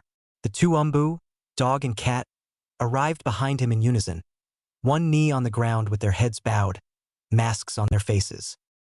You wanted to see us, sir? Kakashi asked. The Hokage did not turn around, instead, keeping his back facing them. How many years have you been in the Umbu? Kakashi and Yugao exchanged another look before speaking up. About 6 years, Kakashi stated. I've been in it for 4 years, Yugao replied. Hiruzen sighed before turning to face them. Please remove your masks, he said, moving closer to his loyal Umbu. The two did as the Hokage commanded, looking at their leader with a neutral face. You are hereby dismissed from your Umbu service as members of Team Ro, Hiruzen said. Yugao was shocked while Kakashi kept a somewhat neutral expression. Sir, permission to speak freely? Hiruzen nodded, feeling as if it were appropriate given the peculiar situation. Why are we being removed from the Umbu? We haven't served for a substantial amount of time. I believe our skills would be best used in the Umbu forces, Kakashi stated. I do agree that your skill sets are best suited for the Umbu Black Ops. However, the decision to remove you from the Umbu was not entirely my own, Hiruzen revealed. The Konoha Council wished to have you removed, Kakashi. What? Kakashi questioned. After the night of the Uchiha massacre, many in the Konoha Council started to point fingers and find someone to blame for letting such an event occur. With the Uchiha gone, we have lost, arguably, our strongest clan and a significant portion of our police force in Jonin, Hiruzen continued. Regardless, your name was brought up due to your involvement as Itachi's captain for Team Ro. The Konoha Council wished to place you under arrest and be barred from entering the shinobi forces. However, I vetoed that ruling in exchange for you simply being removed from the Umbu. Kakashi should have guessed as much. He always despised politics. He nodded, not needing to inquire further. But what about me? Yugao questioned, still confused about why she was being removed as well. You see, my dear Yugao, this is where the other reason comes into play. I believe I had asked too much of the youth in this village. You have been in the Umbu since you were 13, the same as Kakashi, and the old Hokage's mind wandered to Itachi. I wish for you all to grow old and pursue other things in life besides conflict. Yugao nodded, still unsure of this decision. Although this did allow her to finally pursue the thing she had been chasing for quite a while. She looked over to Kakashi, wondering if he shared a similar sentiment. Unbeknownst to her, he did, although it was for a completely different reason. But do not be discouraged. I believe you two have other uses. Starting from this day, you two will become Jonin leaders, Hiruzen said with a smile. Once again, the two veteran Umbu were shocked to say the least. Lord Third, I don't believe I should be in charge of another team, Kakashi responded. I am not fit to lead anyone else. Hiruzen looked at Kakashi for a while. He knew the young man blamed himself for a lot and had experienced a lot of pain and suffering in his life. He assumed this recent event with Itachi only made him think about his old teammates and sensei. Don't be so sure of yourself, Kakashi. I believe you had much to offer the younger generation. I believe you will be an amazing sensei and help fan the flames of the will of fire within your team. Kakashi just nodded. What are our assignments, Lord Third? Yugao asked. You will be leading a new class of genin consisting of Kaori Uchiha, Hana Inuzuka, and an orphan boy named Sai, while Kakashi will be conducting regular jonin activities until his batch of academy students graduate. Kakashi didn't say anything. His mind was filled with thoughts and memories of his old squad. Me, a jonin leader in charge of genin? Yugao looked to her right, seeing that her former captain had a lot on his mind. I think you two should go around the village and breathe in the sunlight, Hiruzen chuckled. Even though it has gotten chilly, the village is still wonderful this time of year. Hi, Hokage-sama, the two said before vanishing. Huh. That went better than I expected, he said. Hopefully they make something of their lives. They are still so young, and I don't wish to see them rot in the Umbu. The Hokage turned back to the village below him, taking in the sights and thinking of his future plans. Kakashi and Yugao strolled through the bustling streets of Konoha, the snowy atmosphere contrasting starkly with the heavy thoughts weighing on their minds. Yugao tried to fill the silence with light conversation, her voice a gentle melody against the backdrop of the village's noise. It's strange to not be a part of the Umbu anymore, Yugao said, a nostalgia of awe in her voice. Wouldn't you agree? Kakashi merely nodded, his gaze distant. He was physically present but mentally miles away, lost in the labyrinth of his memories and traumas. Yugao kept pace with Kakashi through the bustling streets, stealing glances at his profile. His eyes, normally sharp and attentive, were distant today, lost in the swirl of memories and unspoken burdens. She had always admired his quiet strength and the way he led without needing to assert dominance over others. Yet, today, his usual aloofness seemed heavier, his responses clipped and distant. People passing by might see a man withdrawn and lost in thought, but Yugao knew better. She understood the weight of his past, the ghosts that haunted him despite his stoic facade. Still, she wished he would let her in even just a little. From the corner of his eye, Kakashi could tell Yugao was examining him, searching for a way to get past his shell. He wanted to tell her to stop trying, but it wouldn't dissuade her. She was a good person, but he couldn't let himself move on. He had failed Obito, he failed Rin, he failed Minato-sensei, and he would fail her too. The two walked in silence for a while until Yugao spotted a sign for Amiguruma, a popular sweet shop in the village. How about we sit down for a bit? I've always wanted to try this place but never had the time. Kakashi hesitated, his gaze flickering with uncertainty. Sure, why not? Yugao smiled and the two of them entered the shop. As soon as they walked through the front doors, the scent of freshly made dango and tea enveloped them. Yugao led them to a quiet corner table, hoping the cozy environment would coax Kakashi out of his shell. These sweets are supposed to be the best in Konoha, she said, trying to sound cheerful. Do you like sweets? No, Kakashi responded absently, his mind elsewhere. I do know someone who's obsessed with them. His mind wandered off to the image of the crazy woman that was Anko Mitarashi. Oh, that's cool. I guess, she responded, trying to keep the conversation light. They sat in silence again as the two just looked at the counter before them. They sat in silence for so long that Kakashi was starting to feel uncomfortable. Should I say something? He pondered, unsure of how to continue. He wasn't the conversational type, and he didn't think the lines he read from Ika Paradise would help him here. Just as he was about to say something, a waiter came to their table to take their orders. Yugao got herself some dango and tea while Kakashi declined to get anything, not feeling hungry. Silence fell once again until the waiter returned with the dango and tea. Kakashi glanced at Yugao. He watched her move her hair behind her ear and elegantly her dango. He couldn't lie and say she wasn't pretty. She was beautiful. What am I doing? Kakashi shook his head, realizing that he had been staring at her for far too long. Yugao noticed his looks, feeling heat spread across her face, but chose to ignore it to avoid further awkwardness. Are you all right, Kakashi-senpai? She asked. Yeah, I'm fine, but I was wondering, what do you plan to do outside of being a Jonin instructor? He asked, trying to make conversation. Yugao was somewhat surprised Kakashi had asked her a question, but then she suddenly became increasingly giddy. I'm not entirely sure. I may explore the village some more and watch the moon at night. She then put down her dango and got quiet. But there is something I've wanted to do for a while now. Kakashi could see her start to squirm around in her seat and shift uncomfortably. He also saw her face turn a shade of red. Dang it, I must have asked her a personal question. Sorry, you don't have to answer if I asked a personal question. Yugao shook her head like a schoolgirl. No, it's nothing like that, senpai. It's just that we've known each other for a long time.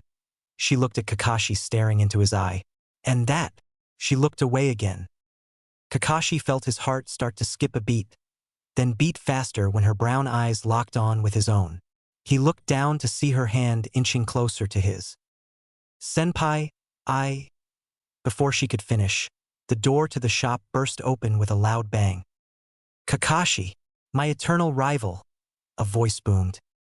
Kakashi, Yugao, and everyone in the shop turned to see a tall and muscular man with fair skin, a strong jawline, a large nose, thick eyebrows, and a shiny bowl cut. He was standing at the entrance and pointing right at Kakashi and Yugao. Senpai, do you know who this is? Yugao asked, giving a puzzled look to Kakashi. Kakashi inwardly groaned. Of all the times to show up, he decided now would be a good one. I'm going to take that as a yes then, she said, turning back to the figure but then noticing 3 other unfamiliar faces. Do you know them as well? Kakashi looked to see a man with a cigarette in his mouth, a man with a bandana around his head and senbon in his mouth, and lastly, a girl who looked like she was a long-lost descendant of the Uchiha with her tomoless red eyes. Look at who we got here, Genma quipped. Never thought I'd find Kakashi, of all people, in a place like this. Is that Kakashi? Kurenai questioned, raising an eyebrow. And who's the girl? A girl with Kakashi? That's a surprise, Asuma remarked, pressing his lit cigarette against the wall. Kakashi, Might Guy boomed again, striking a pose. Let us engage in battle and let the flames of youth burn brightly. Yugao giggled, finding this charade somewhat amusing. Kakashi, on the other hand, was starting to get annoyed. Might Guy leaped into the air. Dynamic entry, he shouted, aiming a flying kick at Kakashi's face. Kakashi prepared himself for Guy's attack, getting ready to dodge. However, instead of Guy's foot finding itself in Kakashi's face, his foot found itself hitting the back of a child with white hair and pitch-black glasses. The shop erupted into chaos as a thud was heard and dango flew. Everyone stared in disbelief at the now unconscious child on the ground. Guy landed on the ground, frozen in shock. His eyes widened as he realized what he had done. Kakashi and Yugao's eyelids twitched, finding this situation utterly ridiculous. Guy, seriously? Asuma said, rubbing his temples. Genma chuckled, shaking his head. Wow, that kid flew at least 10 feet. Kurenai rushed over to check on the child with black shades. Is he okay? Guy recovered quickly, striking another pose. Fear not, the power of youth will revive him. He rushed to the child's side, striking a dramatic pose over him. The child did not get up, causing even more panic. What were you thinking? Kurenai shouted in Guy's face, shaking him violently. Sorry, I thought it was Kakashi. Guy tried to defend but didn't get any sympathy from Kurenai. She continued to shake him, but it wasn't. Genma continued to laugh. Asuma relit another cigarette. Yugao watched curiously, while Kakashi had an annoyed expression on his face.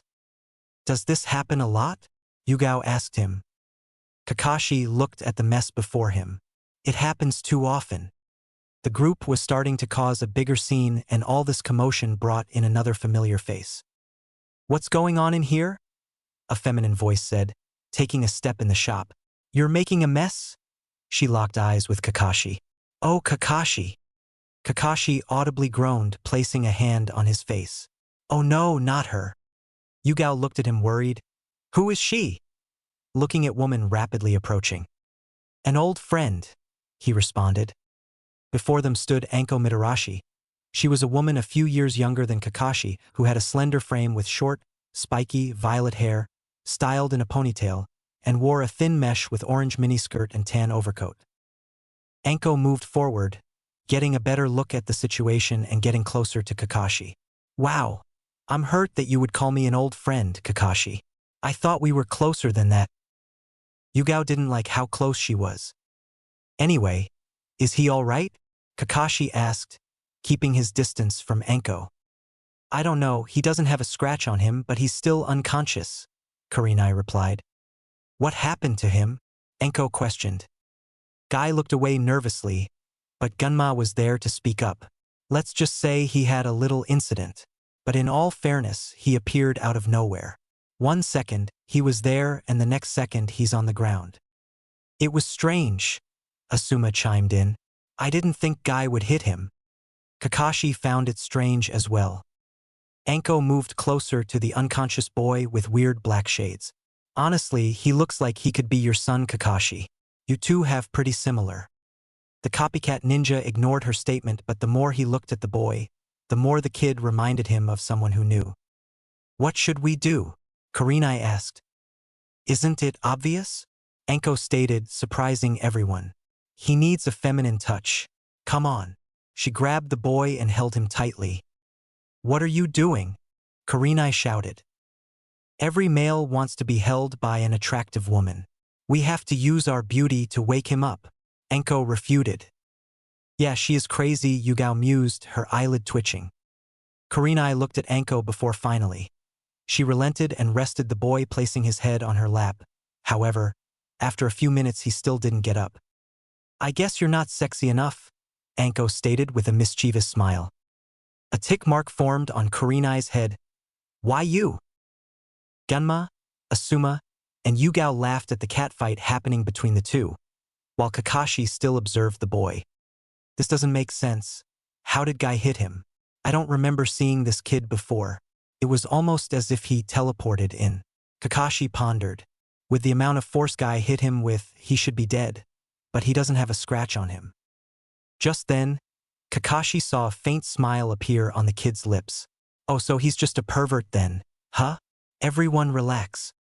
Kurenai and Anko stopped bickering while everyone else turned to Kakashi. "He's fine," he explained. "He's been faking it this entire time." Anko and Kurenai looked down to see a wide smile on the kid's face. Before they said anything, the white-haired boy flipped backward and landed on top of a nearby table. "You had to ruin the fun, eye patch," the kid said sarcastically. "But at least you noticed, unlike your comrades here. I sensed some interesting chakra signatures and thought you guys would be strong.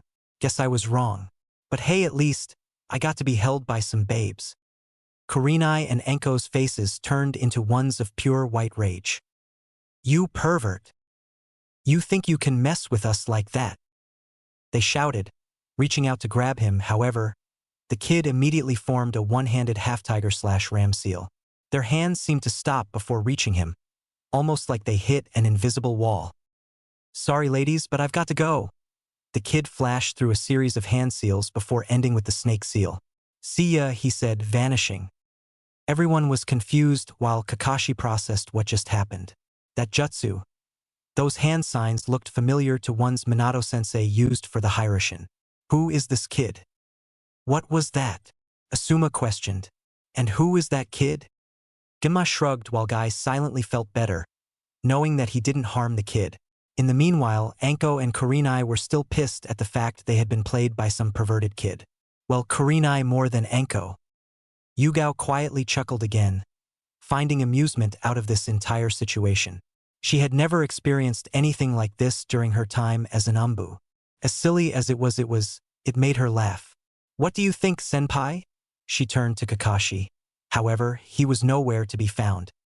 She was pretty sad, seeing that he had up and left without telling her goodbye. Naruto reappeared in the alleyway next to Amigurumi, exhausted and fatigued. He improved his teleportation, making the process considerably faster, but it still consumed a lot of his chakra. Their faces were priceless, he mused, a perverted smile on his grin. He had entered the shop minding his own business, trying to get a quick snack, but when Brushy Brows walked in and caused a whole scene, he decided to get a kick out of the situation. He didn't know what would happen, but it turned out to be quite enjoyable. Naruto chuckled to himself before putting his hands in his pockets and walking away. Off so quickly? A voice called out. Naruto's eyes widened behind his shades. He stopped in his tracks, turning around to see the same guy from before with silvery white hair and slanted Hittite. How did he get behind me so easily? You do realize it's a bit creepy to follow kids around, right? Especially in dark alleys, Naruto said, his tone light but edged with amusement. Creepy? I suppose perception is key, Kakashi replied, the single visible looking at Naruto. But let's talk about you. Teleporting around, causing a scene.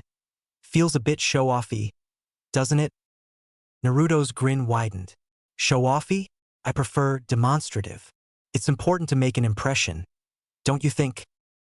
Kakashi's eyes seemed to gleam with a challenge. This kid is extremely arrogant. I thought he was related to Minato-sensei, but it seems I was wrong. I guess I'll knock him down a peg. Impressions are fleeting. Substance is what truly matters. Do you have any of that? Or is it all just smoke and mirrors? Naruto laughed, the sound echoing off the walls. Substance, huh? I would say you've got no substance considering you're stealing my look with that hair and covered-up eye. You're full of yourself. Makes it seem like you're trying to compensate for something, Kakashi stated. Lack of friends, maybe? Naruto bristled at the comment. I'll have you know I'm an annoying kid who's too full of himself to see how people really feel about him. It's a tale old as time, Kakashi finished for him. Though, I wonder if it's just a loud cover for your lack of skill. That was the last straw. Naruto's temper flared, and without thinking, he swung a punch at Kakashi, certain he could land a hit on the smug shinobi. Kakashi sidestepped with ease, seeing the punch coming from a mile away. He stuck his leg out, causing Naruto to trip. Gah! Naruto said, falling forward before planting his hands down and somersaulting. He turned around and launched his next attack, pissed that he had been embarrassed by this prick. Kagebushin no Jutsu. In a flash of smoke, two clones burst into existence, and the trio lunged at Kakashi in a coordinated assault. Kagebushins? I am surprised he has enough chakra to make two clones, Kakashi thought, evading the attacks with ease and a calm demeanor.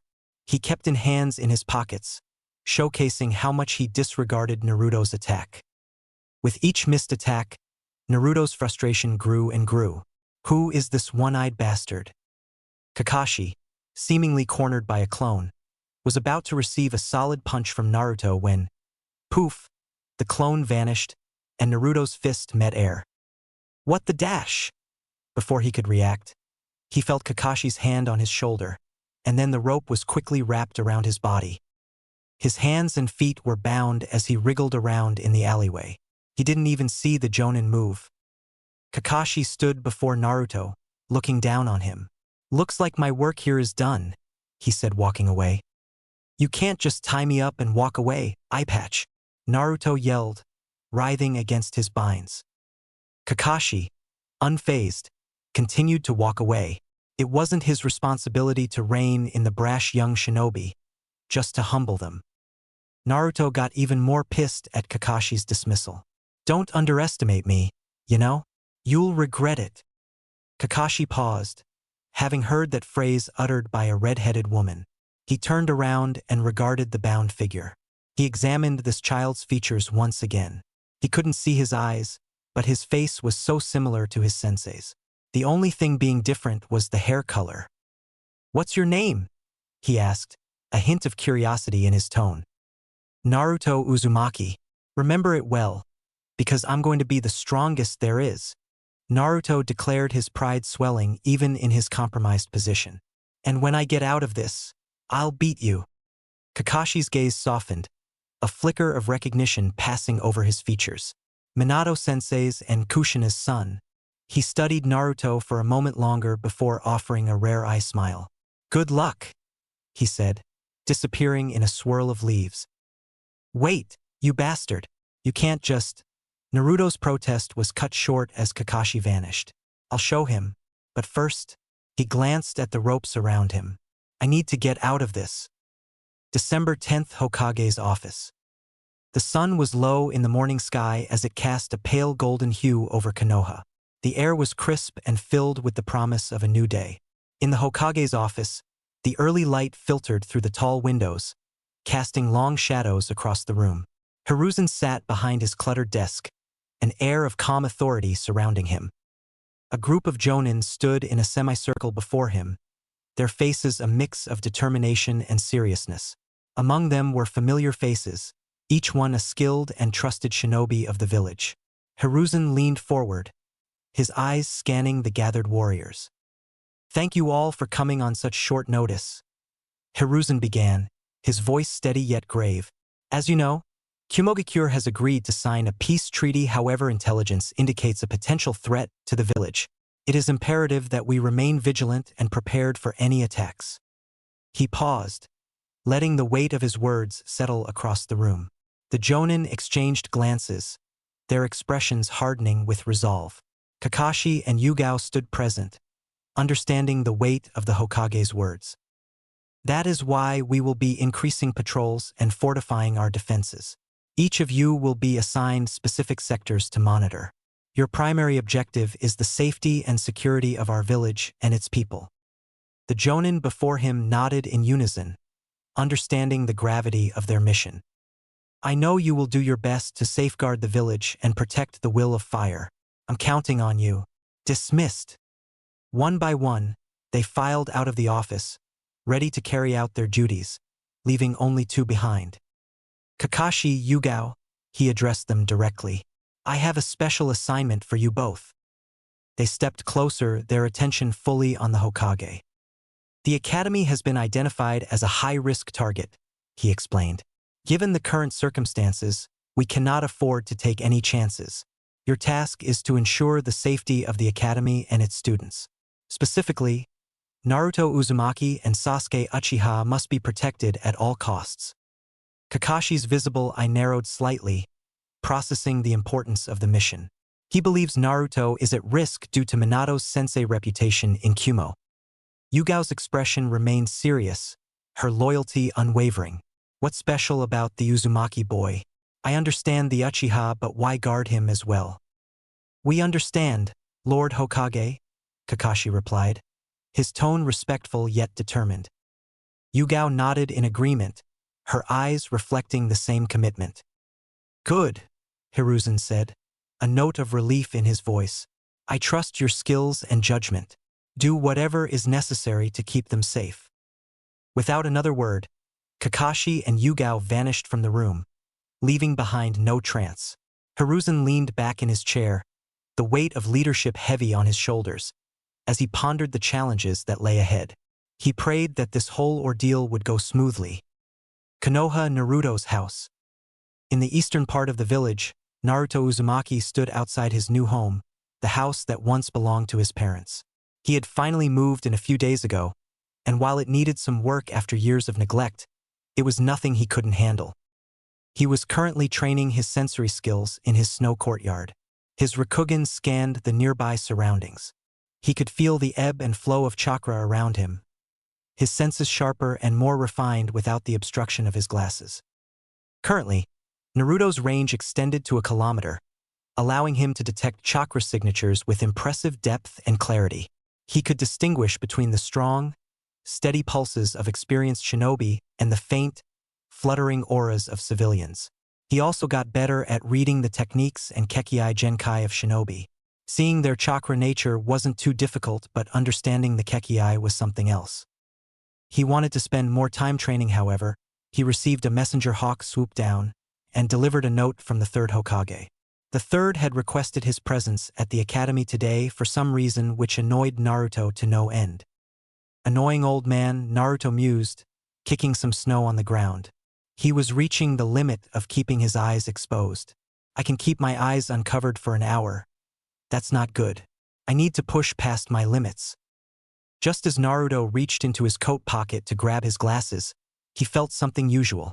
From the South Village barrier, he picked up on several dense chakra signatures moving steadily closer. Who are these guys? They don't feel like Konoha shinobi.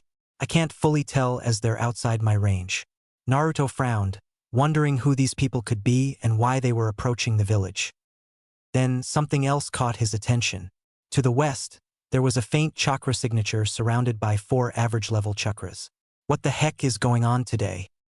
What intrigued Naruto was that this faint signature had a familiar pattern, one that reminded him of his own chakra, but it quickly faded before he could analyze it further. Seriously, what is going on today? Who was that? Naruto's thoughts were interrupted by the sound of his alarm going off. He sighed and shook his head before reaching for his glasses and slipping them back on reluctantly. As he walked toward his house, he stubbed his toe against a curb, cursing under his breath. I still have to get used to these, he muttered to himself, rubbing his foot. After grabbing his belongings, Naruto focused his chakra and weaved a series of hands before teleporting away. Naruto arrived far from the academy, choosing a secluded alleyway to avoid drawing attention to his teleportation ability. He didn't want people to know he could teleport just yet. As he adjusted to his surroundings, he thought about improving his teleportation jutsu. I can definitely decrease the amount of hand signs need, Naruto pondered, walking forward. I honestly would use Hiraishin if I was better a few in jutsu, but he sighed again. His mind drifted to the Rasengan, a technique that had surprisingly been the easiest for him to learn. His father's detailed notes had allowed him to piece it together quickly. There was also the matter of adding a chakra nature to the technique, something Naruto had yet to work on. His thoughts then turned to his special attack, Mugiken no Jutsu, aka the reverse of his AO technique. The difficulty lay in reversing the flow of chakra, an incredibly frustrating task he had yet to pull off. Due to this, he spent a lot of time focusing on AO and exploring all the possibilities with it. Came naturally to him and wasn't that bad to use. His eyes made it incredibly simple. Naruto finally made it to the end of the alleyway, stepping out to the main street of Konoha. He was surprised to see an unusual amount of Konoha shinobi stationed around the village. The shinobi had made a barricade, blocking the villagers from walking down the main road. They were bunched together on the side of the main path. God, this is annoying. If I had known they would be blocking out such a big section, I would have just teleported closer to the academy. Naruto through the streets, taking in the sight. He heard a large amount of footsteps approaching and turned to see a platoon of shinobi walking forward. He slightly lowered his glasses, getting a look at their Hitai-8s. Kumogakure? What is going on? Naruto smiled. I guess I should have paid attention in Irika-sensei's class. Just as he was about to get moving along, his gaze met with dark eyes. He saw a tall, slim man with dark skin, black hair, and a short goatee. His head was bandaged and a Kumogakure forehead protector covered his right eye. I wonder if he's their Shinobigashira, head ninja, Naruto muttered. The Kumo head ninja continued to look at Naruto, unsure of where he saw someone with a similar face. After some more tense moments, the head ninja looked away and continued on. Naruto watched as they disappeared from his view, heading to the Hokage's office. What was his problem? He questioned, continuing on his way. Naruto finally made it to the academy but decided to wait outside, intending to be late and mess with Irika. After a few minutes, he slid the door open. Irika's shout greeted him immediately. Why are you late, Naruto? A black cat crossed in front of me, so I had to go another way, Naruto replied, a mischievous grin on his face. Irika's eyelid twitched, reminded of someone else who often used similar excuses. Just take a seat, Naruto. Naruto took a seat next to Shikamaru, who was pretending to sleep. Do you know why there are so many shinobi around the village? Naruto asked. Shikamaru sighed, mumbling something about it being troublesome. It's probably because of the peace treaty signing with Kumogakure. Naruto nodded. You're such a dependable guy, he said, slapping Shikamaru on the shoulder and causing him to jump. Shikamaru rolled his eyes and went back to resting his head. I guess that's why the old man wanted me to show up today. He's trying to limit the possibility of someone recognizing who I am. His mind went back to the stare-down with the Kumo head ninja. Did he know who I was? Naruto's eyes began to scan the room. Nothing how many clan heirs there were in this clan. The most prominent clans had an heir in this room. It's not like anyone's that special besides me, Sasuke, and the Hyuga girl. At the thought, his gaze fell upon Sasuke, who was sitting down on a lower platform. The raven-haired Uchiha was focused on whatever Iruka was babbling on about. Although Sasuke suddenly turned and met Naruto's gaze. Sasuke nodded before returning his attention back to Iruka.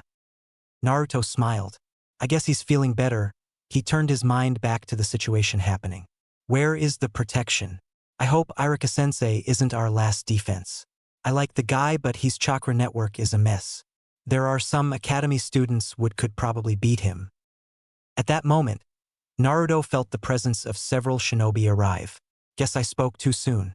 He wasn't impressed by their signatures, however. There were two people who piqued his interest. One of them had a very refined chakra signature and possessed elite chakra reserves. Nothing like a Uzumaki, but still impressive. The other had above-average chakra reserves, which wasn't too bad. Suddenly, Naruto sensed someone peeking through a poster to the left. Lowering his glasses slightly, he made eye contact with someone who smiled with their right eye before vanishing. Who was that? They're strong. I feel like we've met before. Iruka saw Naruto not paying attention and launched his chalk at the unsuspecting boy. The chalk seemed to bounce off Naruto's head, causing Shikamaru to chuckle. Ow! Naruto complained, rubbing his head. What was that for? I need you to pay attention, Naruto, Iruka said sternly. I'm about to explain some important information. The students leaned forward, eager to hear what their sensei had to say. Iruka began explaining the situation around the village. The Kumogakure shinobi are here to sign a peace treaty with us. Although this is a time for peace and reconciliation, we must remain vigilant. There was a mix of reactions across the room. Some got excited, some got scared, and a couple simply didn't care. Iruka continued, We'll be under supervision until everything is finalized. We must stay alert and report any suspicious activity. Naruto half-heartedly listened, not caring about this entire situation. His thoughts were drifting back to the chakra signatures he sensed earlier, especially the faint one that resembled his own. The sun hung in the sky, its golden rays obscured by the thick clouds not letting a strand of light pass through. Naruto laid with his back flat on a sturdy tree branch in the academy field. It wasn't extremely cold today, so the class had gone outside. Gosh, this is so boring, Naruto thought, looking up the tree branches. He sat upward to find something else he could do to fill in the time until they went back inside. I wonder if an attack will happen. His eyes gazed at the various academy students in the courtyard. He looked at Shikamaru, no, he's too lazy. He looked at Ino, she's too weak. He looked at Kiba, yeah, like anyone would kidnap him. He looked at Sakura, she's useless. Naruto laughed at his own joke. A couple of students heard him and moved away from the tree, thinking he'd finally lost his mind. After he was done laughing, his gaze fell upon Sasuke and Hinata. Yeah, it would be a safe bet to guess these two are potential targets. 3 Jonin was hovering around the Uchiha survivor, while there were 3 Jonin and 3 Chunin around the Hyuga princess. Screw this, I think I'll just mess with Sasuke. Naruto hoped down, landing on the field before placing his hands in his pockets and walking forward. Just as he moved forward, he noticed an unusual presence lurking around. Narrowing his eyes, he scanned the academy field, trying to make out the faint chakra signature. A flicker of movement caught his attention and turned towards Hinata's location. Near the Hyuga princess, he could make out curved light around some object on the ground. His Rakugan were telling him that a person was there, but he couldn't see anyone. What is going on? This person. They're using a technique that makes them invisible by reflecting light. Massacre no jutsu. Hiding with camouflage technique. Naruto smirked. At least things are starting to get interesting. I wonder who they are. Probably a Kumo shinobi. He slightly lowered his glasses. He couldn't see the person but was able to make out a Kumogakure Hitai 8 for a brief millisecond before the presence vanished. What they? Naruto muttered, confusion giving way to caution. He decided to investigate further. They could have grabbed Hinata right there, but they didn't. What's their plan? Naruto trekked over to Sasuke, keeping his senses alert for anything. Kakashi and Yugao sat perched atop the academy building, taking a vantage point allowing them to keep constant eyes on Naruto and Sasuke. Everything was going smoothly until Naruto strangely got up and stopped before staring at a space near Hinata Hyuga. What do you think that was? Yugao asked curiously. Kakashi's eye furrowed. I'm not sure. Keep your guard up in case anything happens. Do you know why we are looking over the Uzumaki child? She asked. I understand why the Uchiha, but I don't remember the Uzumaki being a clan. I thought Naruto was an orphan. Naruto's case is special, Kakashi revealed. He is an orphan, but the Uzumaki used to be a prominent clan in the village long ago. They're hailed from the land of whirlpools and were strong allies to Konoha. The land of whirlpools and Uzumaki clan was destroyed during the Second Great Ninja War, causing the clan to scatter. Yugao nodded, understanding the situation a little better. The two re-entered silence. There hadn't been much talking as they kept it to a minimum. At the moment, Yugao looked to the left, seeing a hawk fly over the Hokage's tower. She motioned to Kakashi, showing him the signal. Looks like the treaty has been signed. Kakashi nodded, surprised nothing had happened. After some more moments of silence, Yugao spoke up.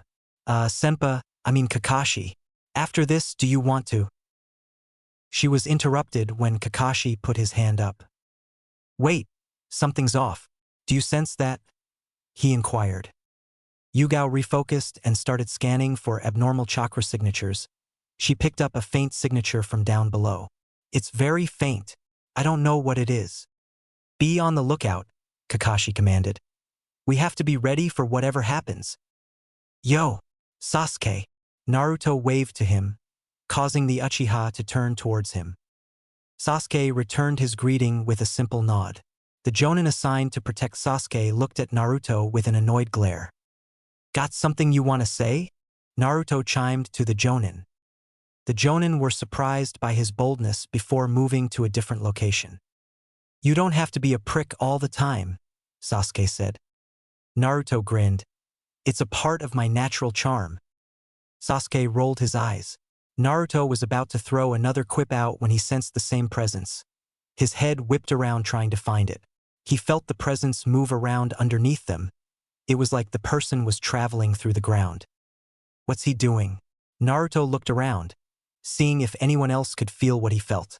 Much to his annoyance, no one seemed to be alert. How is no one able to sense? I guess I'm just that good. He pondered, inflating his own ego until he turned back to his surroundings. This whole ordeal did not feel right, and sweat started to roll down his face. Why am I sweating? Sasuke noticed Naruto's contorting face. He couldn't see Naruto's eyes but had a feeling they were searching for something.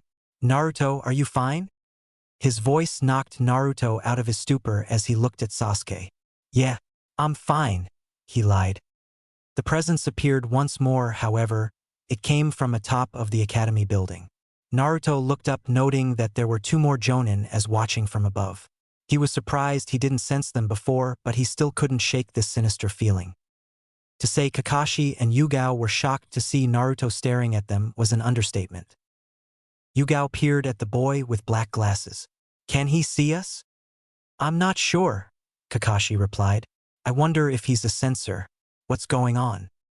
Yugao got another ping of the same signature she felt earlier. Kakashi, that same signature just reappeared. I think they're using some cloaking technique to hide their presence. Should I alert everyone? Just as Kakashi went to reply, a voice called out. Kanashibari no Jutsu, temporary paralysis technique. Kakashi and Yugao felt their entire body come to a stop. It was as if someone had chained their feet and arms down with invisible steel rope. I can't move, Yugao stated, trying to break free of the jutsu. Kakashi tried moving but was unable to, but at the same moment, They heard a sizzling sound, causing them to look down and see the surface below them was littered with kabaku fuda, explosive tags. "Get out now," Kakashi commanded, but it was too late. The tags began to tear apart, igniting and beginning their detonation phase. Kakashi tried moving his body to get away, but he was still under the effects of the paralysis jutsu. Yugao managed to get her right arm free and pushed Kakashi with all her might. "Yugao!" Kakashi cried out as a large flash of light erupted, pushing him backward and blinding his vision before darkness consumed his whole. Naruto kept his gaze fixed on the rooftop, unease gnawing at his gut. Sasuke moved closer to him. "You don't seem all right?" Sasuke stated. Before Naruto could respond, he heard the annoying squeal of fangirls cry out, "Sasuke kun." "Huh, this is just what I needed," he grumbled. A herd of 5 fangirls, led by the Sasuke fangirl president, Sakura Haruno, marched closer to the Uchiha. "Ah, Sasuke-kun, we've missed you," the pink-haired girl squealed. She couldn't come over here due to the Jonin, but now they were gone. "My glorious king, we exist to serve you." Sasuke's eyelids started to twitch. He didn't know that these fangirls were this unhinged. Before he could ask them to leave, Naruto spoke up for him. "Hey now, girlies. Can't you see Sasuke's busy with more important things?" Naruto grinned. "Why don't you save the worship for another time?" "Step away from our king," Sakura stated firmly, her irritation showing. Naruto was starting to find their antics more frustrating than annoying, especially with whatever was happening around him. "I thought you were just trolling, but it seems like you're completely delusional. Screw off and find something better to do instead of spewing this king crap." A flash of light and a boom sent shockwaves, causing everyone to look up to the top of the academy building. "What is?" Naruto said, bewildered before he heard a sizzling sound below him. He glanced down to see explosive tags before his feet. They were igniting. "How did? There isn't enough time to get away." "Mugen," he said, swiftly forming a hand seal as a flash of light engulfed his surroundings. Chapter 4: The Will of Fire. Konoha Council Chambers. The tension in the room was palpable as Hiruzen sat at the head of the table. Surrounding him were several high-ranking Konoha officials, members of the Elder Council, and the Shinobi Council. To his left sat Nabito Uchiha, Hamura Mitokado, and Koharu Udatain.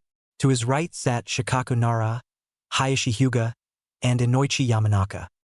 Across the table, the Kumo delegation party, sent to represent the Raikage, stood at attention. A group of 10 Kumo shinobi, wearing their standard attire of long gray tops and matching bottoms, their white one-strapped flak jackets with arm and shin guards, looked increasingly anxious. Their leader, the head ninja, had gone to take a piss but had yet to return, and 2 other members of their party had ventured off. Despite these distractions, the negotiations were progressing smoothly. Both villages were eager to avoid further conflict. Konoha had leveraged the absence of key Kumo shinobi to secure more favorable terms, thanks to the assertiveness of Nabito and Hayashi. After 3 long hours, they were nearing the end. Hiruzen looked at the document once more before standing up. He smiled at the Kumo shinobi, attempting to ease the tension. "There is no need to be afraid." The Kumo shinobi breathed a sigh of relief. "Through careful consideration, we have decided to accept your terms," he stated, signing the treaty. "Today is the first step towards peace." At that moment, 2 explosions echoed through the air, causing the room to shake. "What's going on?" one of the Kumo shinobi exclaimed. Before they could react, Konoha shinobi surrounded them. Kunai and swords pressed against their throats as their bodies were thrown to the floor. "Wait, a Kumo shinobi began, but a Konoha shinobi pressed harder, silencing him. That sounded like it came from the direction of the academy. "I was a fool to not see an attack like this coming," the Hokage's mind raced. "Send a squad to the academy immediately," Hiruzen barked, his voice brooking no argument. "Keep these men under guard. If they make a single move, cut them down." The Kumo shinobi were visibly confused and frightened. "We swear, we had nothing to do with this," one of them protested. The Hokage ordered us to sign for peace. He'd kill us if we betrayed his word, another claimed. Hiruzen's eyes narrowed, but he nodded slightly. Inoichi, take them to TNI to confirm their story, he stated. If not, kill them. Inoichi nodded, getting up quickly as Umbu bound the Kumo shinobi and escorted them out. Hiruzen's gaze turned to his council beside him. Shikaku, gather shinobi and have them investigate the matter. Search for the missing Kumo shinobi. Hayashi, send a squad to the academy. We need to ensure the next generation is safe. Should we destroy the treaty, Hokage-sama? Koharu asked. No. Hiruzen turned to the elder council on his left. We will keep it in case those Kumo shinobi are telling the truth. I want you three to draft a message for the Hokage. If his shinobi have truly betrayed him, we need to inform him of what has happened. The Hokage then looked to everyone in the room under his command. His eyes were sharp and stern. I am declaring an immediate lockdown of the village. No one can get in or out without my say. Do you understand? Hi, Hokage-sama. The council members responded. Then you are dismissed. Protect the village, he shouted as everyone vanished. The old Hokage's thoughts turned to the worst, praying that no one got hurt. If so, there would be hell to pay. Konoha Ninja Academy. Chaos reigned at the Ninja Academy. Irika Umino, the school headmaster, was in a state of complete shock as he watched a group of students, including Naruto Uzumaki, Sasuke Uchiha, and Sakura Haruno, be engulfed in a blinding light. Naruto, Sasuke, Sakura, Irika cried out, his voice laced with fear for their safety, but the thunderous blast drowned it out. Smoke and debris filled the air, pushing students and teachers alike to the ground. Irika flew backward, slamming into the academy building wall. His back felt like it was on fire, and he tasted blood in his mouth. Irika slowly looked around, seeing the chaos.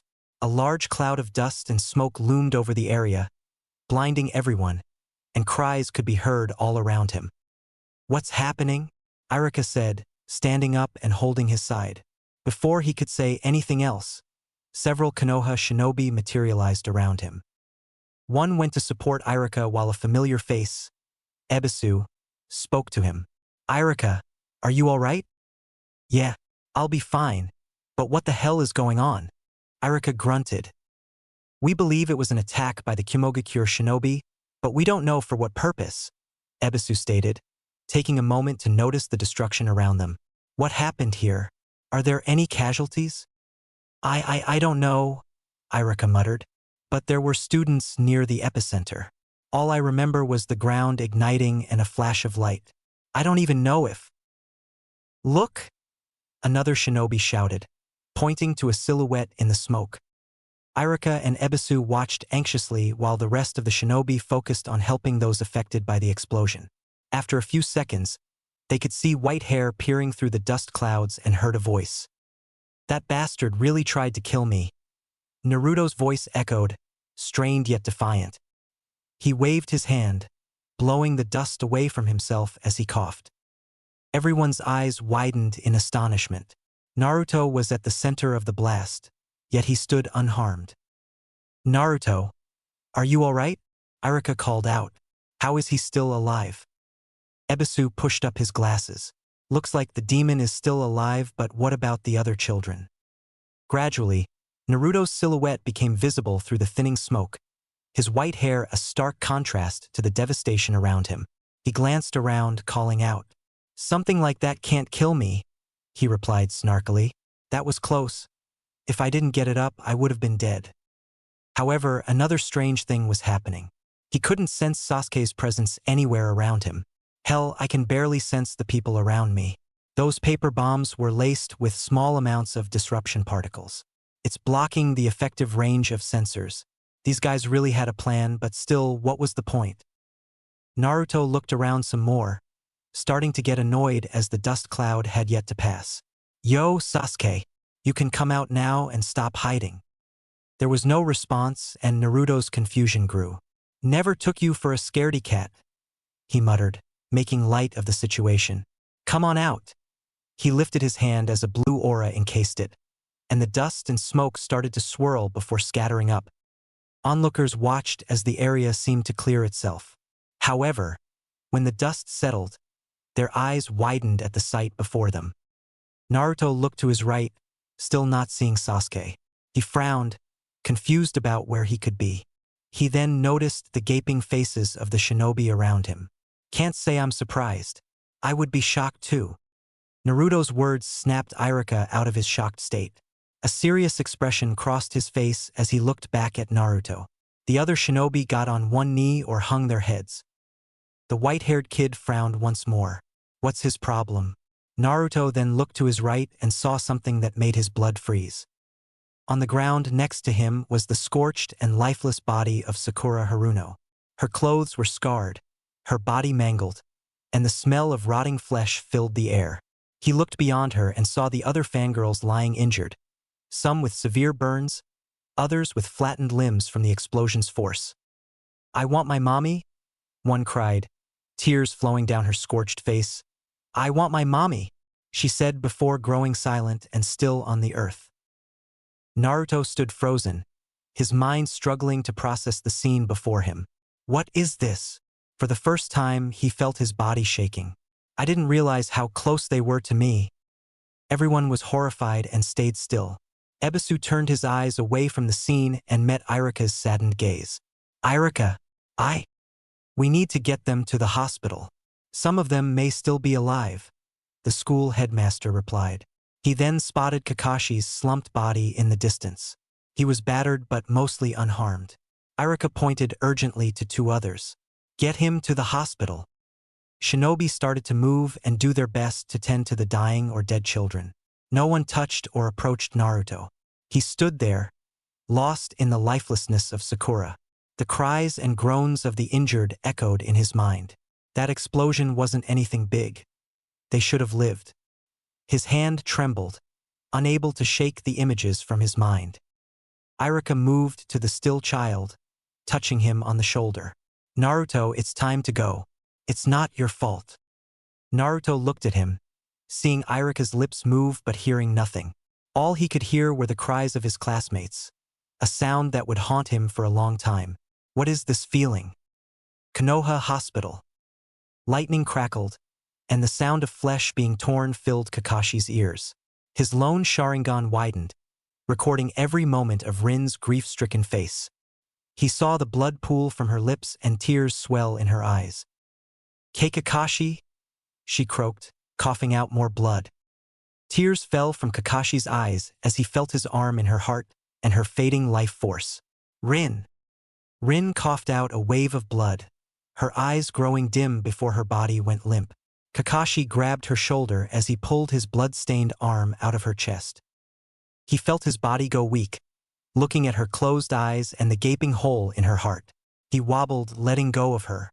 Rin's body fell with a loud thud, the only noise piercing through the deafening rain. "Rin," he said before falling into a world of darkness. In an instant, he opened his eyes, gasping for breath, his heart racing. He slowly got up, his mind still flooded with the image of Rin's face, her final moments replaying in a never-ending loop. "Rin," he muttered, still disoriented. He looked around, spotting Hiruzen sitting by his bedside. "Kakashi," the Hokage said somberly, "you've been out for a while. It's a miracle you survived that fall." Memories of him and Yugao getting paralyzed, then the paper bombs going off, flashed through his head. He jumped up. "Hokage-sama, what happened? Where's Yugao?" Kakashi asked, his voice urgent, a hint of desperation creeping in. "Calm down, Kakashi," Hiruzen said, his tone steady.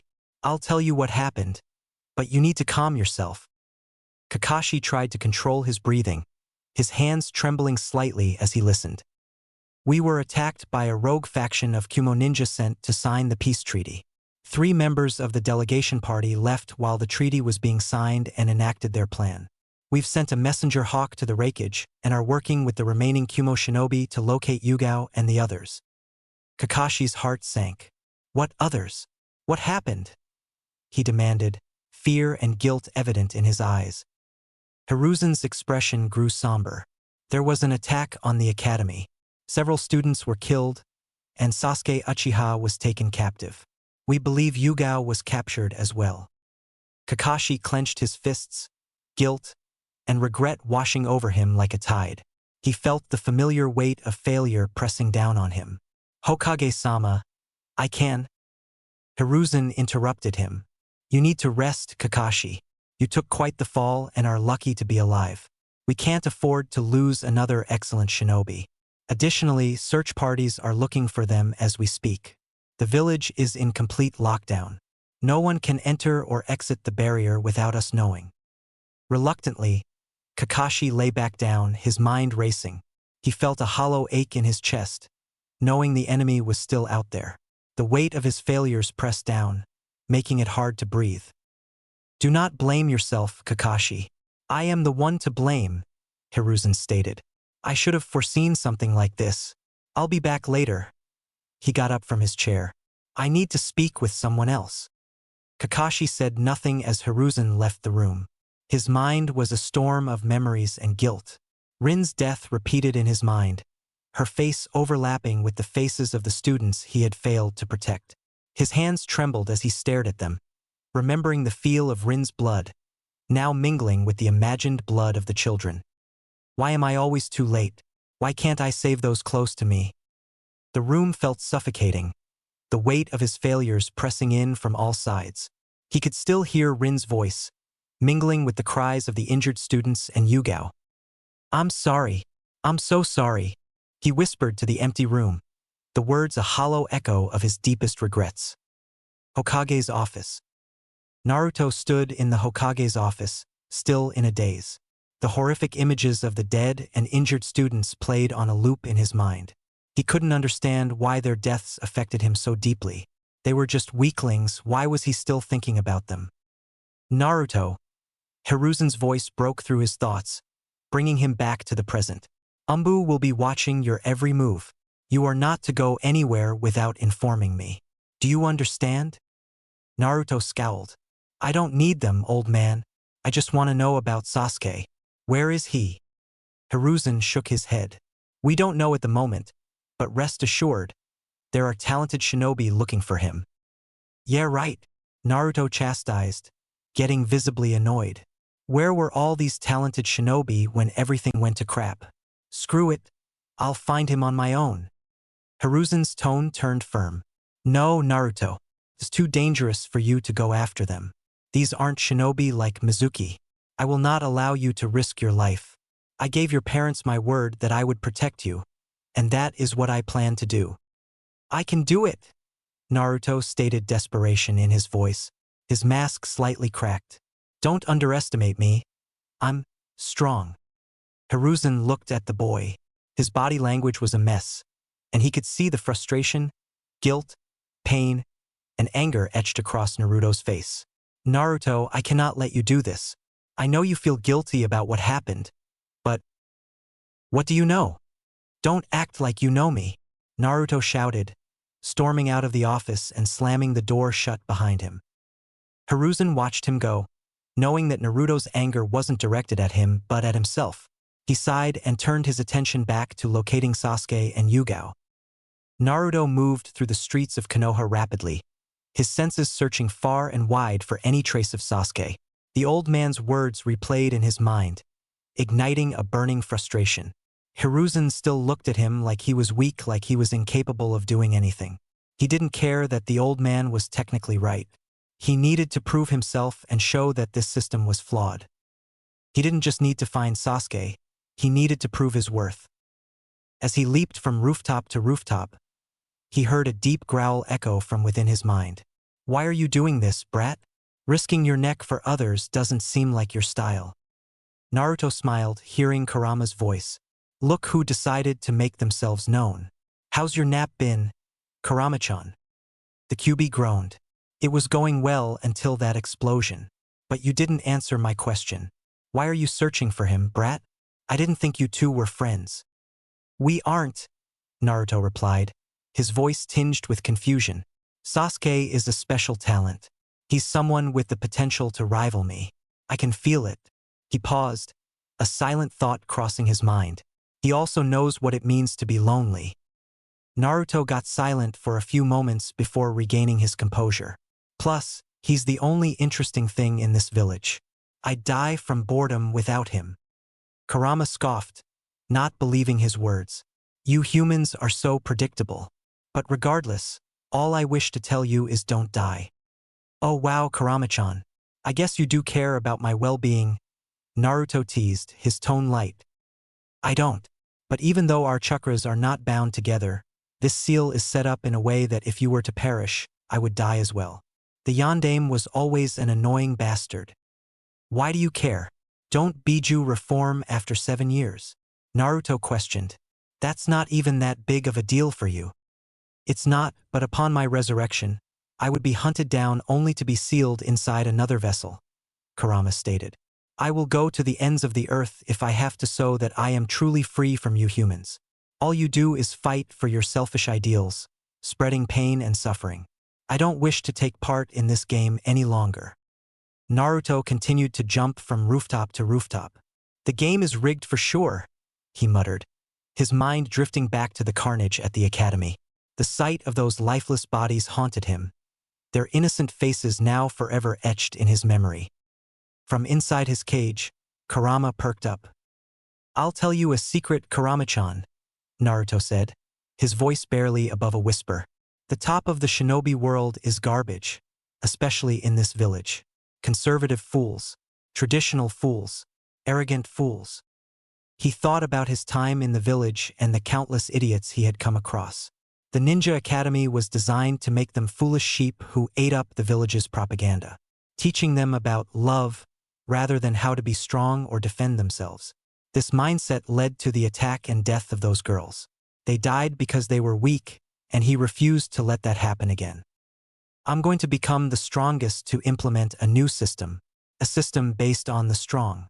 I won't allow anyone to be weak, he finished, his voice filled with determination. That's interesting, the Kyuubi remarked. Naruto smirked. You sound like you don't believe me. It's not wise to underestimate me, you know? Kurama growled but said nothing, lost in thought about another, equally annoying, red-headed Uzumaki who would say the same phrase. Naruto felt a surge of satisfaction in his victory and continued onward. Yet a question ran across his mind. Why does it feel like Sasuke's chakra is everywhere and nowhere at the same time? The child continued to jump from rooftop to rooftop, not ceasing in his search. Unbeknownst to Naruto, an older man with a thin mustache was listening nearby, suppressing his chakra. Humph, that kid's got spirit, but I can't have him interfering with my plans, Nabito murmured. Without a noise, he disappeared, leaving no trace behind. Konoha Kimu Butai. Nabito soon arrived in his office at the Konoha Military Police Force building. He hadn't used any space-time ninjutsu to get there.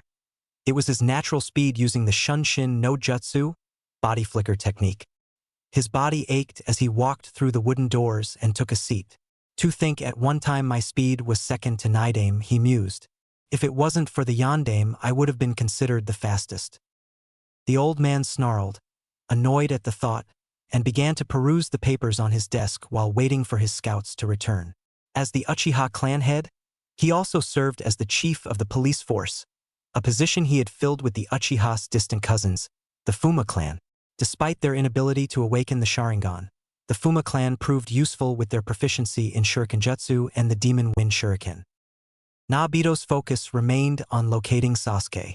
When he first heard of his grandson's capture, he was livid, not out of concern for Sasuke but because it threatened his power play.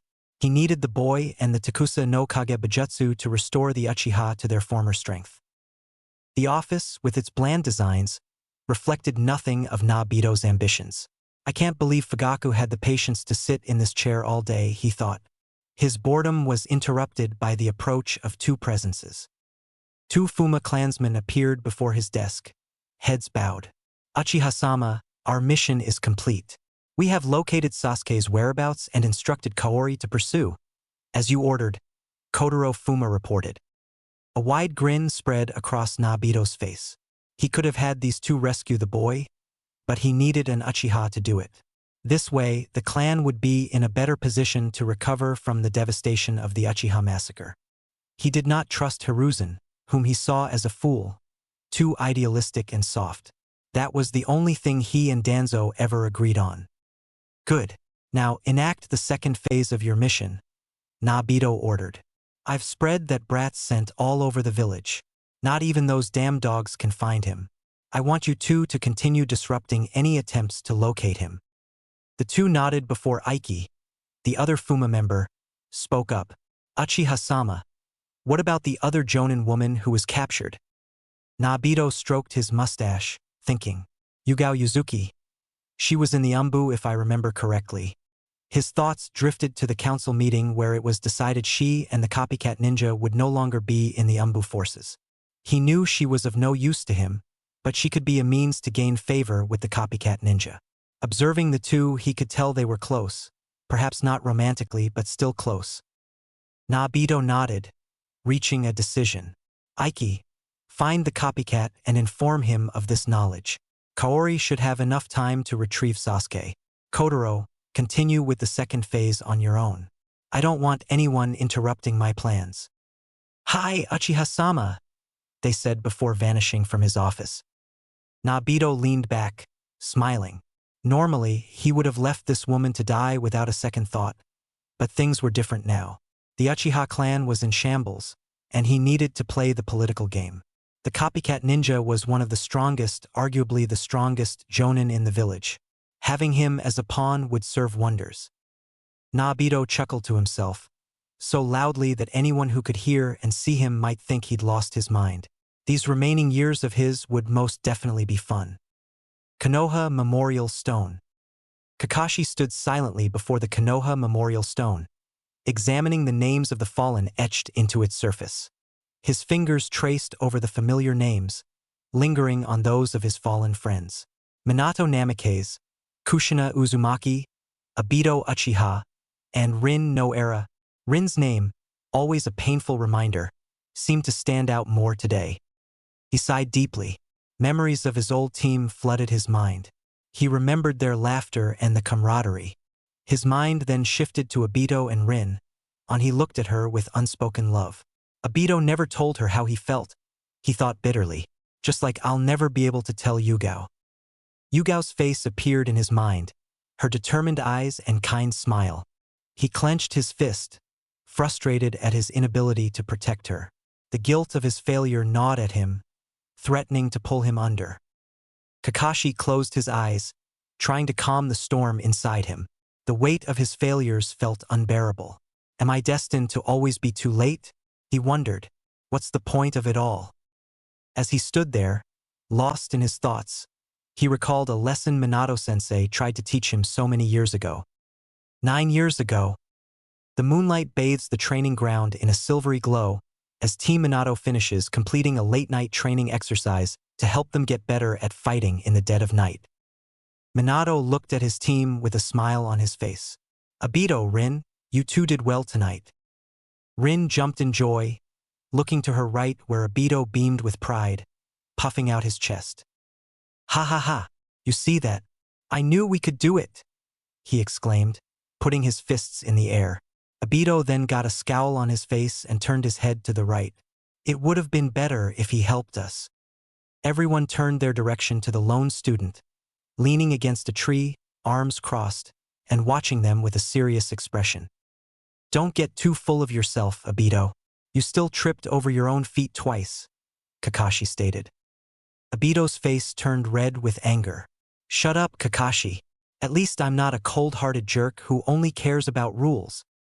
Rin quickly spoke up, placing a calming hand on Obito's shoulder. Obito, calm down. We're a team, remember? Minato watched the exchange with a thoughtful expression. Still need to work on their teamwork, he thought. All right, everyone. You're free to leave for the night. Good work. Obito shot Kakashi a glare, but Kakashi ignored it, looking off into the distance. This only infuriated Obito more. You think you're so much better than everyone else, don't you? Rin gently pulled Obito away, whispering soothing words to calm him down. Come on, Obito, let's go. Minato watched as Rin and Obito walked away.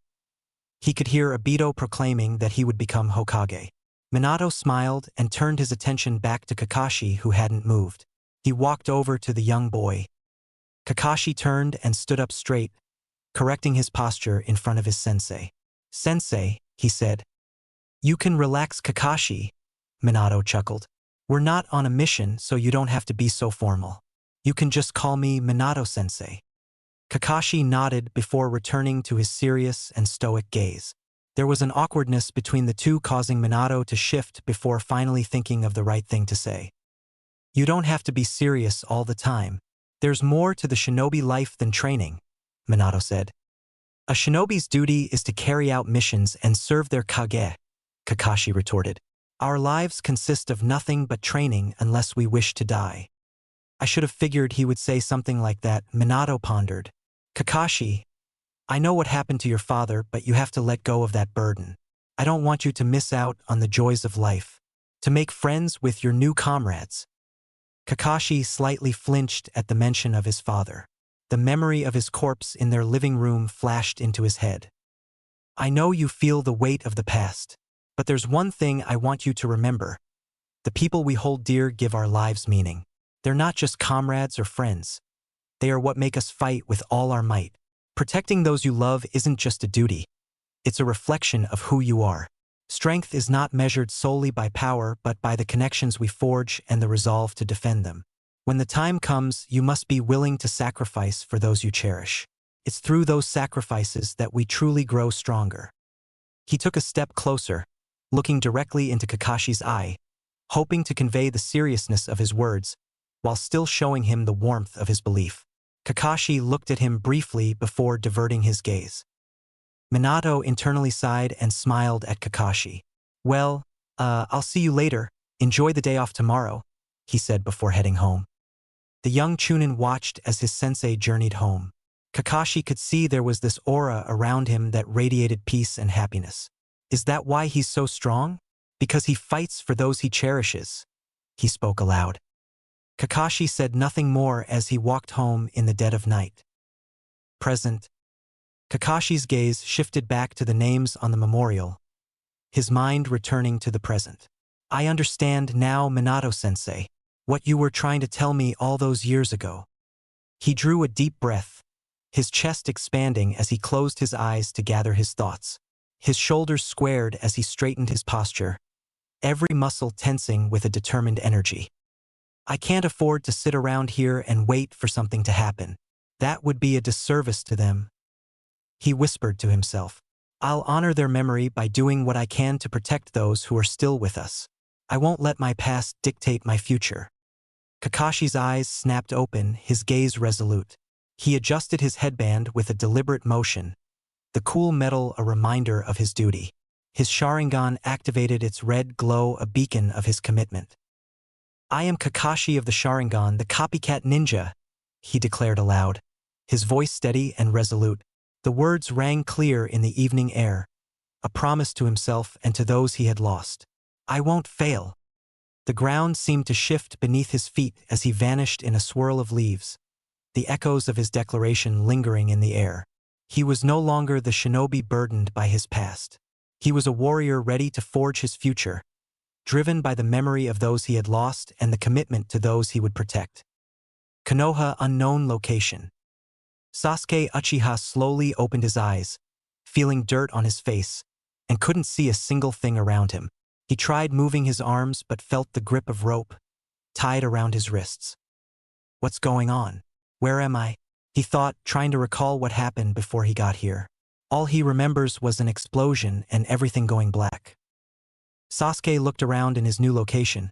He couldn't tell if he was still in the village, as it seemed like they were in a makeshift fox due to the lack of light and dirt around him. "I guess I've been taken hostage." It must have been the foreign shinobi Ojisama was talking about. As he continued to assess his surroundings, he spotted an unconscious Jonin woman with long purple hair. Unlike him, her arms, legs, and mouth were bound tightly. Sasuke looked around once more, spotting an opening just above him. "I need to get out of here," he thought, trying to loosen the binds on his wrist. His captives had done a piss-poor job of tying him up, and after many minutes of struggling, he was close to freeing himself. However, he heard footsteps rapidly approaching, and he quickly pretended to be unconscious. Sasuke felt light fall on his face as loud thuds got closer. "Shit, man, what are we going to do?" one said, nervously. "They've locked down the entire place. Will you shut up before you alert every Konoha shinobi to our position?" the other responded. "Don't yell at me. I'll keep yelling at you for as long as I like. Maybe I can get away while they're arguing," Sasuke thought. He moved his hands again as the rope was now loose. Just as he was about to sink into the shadows, a thought shot across his mind. Wait, what about her? Sasuke found himself presented with a tough dilemma that he was unable to act on as another deeper voice entered the foxhole. "Both of you shut up before I kill you," the voice growled. The two Kumo shinobi stopped their bickering and turned their attention to the head ninja. The head ninja looked beyond them to the tied-up bodies of Sasuke and Yugao. "We were supposed to grab the Hyuga heiress. Who is this kid?" "He's a part of the Uchiha. The Hyuga girl was too guarded to grab her," one replied. "So they were after Hinata?" Sasuke thought. The head ninja looked annoyed as their target was the girl. Although the brat was a part of the Uchiha clan, they had no way of knowing if he even had a Sharingan. "Who's the Kunoichi and why is she still alive?" "She's some censor. She and the copycat ninja were about to discover us," one admitted. "We had to do something." "Okay, but why is she still alive?" the head ninja replied. "We don't need any more dead weight." It got real silent and Sasuke was extremely confused as to what was going on. What are they planning to do to her? "Well, you see, Kai and I thought we could have some fun with her," the Kumo shinobi stated.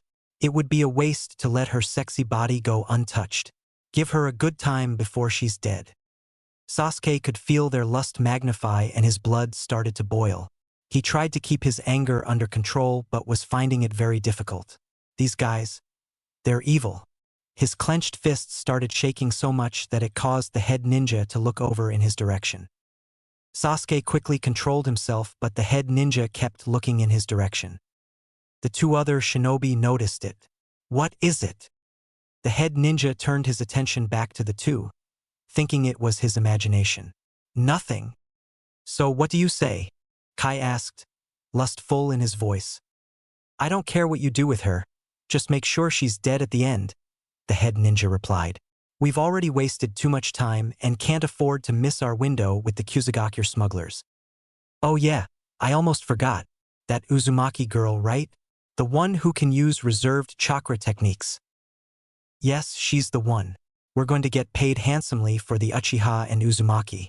But get your use out of that woman and meet me 5 miles up north," the head ninja said. "I'll take the Uchiha kid with me and don't be late." The other Kumo shinobi giggled like children and Sasuke could hear the sound of pants unzipping. He then heard the steps of someone getting closer. "What am I to do? I can't sit by and let them do this, but can I beat them?" Sasuke thought, his mind racing. Time seemed to move at a snail's pace as he debated on what he should do. He heard the shuffling of bodies and could feel them reaching out to grab her and violate her. "No," his thoughts screamed. "I can't sit by and let this happen. I refuse."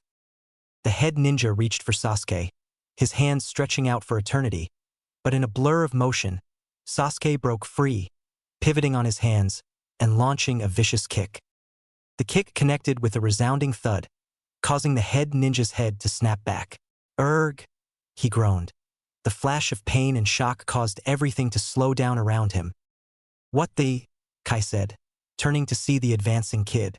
"I'll get you, you brat." From Sasuke's perspective, the shinobi moved in slow motion.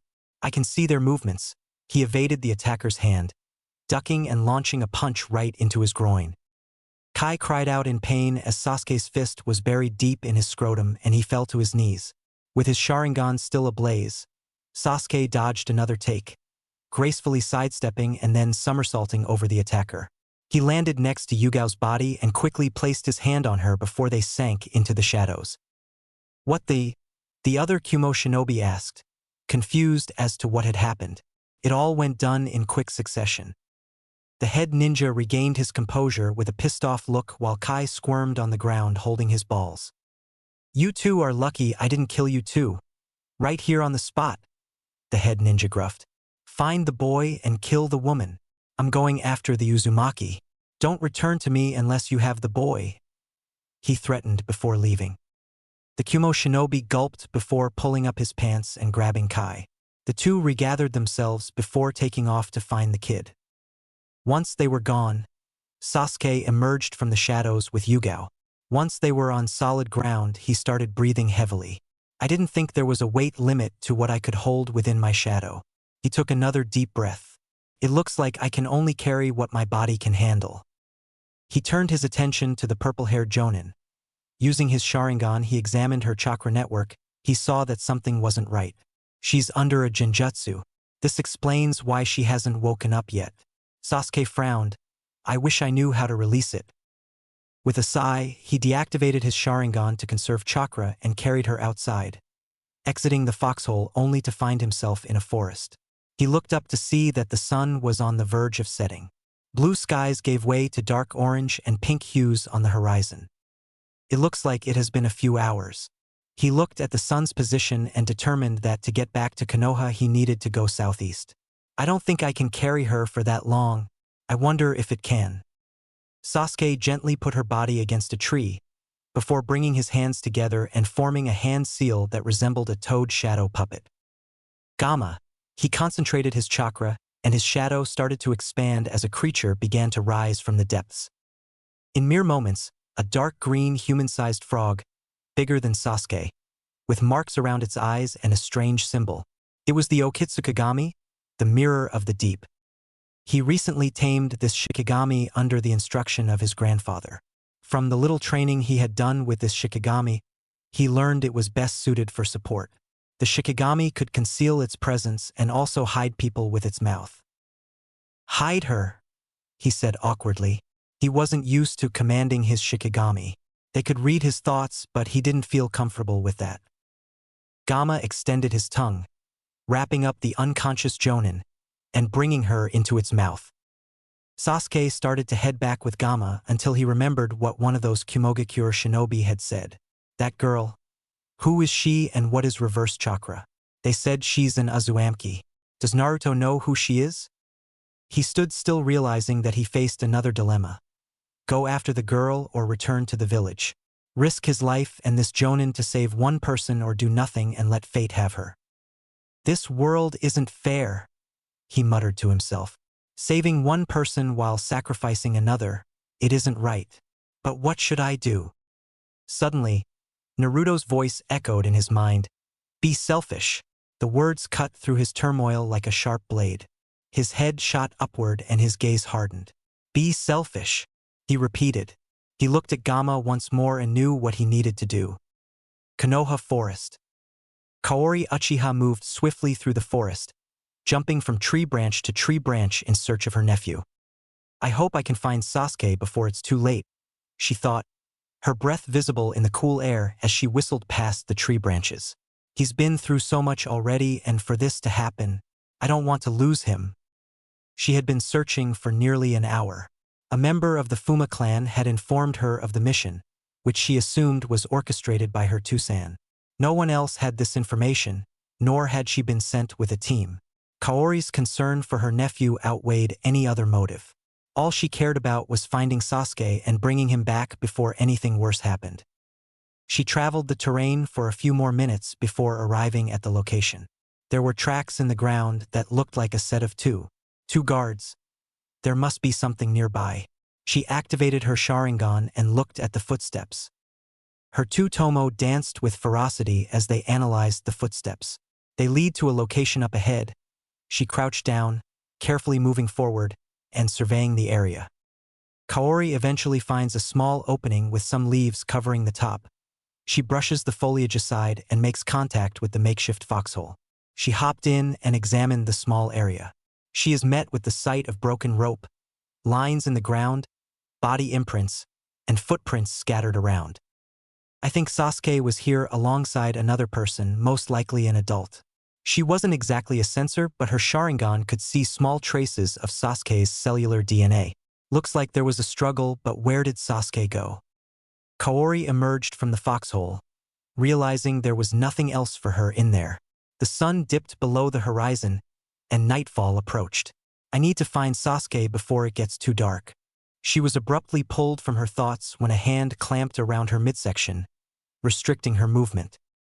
Look at that, a voice drawled. Lost one Uchiha, only to catch another. Looks like luck's on my side. Kai, come over here. Kaori struggled, but the grip was too strong. She was just a child, and the man holding her was a grown shinobi. Let go of me, she shouted, trying to break free. The Kumo shinobi just laughed as he continued to wait for his associate to arrive. In a quick second, Kai appeared in front of the two. Look what I caught? Kai smirked. Let's forget about that other kid. Let's take the girl and get the hell out of... A burst of blue lightning erupted from Kai's chest, causing him to gasp and stagger. Crimson liquid trickled from his lips while the grass became stained with blood. Kaori and the Kumo shinobi's eyes widened as they watched lightning pulse from the gaping hole in Kai's chest. There was an outline of a man behind him, but they couldn't see who it was. Kai slowly turned his head behind him, feeling his life force fading away. Why will Yuri? He croaked again, feeling the hand exit his body. He then fell to the earth and became still on the stained grass. Who is that? Kaori stared in shock, her eyes wide as the figure of the assailant emerged from the shadows. The figure walked forward with deliberate steps, each one resonating with authority. The Kumo shinobi, terrified, drew a kunai and pressed it to Kaori's neck. Stay back, he ordered, his voice trembling. Kaori thought she saw a flicker of Sharingan before the figure disappeared, along with the hold on her. She collapsed, gasping for air, and took a few moments to recollect herself. Are you all right? A deep voice then asked her. Kaori looked up to see the dead body of her captor and a man with silver hair and a mask covering most of his face. He had a Konoha Hitaiate and his left eye bore a mature Sharingan. Who are you? She asked nervously. The man had the Sharingan but not the typical Uchiha appearance. Kakashi gave her a reassuring smile, his eye crinkling into a smile. I'm Kakashi. I'm here to help. Kaori hesitated before taking his hand. Thank you. I'm Kaori. Do you know where they went? Kakashi nodded, and a new voice chimed in. They're headed north, a few miles from here. Kaori looked around, confused. Down here, the voice said. She looked down to see a small pug wearing a blue shinobi outfit and Hitaiate. Did that dog just talk? She asked, bewildered. The pug, appearing annoyed, snapped, Yeah, and what of it? You got a problem with dogs? No, Kaori said awkwardly. Pack in focus, Kakashi said, glancing at the pug. We have a mission to complete. Kaori-san, stay close and follow my lead. We'll handle this together. Kaori nodded, and the two set off into the night. Is this a joke? Naruto bellowed, his frustration palpable. He had been scouring the village for over an hour and still hadn't found Sasuke. Each time he thought he'd caught a lead, it turned out to be a dead end, random scraps of clothing or scrolls with residual chakra. He tossed the scroll he just stumbled across into the air with exaggerated flair. Seriously? Is someone trying to pull a prank on me? This is ridiculous. From the depths of Naruto's mind, Kurama watched the chaos with a mixture of amusement and confusion. He rested his head on his paw, annoyed by the spectacle. He didn't understand why this brat was so adamant on rescuing the Uchiha, especially since they weren't friends. Humans are odd creatures, he thought. Why go through all this trouble for someone who isn't even a friend? He could sense Naruto's emotions, annoyance, arrogance, and pridefulness, but also a surprising amount of guilt and anxiety. He knew that Naruto was chasing nothing and going around in a circle, but the brat hadn't learned this yet. Kurama could sense the Uchiha boy was in the northern part of the village. The Kyuubi sighed, having had enough of this game. You've been chasing nothing this entire time. The Uchiha is nowhere near you. He is in the northern forest of your village. Wait, what? Naruto glared at the space around him. And you're telling me this now? What's the big idea, Kurama? I figured you'd figure it out eventually, given how you claim to be the smartest around. But apparently I overestimated you. Now get moving, Kurama said with a dismissive tone. It's not like I care. I just don't get why you're making such a big deal out of this. Naruto's eyes narrowed, a confident smirk spreading across his face as he tossed his glasses aside. Remind what I said about underestimating me? Watch as I wipe that smug look off your face. Does he ever shut up? Kurama thought. He focused his energy, his expression shifting to one of intense concentration, though it was paired with an air of playful arrogance. His senses expanded, and his Rakugan flared to life, processing the incoming information with lightning speed.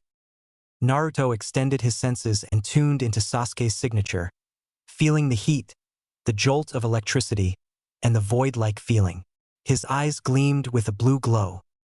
Looks like I win, Naruto said with a grin. Kurama shook his head. Fool.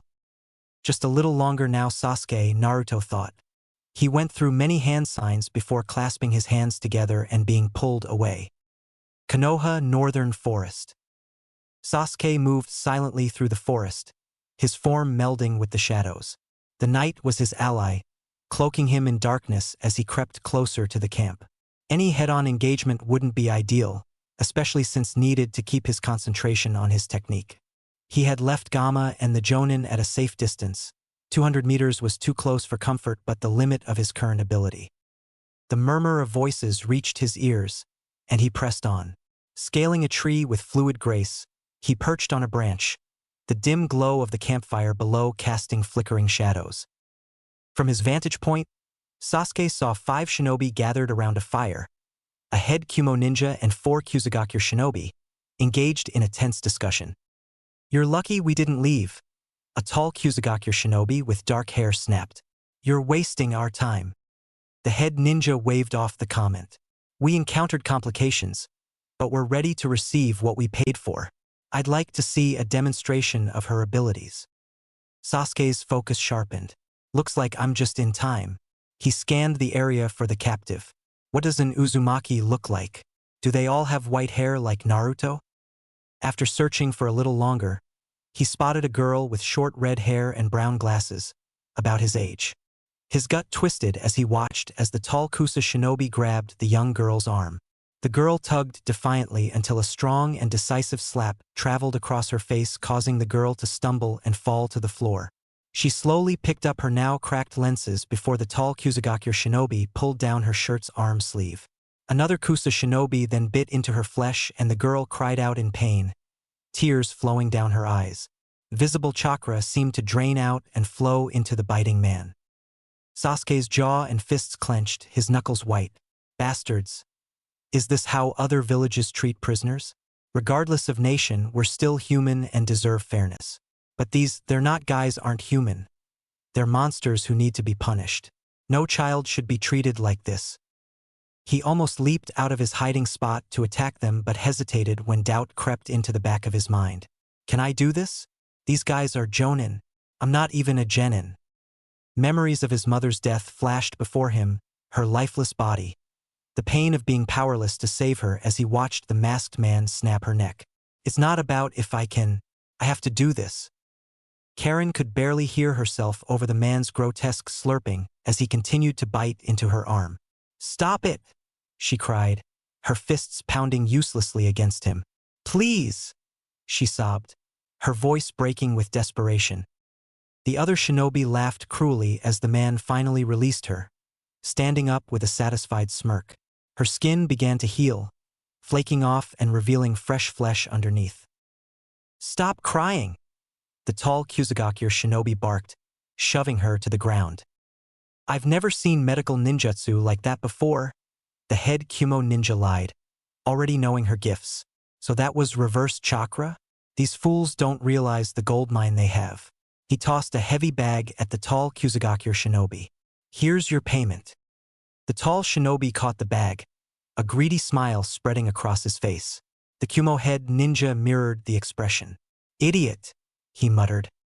Another Kusa shinobi moved to grab Karen. She fought and resisted, but her efforts were in vain. "No!" she sobbed. Her pleas met with cruel laughter. "Please, I don't want to be taken. I don't want this anymore. Someone, anyone, save me. Katan, Gokakyu no Jutsu." The camp erupted into chaos as everyone turned toward the source of the voice. A massive fireball hurtled toward them, forcing the shinobi holding Karen to release her and vanish to avoid the flames. Karen's heart pounded in her chest, the heat of the fireball washing over her. She closed her eyes, a tear slipping down her cheek. Maybe this nightmare is finally over, was the last thing she thought as the fireball crashed into the campsite. Kakashi and Kaori snapped to attention at the sound of fire crashing into trees. "That must be Sasuke," Kaori said, leaping to another tree branch. "It came from one click ahead. I'm getting the smell of 7 other people around him," Pakken stated. Kakashi nodded, his expression serious. "We need to hurry." The Kusagakure shinobi and the head Kumo ninja reappeared shortly after the fireball collided with the trees. "What the hell happened?" one of them demanded. "Who's attacking us?" another shouted, looking around frantically. "Hey, look!" one of the shinobi pointed, eyes wide. They all turned to see a kid with a long-sleeved black shirt bearing the Uchiha crest on his back. The boy glanced back at them, his face partially illuminated by the fire's glow, before disappearing into the forest. "It's that boy," the head ninja cursed. "We need to go after him," he barked, his voice filled with urgency. "Why would we do that?" one of the Kusagakure shinobi asked, hesitating. "Because if he doesn't die and returns, Konoha will invade your pathetic village and burn it to the ground." The head ninja snarled, his eyes narrowing dangerously. The Kusagakure shinobi gulped, fear evident on their faces, before they took off after the boy, desperate to save their hides. Karen thought she was dead. Her body shook and seemed to float. She believed an angel was carrying her soul to heaven. When she opened her eyes, she was in the arms of a boy with black hair and a fierce expression. "Who are you?" she managed to ask, looking around to see the same trees, realizing she was still alive. Before he could answer, they heard the heavy footsteps of their pursuers. Sasuke cursed under his breath. "I thought I had more time." "Get back here!" they cried out, hurling ninja tools to incapacitate him but not to kill him. He was too valuable to be killed. Sasuke grunted, attempting to evade the high-speed projectiles. He couldn't use his Sharingan, lest he wanted to expose where Gamma was hiding with that Jonin. He twisted his body, putting the girl out of harm's way. A sharp pain spread across his right leg as a kunai nicked him, causing blood to trickle down. "Why are you?" Karen started, but her words were cut as Sasuke continued to move and evade the attacks despite his growing injuries. The Kumo shinobi grew angrier and more determined, deciding to use lethal force. An assailant moved at high speeds, too quick for Sasuke to dodge or even see the attack. He grunted, feeling a sharp and throbbing pain flare across his back. This caused him to slip and stumble off a tree branch with Karen. They tumbled through trees, grass, and mud until hitting a tree stump hard. Sasuke gasped for air as his back hit the wood, feeling blood trickle down his forehead. Karen, on the other hand, came out unharmed as Sasuke took the brunt of the damage. He had several cuts on his body, and his clothes were torn. The shinobi pursuing him quickly arrived and cornered him. "You've got spirit, kid?" one of the shinobi said. "But that won't be enough to get out of this." Despite being surrounded, Sasuke slowly stood up. He had to do this. "You're risking your life over some stupid girl," the tall Kusa shinobi laughed. "She isn't worth that much." "This kid," the head Kumo ninja thought, watching Sasuke stand there injured. "We shouldn't underestimate him. There's something off about him." Other shinobi joined in on the laughter. "Why are you going this fair to save her?" Karen looked scared while Sasuke stared at the enemy before him. "These guys. They're acting so damn superior, but their minds are as empty as a vacant lot. They're all evil and I hate evil people." He shifted to a fighting stance. "Oh, so you're going to fight us, eh?" they said, bursting into laughter once more. Karen was shocked. "Why are you?" She was speechless. To see someone go this far, no less a stranger, go this far for her. He extended his arms outward and took a wide stance as blue chakra began to radiate off his body, resonating with the very essence of his being. The sound of its hums could be heard across the group. The attackers were applauded and shocked by the amount of chakra the boy was emanating. No kid should have this much chakra. The only thing granted equally to all is an unfair reality. Sasuke spoke, his voice tearing through the tension like a blade. "What is he talking about?" one shinobi muttered, looking around at his comrades' confused faces. Tears welled in Karen's eyes as she watched Sasuke with a mixture of awe and concern, while the head Kumo ninja maintained his composed demeanor, but his eye betrayed a hint of anticipation. "I want more good people to enjoy fairness, even if only a few. That's why I'll be selfish and save people unequally," Sasuke declared, his eyes brimming with determination and resolve. A wave of chakra erupted from Sasuke, shaking the attackers and Karen to their core. Karen marveled at the sheer power coursing through the air, a sensation unlike any she had ever felt.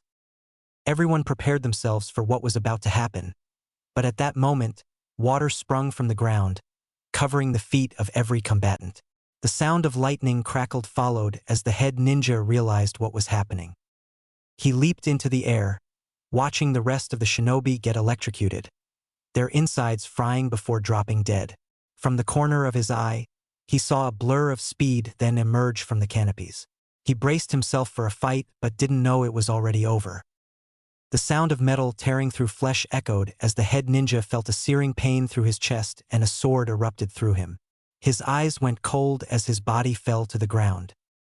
Impacting the hard floor, Kaori was crouched on top of the man with her sword still through his back. She stood up and removed the blade, wiping off the blood and sheathing her weapon. Sasuke looked at his aunt with a heartfelt expression, shocked yet glad to see her. But then he heard rustling in the trees and turned to see a tall man with silvery white hair and a single Sharingan staring right at them. Karen hid behind Sasuke while the stranger continued walking forward, the lightning coating his right hand dying down. "It's fine, Sasuke," Kaori said. "He saved and helped me find you." Sasuke slowly nodded, feeling the adrenaline pass over him, giving way to exhaustion. "That's good to hear." He collapsed to the floor but Kaori moved just in time to catch him. "TT thanks," he mumbled. She smiled back at him. "Of course, we're family and family doesn't leave their own behind." She put his arm around her shoulder and helped Sasuke stand. "Who's your friend?" she asked, motioning to Karen. I don't know, but she needed help and I couldn't sit by and do nothing," he responded. Kaori flicked his forehead, causing Sasuke to wince and rub the spot. "Ow wow. That was selfish of you. You could have died and gotten her killed." "Yeah, it was selfish. But sometimes you have to be selfish if you want to save people unequally." Kaori narrowed her eyes and shot dangers at Sasuke, who recoiled under her pressure while Karen watched curiously. Kakashi got closer to the three. Under the mask he had a smile on his face, however. He had yet to find his person of interest. "Did you happen to come across a female kunoichi? She had long purple hair," Kakashi asked. Sasuke nodded and shortly after, Gamma emerged from the trees. The Shikigami opened its mouth and released Yugao. Upon doing so, it dissolved back into the shadows, causing Sasuke to almost pass out from the amount of strain he exerted. Kakashi quickly moved to Yugao, unbinding and releasing her from the genjutsu. The dilation returned to her eyes as she jumped in a panic. "What's?" Kakashi grabbed her arms. "It's all right, you're..." He couldn't finish as she buried her head into his chest and hugged him tightly. The three children watched the two adults awkwardly. Kakashi, noticing their glances, got up with Yugao still holding him tightly. He held her bridal style and looked at the children. "Will you three be all right with back to the Hokage?" "Hi, Kakashi-san," Kaori said. "I'll take them there." Kakashi nodded before he and Yugao disappeared into the night. "Let me help," Karen said as she moved to grab Sasuke's other arm and help him walk. "Thank you," Sasuke managed to get out. Karen felt her face become warm. "No, thank you. If you hadn't saved me, I wouldn't be here." Thank you as well. She looked at Kaori. It's Kaori and he's Sasuke, she replied. What's your name? It's Karen, she replied, feeling something she hadn't felt in a long time, happiness. The three smiled at each other and began the journey back to the Hokage's office. The landscape began to shift and shrink as Hiruzen pulled back from the crystal ball. Despite what had transpired, he had a smile on his face. I guess everything happens for a reason. Don't get sentimental on me, Sarutobi. I told you that everything would be fine, Nobito replied. Now let's get a drink. I've been itching for something strong. The old Uchiha got up and stretched his arms before. Hiruzen sighed, knowing this would be a long night, but he figured he might as well enjoy it. He got up and placed his Hokage hat on the table before joining Nobito. Nobito raised an eyebrow and then chuckled. But as I was saying, she had the largest breasts I'd ever seen. I'm telling you, they were like. His voice trailed off as they walked further from his office and out the doors, ready to enjoy themselves. Kakashi carried Yugao through the forest, the weight of unspoken words heavy between them. The silence was thick, filled with the rustling of leaves and the distant calls of nocturnal animals. Finally, Yugao broke it. Kakashi, Before she could continue, Kakashi began to apologize. I'm sorry, Yugao. I should have been more alert to what was happening. It's my fault that you got captured. I should have. Yugao silenced him by pulling down his mask and kissing him.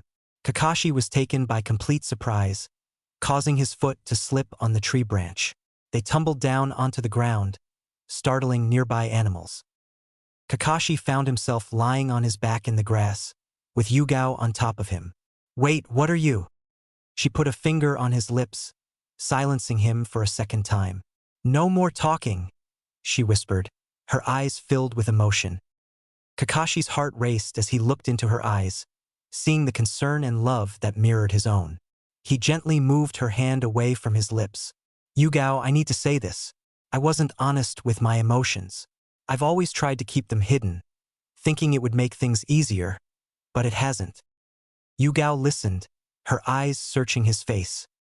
I was reminded of my old teammate, Obito, Kakashi continued, his voice heavy with emotion. He died before he could tell the person he loved how he felt about her. He always thought there would be more time, but there wasn't. I don't want that to happen to us. Yugao's expression softened as she saw the pain and sincerity in his eyes. Kakashi, I've been so afraid of losing you that I pushed you away, Kakashi said, his voice breaking. But the truth is, I care about you more than I can put into words.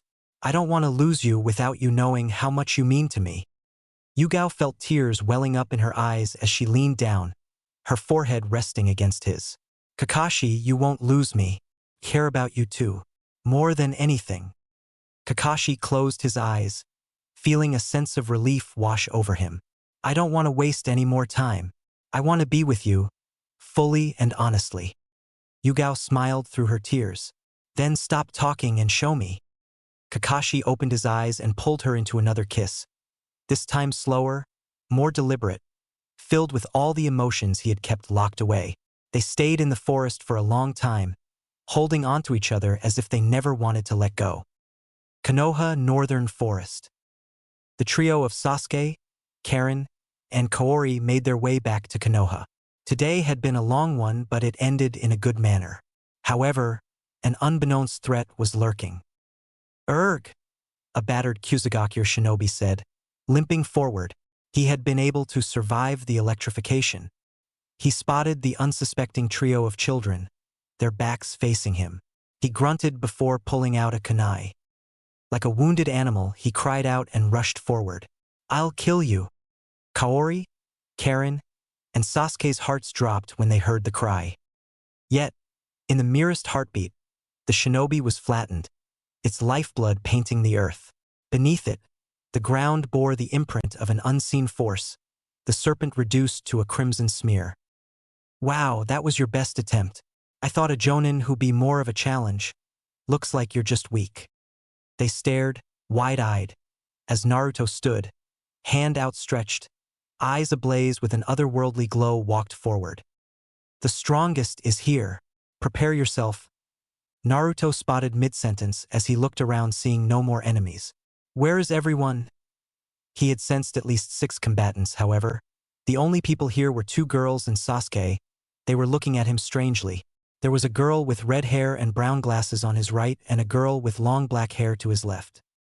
What was that? He took him out in an instant, Kaori thought, her heart racing. Who is he? He looks younger than me, but he has a nice face. He's kinda cute. That white hair. Is he from the Uzumaki clan? Karen questioned. I wonder if there are other survivors. Naruto, what are you doing? Sasuke asked, eyebrow raised. I am here to rescue you, of course. He smirked, exuding confidence. Don't tell me you were scared? Sasuke was surprised at this revelation. Naruto came here. To rescue me? He's late, but at least the thought counts. No, I wasn't scared. You're an hour late, though. Hey, I've got a busy schedule, so don't blame me if I'm short on time. Naruto lied with a playful grin. Sasuke rolled his eyes while Naruto laughed, but then the white-haired kid turned his gaze to the 2 girls supporting Sasuke up. But Kaori and Karen felt his intense gaze, feeling the power radiating from them. Who the hell are you 2? Naruto shouted. Are you trying to steal my glory? Huh? The 2 girls deadpanned. We don't even know who you are, Kaori stated. Naruto's smile got wider, examining their twitching eyelids. I'm Uzumaki Naruto, he said, putting a thumbs up. The strongest. Never mind, he's an idiot, they thought in unison. Chapter 5. Academy Graduation Arc, Part 1, New Beginnings. August 12th, Konoha, 7 years later. The sun hung high in a clear, light blue sky, its rays illuminating the village below. 7 years had passed, and the village had undergone a significant transformation. Increased security and infrastructure were a byproduct of repeated attacks and infiltrations against the village. These events pushed the Hokage to personally oversee improvements to the village's defenses and shinobi training, particularly in the methods used to cultivate its warriors. Amidst these changes, a teenage boy sat quietly on a bench, blending into the serene surroundings of bushes and trees. His long, straight raven hair was tied back in a low ponytail, with bangs hanging low over his forehead, partially obscuring his sharp, focused eyes. He wore a dark blue robe that fell just below his knees, wide sleeves draping loosely over his arms, and a high collar that covered most of his neck. The robe was cinched at his waist with a gray sash, and beneath it, dark gray pants were neatly tucked into his leg wrappings. White bandages wrapped around his lower legs, just above his dark, open-toed sandals. On the back of his robe, the red and white Uchiha crest stood out proudly. Sasuke had been sitting there for a while, waiting for someone. His stern gaze, however, was fixed on the old book in front of him, a book he had found one day while wandering through the Konoha marketplace after the academy. The book was rugged, bland, and so old that the kanji on the cover had nearly faded away. Yet, he had felt an inexplicable pull toward it and purchased it from the vendor for 5 ryo. So far, the book had been an enjoyable read, cliché and simple at times, but the premise intrigued him. It told the story of a shinobi striving to break the cycle of war and hatred that plagued the world, although the main character had yet to be named. Yo! A familiar voice cried out to him. Sasuke turned his gaze to the sound of the voice and was met with white hair, a sly grin, and pitched-out glasses staring at him. The teenage boy wore a dark, sleek, and fitted design jacket with a high collar. His sleeves were slightly loose, stopping just before his wrists, and on the upper left sleeve, there was a silver spiral symbol, the Uzumaki clan emblem. He wore matching dark pants with white bandages wrapped around his ankles and had black shinobi sandals. Naruto, Sasuke sighed, closing his book and standing upright before he approached him. You're late, he muttered, not even glancing at Naruto as he walked past him. You're lucky I didn't leave you. I don't have all day to wait for idiots. Naruto stepped beside Sasuke. Come on. It's not my fault.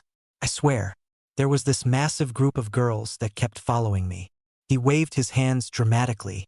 They were all like, oh, Naruto-kun. Please marry me. I love you, Naruto-kun. What was I supposed to do? It's a curse, really, being this good-looking. I try to be humble, but even that's a talent of mine. Must be tough being this humble. Huh? Sasuke rolled his eyes and kept walking. Naruto's grin widened as he nudged Sasuke playfully with his elbow. You know, I was thinking once we graduate I could show you how to get a girlfriend. You've got the looks, but your personality is about as exciting as a brick wall. Sasuke shot him a sidelong glance, his expression flat. I don't want your help, he said, his voice calm but with an edge of irritation. Who is he to offer help? I don't think he's actually talked to a girl. And why would I even want to follow his advice, when all he does is annoy people until they either run away or start yelling? Naruto let out a loud laugh, his eyes crinkling behind his glasses. Oh, come on. Who wouldn't want my help? I'm a catch, you know? He said, dramatically tossing his hair. But don't worry, I'll make sure you learn all I know. I'm the perfect sensei. He leaned closer, his grin turning mischievous. Don't deny it. Sasuke sighed, his gaze fixed straight ahead. If you keep talking, you'll leave me behind? Yeah, you've said that before. You love having me around. Admit it.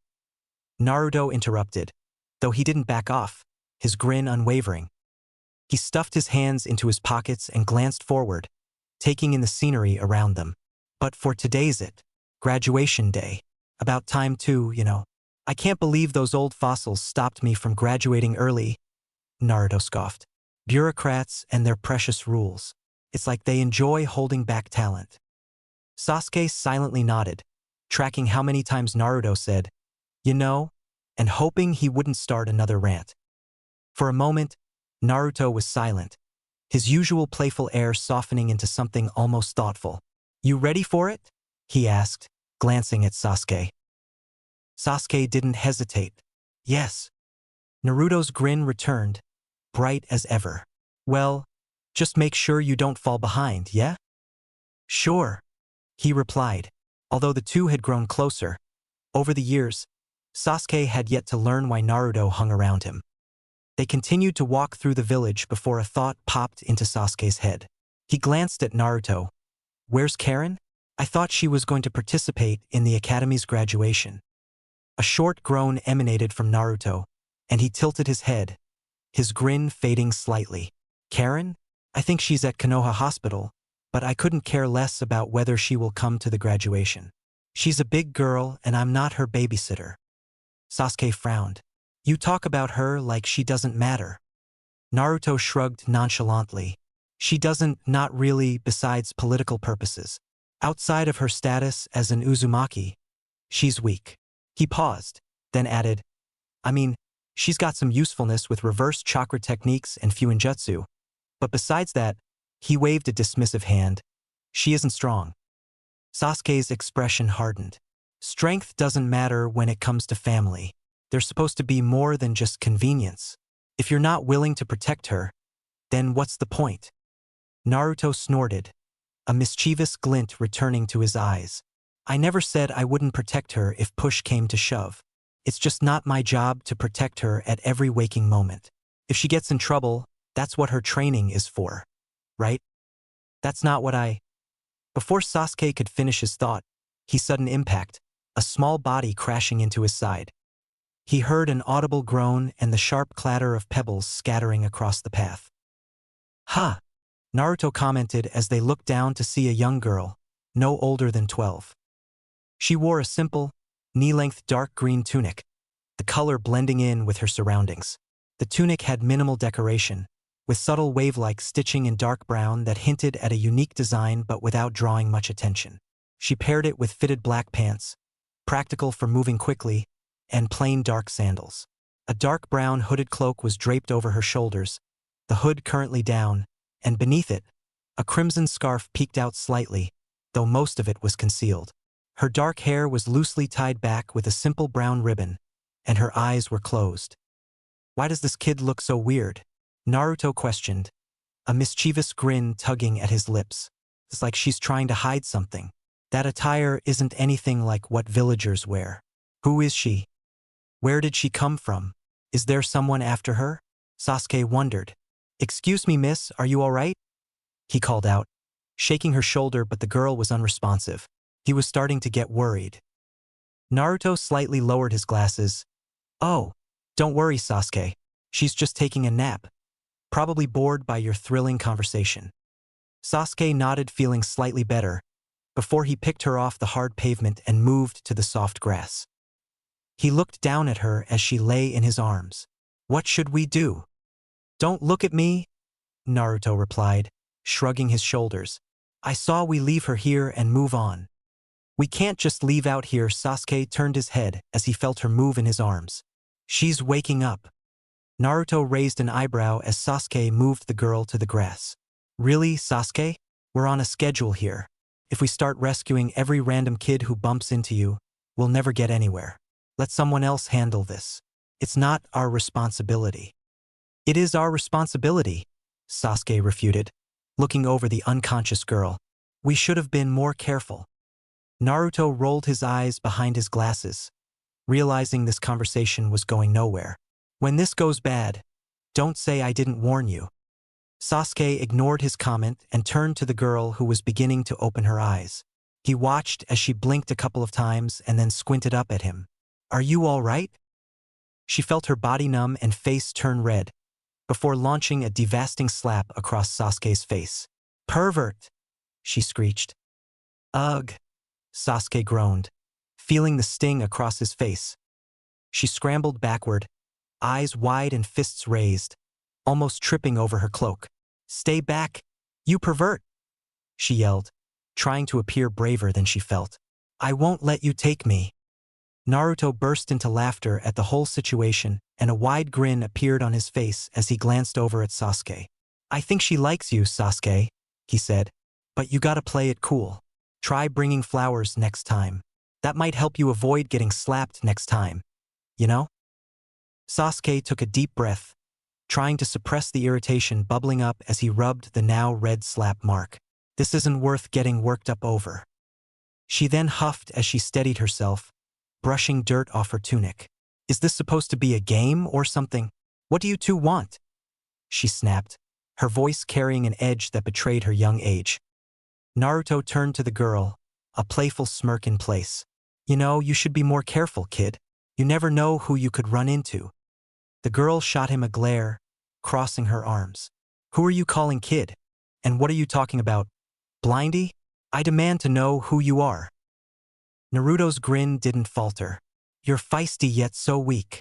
Instead, he casually adjusted his glasses. I'm Uzumaki Naruto, the strongest shinobi you'll ever meet, he teased, giving her a wink. As for my associate over here, the one you so kindly slapped, he's Uchiha Sasuke, a member of the Uchiha clan. Uzumaki and Uchiha? Aren't those clans in this village? The girl slightly relaxed and lowered her guard, realizing these two were probably Leaf Shinobi. But that still doesn't explain why your friend was holding me like that, she shouted back, pointing at Sasuke. Maybe because he was trying to be nice and help you out, Naruto mocked. You were unconscious. The girl's eyes widened as the memories flashed into her brain. She stood still for some seconds before turning to Sasuke and bowing. I apologize for slapping you. I thought you were trying to kidnap me. Forgive me for my errors. Sasuke stopped rubbing his face, his irritation becoming subdued by her apology. He turned towards her and returned the bow. There's no need to apologize. I should have put you on the ground first, he said, his voice steady though he could feel the awkwardness prickling at the back of his neck. Apologize my ass. You come here, run into us, berate us, and expect to be forgiven by this shit. Naruto's words were muffled by Sasuke's hand. A confused expression shot across her face as she watched Naruto push Sasuke's hand in annoyance. What is up with these two? Sasuke spoke up, breaking her thoughts. Anyway, what's your name? She stared at Sasuke for a moment, as if sizing him up. Before she could answer, Naruto interjected, sounding annoyed. And where are you from? I've never seen you around the village before. Sasuke shot Naruto an exasperated glance before elbowing him in the side, muttering under his breath, Stop being such a jerk. Naruto winced slightly but shrugged it off, still watching Riko with a sharp gaze. The girl looked between them, letting out a small sigh. My name is Shirjimi Riko, And yes, I'm not from this village. My father and I are visiting from Keishi. It's my first time in this village, actually. Naruto raised an eyebrow at that. Sure, Jimmy? The name sounded familiar. Where have I heard that family name before? He thought back for a moment before it clicked in his brain. He had seen that name in a History of the Land of Fire textbook. Aren't they connected to the fire daimyo? His eyes narrowed slightly. She's got to be a noble or something. But why are you out here by yourself? Sasuke asked, his voice softer this time. Where's your father? Riko shifted uncomfortably, her gaze dropping to the ground. He's busy, doing important work. She paused, her tone wavering just slightly. He rarely speaks to me, always has things to handle. So I decided to go for a walk by myself. Needed some air, I guess. For a moment, Sasuke's expression softened. He could relate all too well to the feeling of being distanced from a father, to having that relationship tainted by expectations, responsibilities, and silence.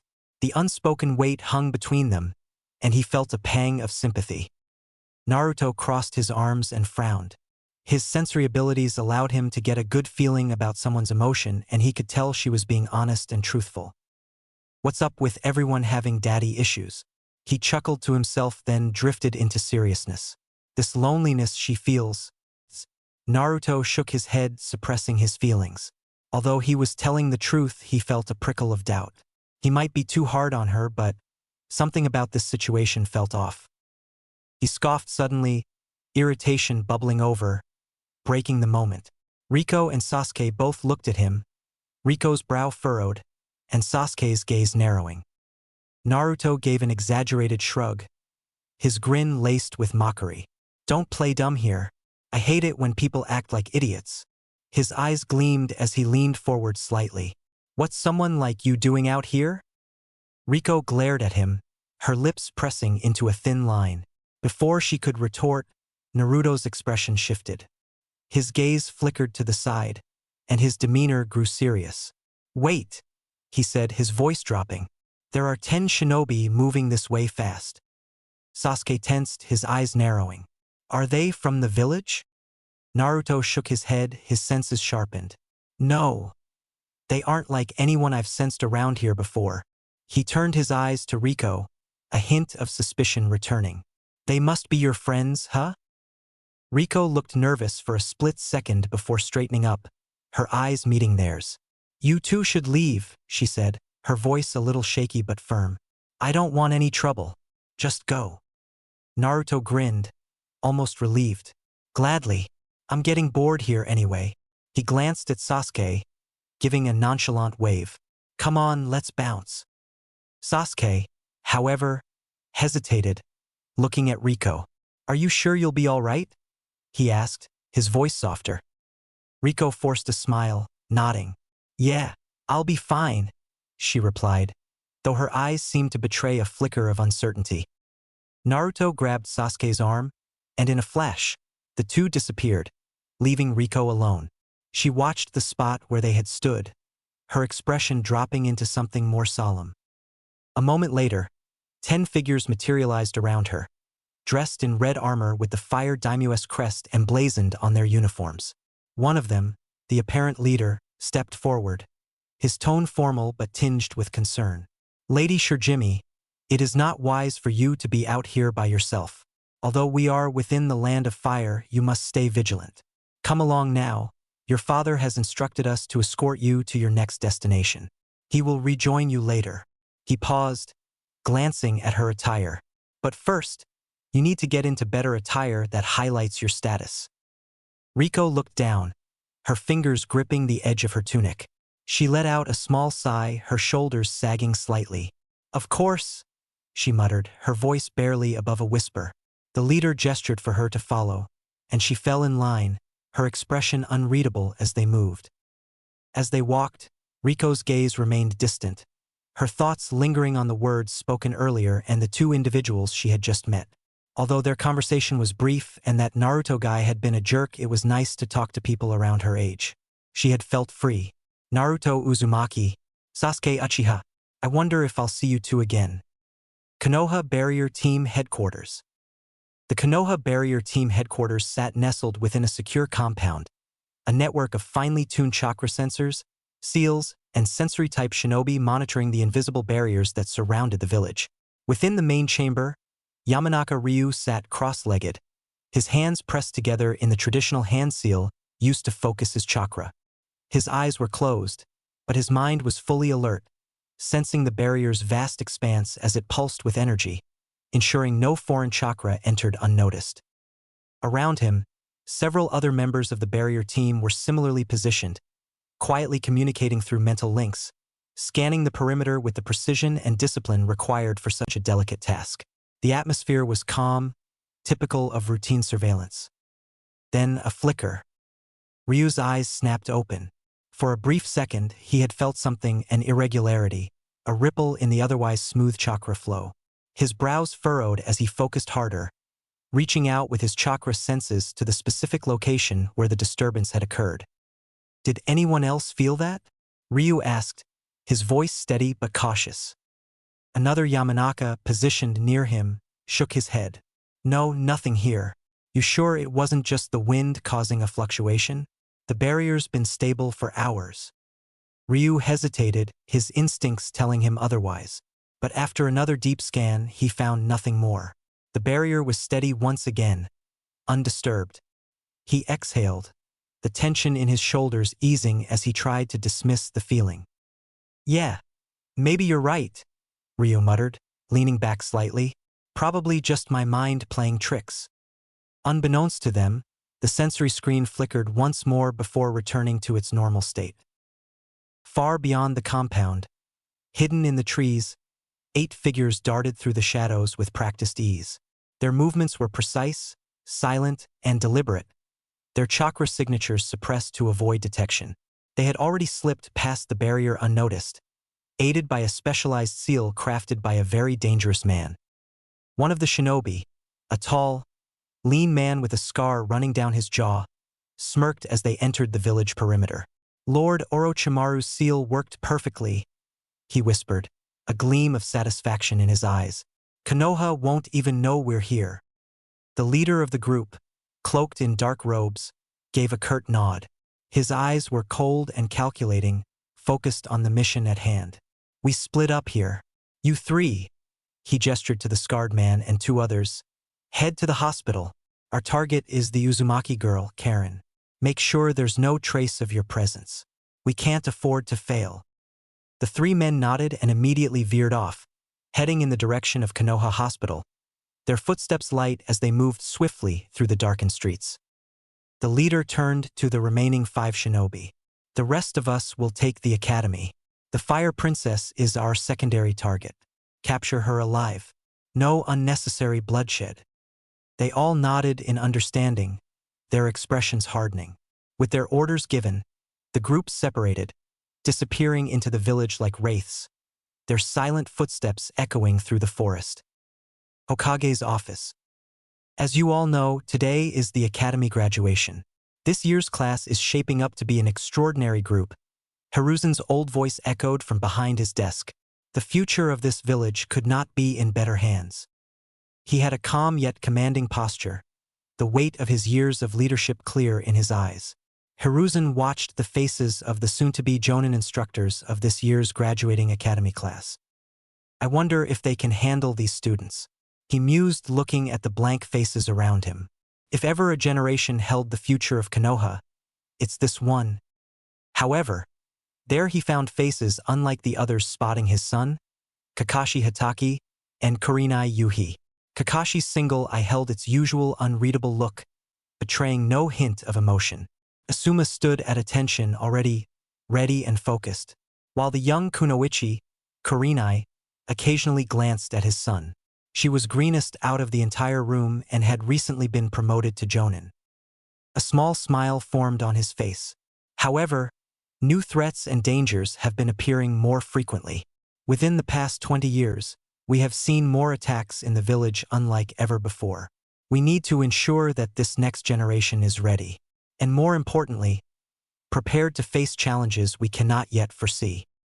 This year's academy graduation will be more rigorous than ever before. Hiruzen began, his voice steady. With the growing threats around us, we can no longer afford to graduate students based solely on standard criteria.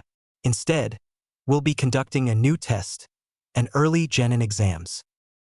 Kakashi's single visible eye lifted slightly in curiosity, while Asuma shifted his stance, arms crossed. Kurenai remained quiet but attentive, her sharp gaze fixed on the Hokage. This will be a lighter version of the Chunin exams, Hiruzen explained. Teams will compete to demonstrate their proficiency in ninjutsu, taijutsu, genjutsu, medical ninjutsu, survival skills, and intelligence. The purpose is simple: weeding out those who are unfit to become shinobi. We cannot risk sending unprepared students into the field. Excuse me, Lord Third, Kurenai spoke, her voice tinged with concern as she caught Hiruzen's attention. Isn't this too much for fresh academy graduates? I know we're dealing with a lot of clan heirs in this year's class, but even they have yet to see actual combat. Hiruzen gave a gentle chuckle, appreciating her concerns. You're right to question it, Kurenai, but with the mounting threats around us, we can't afford to wait. This test is a bridge they must cross. After a pause, he scanned the room. Are there any more questions? Silence filled the space, and Hiruzen gave a nod. You are dismissed. As the Jonin began to leave, Hiruzen's voice cut through the movement. Kakashi, Asuma, Kurenai, I need a word with you. The trio stopped, waiting as the room emptied. Kakashi's gaze shifted toward Hiruzen. What's this about, Lord Third? Hiruzen rubbed his chin, deep in thought before answering. Your team assignments. As you know, many of this year's students are clan heirs, and given recent events at the academy, the council has decided to handcraft these genin teams. Interesting. So they're expecting trouble, huh? Kakashi weighed the council's motives. Knowing this would complicate his own plans for the team. This isn't going to be simple babysitting. So much for letting them just be kids for a bit longer, Asuma thought, feeling a flicker of protectiveness. Guess things are worser than I thought. This could be too much too soon, Kurenai worried. But if the Hokage thinks it's necessary, then I'll make sure my team is ready. Team 10 will be Shikamaru Nara, Choji Akimichi, and Ino Yamanaka. Team 8 will be Shino Aburame, Kiba Inzuka, and Hinata Hyuga, Hiruzen stated. And lastly, Team 7 will be Sasuke Uchiha, Naruto Uzumaki, and Karen Uzumaki. Kakashi's mind drifted to the interaction he had with them all those years ago. I wonder how they've grown, especially Naruto. He couldn't get the full read on him, but from what he heard, the child was an enigma. Asuma raised an eyebrow and nudged Kurenai. Looks like Kakashi's getting an unusual bunch. Hiruzen ignored Asuma's remark and continued onward. Are there any questions? Yes, Lord Third, Kakashi spoke. Why am I being assigned this team? The old Hokage leaned back in his chair and took out his pipe. He brought the lip of the pipe to his mouth and inhaled. After a short moment, he brought it down and blew out a puff of smoke. The Konoha Council has deemed that you will teach team for 3 reasons, he stated. The first is to train Sasuke Uchiha, the second is to protect Karen Uzumaki, and the third, Kakashi, Kurenai, and Asuma waited, is to report on Naruto Uzumaki, Hiruzen stated with a stern expression. He has been deemed by the council as a threat to the village's safety.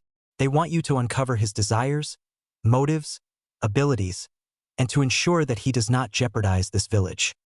Asuma and Kurenai looked at each other before looking at Hiruzen's unchanging face. Wow, so the old man is telling the truth, Asuma thought. Why do they want to spy on that kid? Kurenai pondered. Kakashi said, his expression unreadable. Report on Naruto. The thought left him uneasy. Why were they afraid of him? Was it because of the 9-tailed beast inside of him? No, if they had been, they would have assigned Tenzo to this team. His gaze narrowed. I'll ensure Naruto gets a fair chance. However, I am ordering you to forgo the council's request and to train Naruto like any other student, the Hokage said. Much isn't known about him, but I can vouch for him. He is extremely gifted. Although he has a tendency to get overconfidence, Hiruzen mused inwardly. I believe having him under your wing will be extremely beneficial. Not only for his growth but also for your team. The Hokage gave an old smile to the three jonin before him. Is there anything else, Kakashi? Kakashi shook his head. No, Lord Third. That was all. Hiruzen's grin widened. That's good to hear. Before I let you go, there is one more thing you should know. The three listened closely and stood at attention. The Fire Daimyo and his daughter will be in attendance for these genin exams, along with some of his Shugenin Junichi, guardian ninja. The Fire Daimyo will be attending? Asuma asked, his voice holding a note of surprise. He started to rub his beard in contemplation. Isn't it unusual for him to take interest in something like this? Hiruzen nodded gravely. Yes, the daimyo has expressed a keen interest in this new class of students. He said that he has a feeling that this new generation is special. I tried to dissuade him, but once he learned of the clan heirs graduating this year, it only heightened his curiosity. He will be present at the stadium, along with the Shinobi Council, to observe the proceedings. The room fell into a brief silence as the jonin processed the weight of the situation. Kurenai glanced at Asuma, concern in her eyes. How much could a team of genin handle in the daimyo's presence? Especially with such young clan heirs. Asuma noticed her worry, giving a reassuring nod as if to say, "We'll handle this." Asuma's mind then shifted to his time with the Shugenin. I wonder if Chiriku is still around. Him and Kitane were the only ones who liked me. This is going to be interesting. Some of them didn't trust him anymore, and their presence would only add pressure. Still, protecting the next generation came first. Political implications were interwoven with the upcoming trials, and each of them understood the pressure that would be placed on both students and teachers alike. Hiruzen leaned forward slightly. As their jonin instructors, your job is not just to train them, but to evaluate them during these exams. Pay close attention to their performance. Every move they make will be watched. The daimyo's Shugenin will be present to ensure his safety, and I've already arranged for a small task force to assist in case of any unforeseen threats. It's Yugao's old three-man squad that consists of Kaori Uchiha, Hana Inuzuka, and Sai. Kakashi's expression shifted subtly beneath his mask, though he kept his tone casual. What about the academy itself? Will it be guarded? He asked, the question seemingly innocent. Hiruzen's gaze sharpened momentarily before giving a curt nod. Yes, Kakashi. We have taken measures to ensure the academy's security. The situation is under control. Kurenai noticed Kakashi's fleeting glance at the academy grounds through the office window, a look almost too brief to catch. She felt a question rise but held back, a twinge of curiosity lingering as Asuma's subtle nod promised he'd explain later. The next step is to meet with the daimyo, Hiruzen continued, his tone signaling a shift in the conversation. He wants to see the jonin who will be shaping the next generation of shinobi. After the meeting, we'll head to the stadium where your teams will be waiting. Make sure to prepare yourselves for what lies ahead. If there are no further questions, you are dismissed. The three jonin bowed before exiting the Hokage's office. Hiruzen watched as the figures crept beyond the door, and all he was left with was the still room. He slowly spun around in his chair, turning his view toward the massive window which served as his gateway to the village below him. Hopefully Kakashi can do a good job with Naruto. I believe those two have a lot in common. Hiruzen silently chuckled to himself, thinking about Naruto's antics and Kakashi's carefree nature clashing head-on. His smile faded, his thoughts shifting to a different student, a child prodigy with unparalleled potential who shared a similar beginning to Naruto. If I'd only seen the darkness in him sooner, but with Naruto maybe I could still set things right. He's on a dangerous path, but he also has the potential for greatness. Hiruzen clenched his pipe, silently vowing, I won't lose another student to ambition. The Hokage let out a low sigh before getting ready for his meeting with daimyo. Konoha Ninja Academy. Naruto and Sasuke moved quickly down the path, weaving through the scattered crowds of villagers. Despite Naruto's earlier attempt to shorten the trip with his teleportation technique, the academy was still a little way off. The faint glow of the morning sun peeked over the village's rooftops, casting long shadows as they hurried onward. I thought your teleportation would get us all the way there, Sasuke said, breaking the silence. Naruto adjusted his glasses, his grin easygoing but laced with mild frustration. Yeah, I'm still working on it. Fuinjutsu's a pain, you know? The seals are quite complex. If not done right, I could tear myself in half. But give me time and I'll have it mastered. He glanced at Sasuke, a playful smirk tugging at his lips. Besides, you should be grateful I got us this far. If it weren't for me, you'd still be dragging your feet. Sasuke hummed in response, his mind drifting to Riko and those men.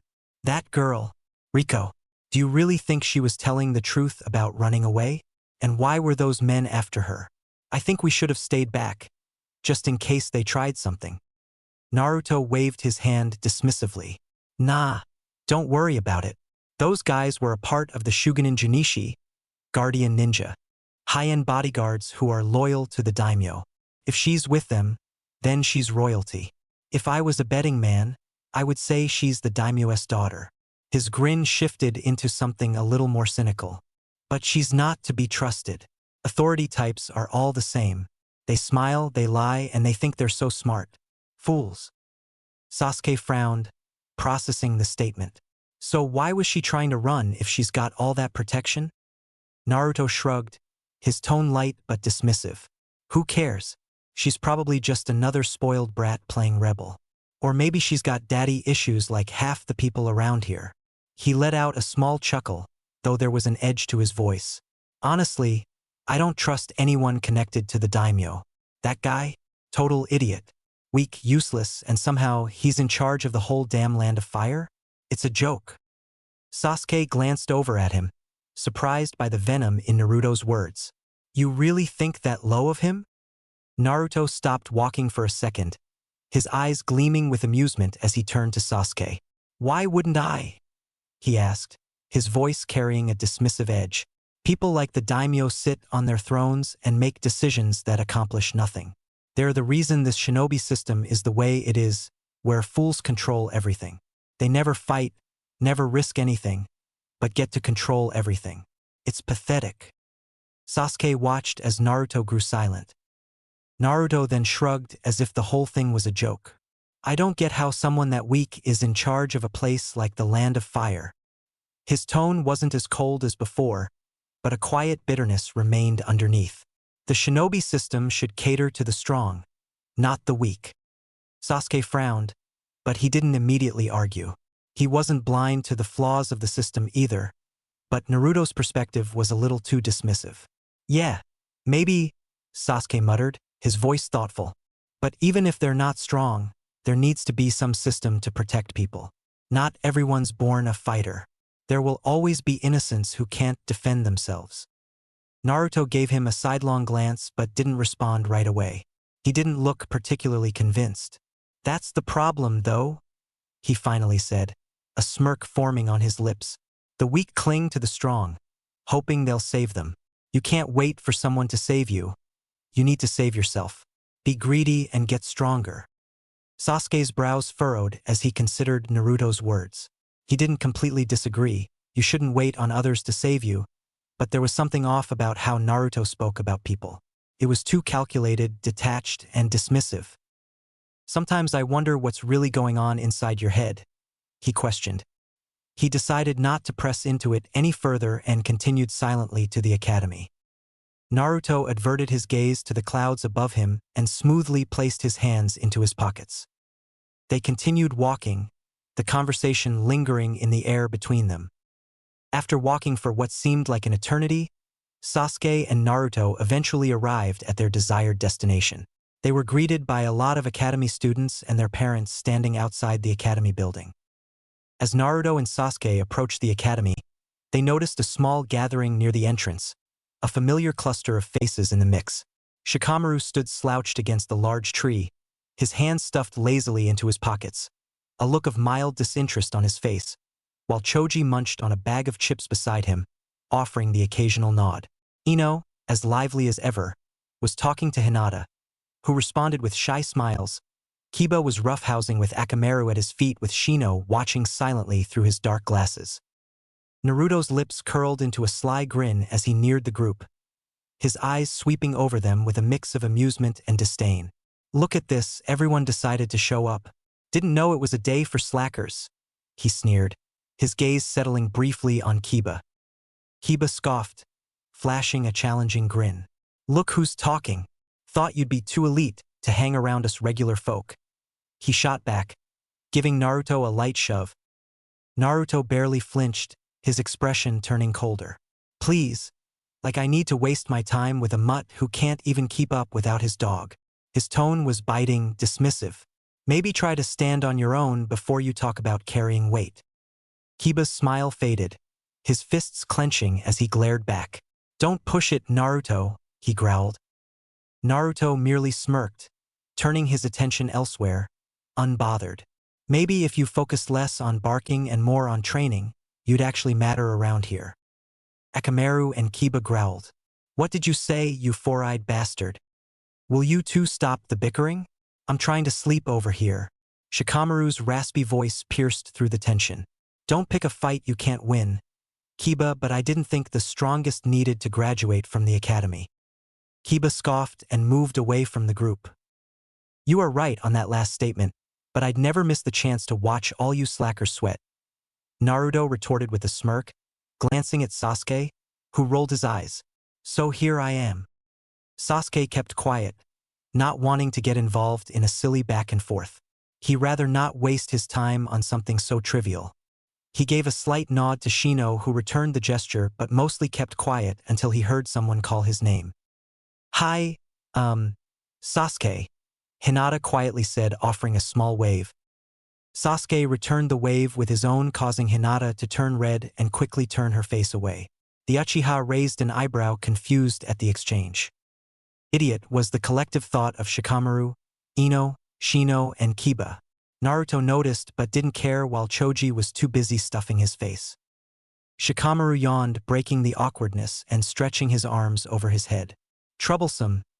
They've even dragged the first years into this, he said, nodding toward the younger children who gathered nearby, looking excited and a bit nervous. It's because of the graduation. This year is shaping up to be the most attended, Shino stated in a monotone voice. Naruto barely glanced at Shino. Whatever you say, bug boy. He then followed Shikamaru's gaze, taking in the sight of the youngest students clustered in small groups, their wide eyes darting around. It was a mix of anticipation and fear. Pathetic, he muttered under his breath. They won't last a day out in the real world. His attention settled on a few of the interesting kids. A spiky-haired boy, Konohamaru, the old man's grandson, was whispering conspiratorially with two other kids, looking ready to charge into whatever awaited them. Naruto's eyes then shifted to a small Hyuga girl, Hanabi, whose white eyes gave her lineage away instantly. She stood with a poised, calm air, but Naruto caught the slight fidgeting of her fingers, betraying her nerves. Then, two boys caught his eye, standing close together and talking in low voices. One had silvery white hair, almost glowing in the sunlight, while the other had dark, raven-black hair with the unmistakable Uchiha crest on his back. Naruto slightly lowered his glasses, Rakugan ablaze as he eyed the two boys. Huh! They seem familiar, he murmured, nudging Sasuke. Who's that Uchiha kid? Didn't know there were any survivors besides you. Sasuke's face tensed as he glanced at Pain for a brief moment, his gaze lingering on the boy with the Uchiha crest. He's the son of a family friend, he replied, his voice low. His name is Kaito and he lives with his grandmother near the village outskirts. Why doesn't he live near you? Naruto asked. Sasuke shrugged his shoulders. I don't know. Is there anything else you know?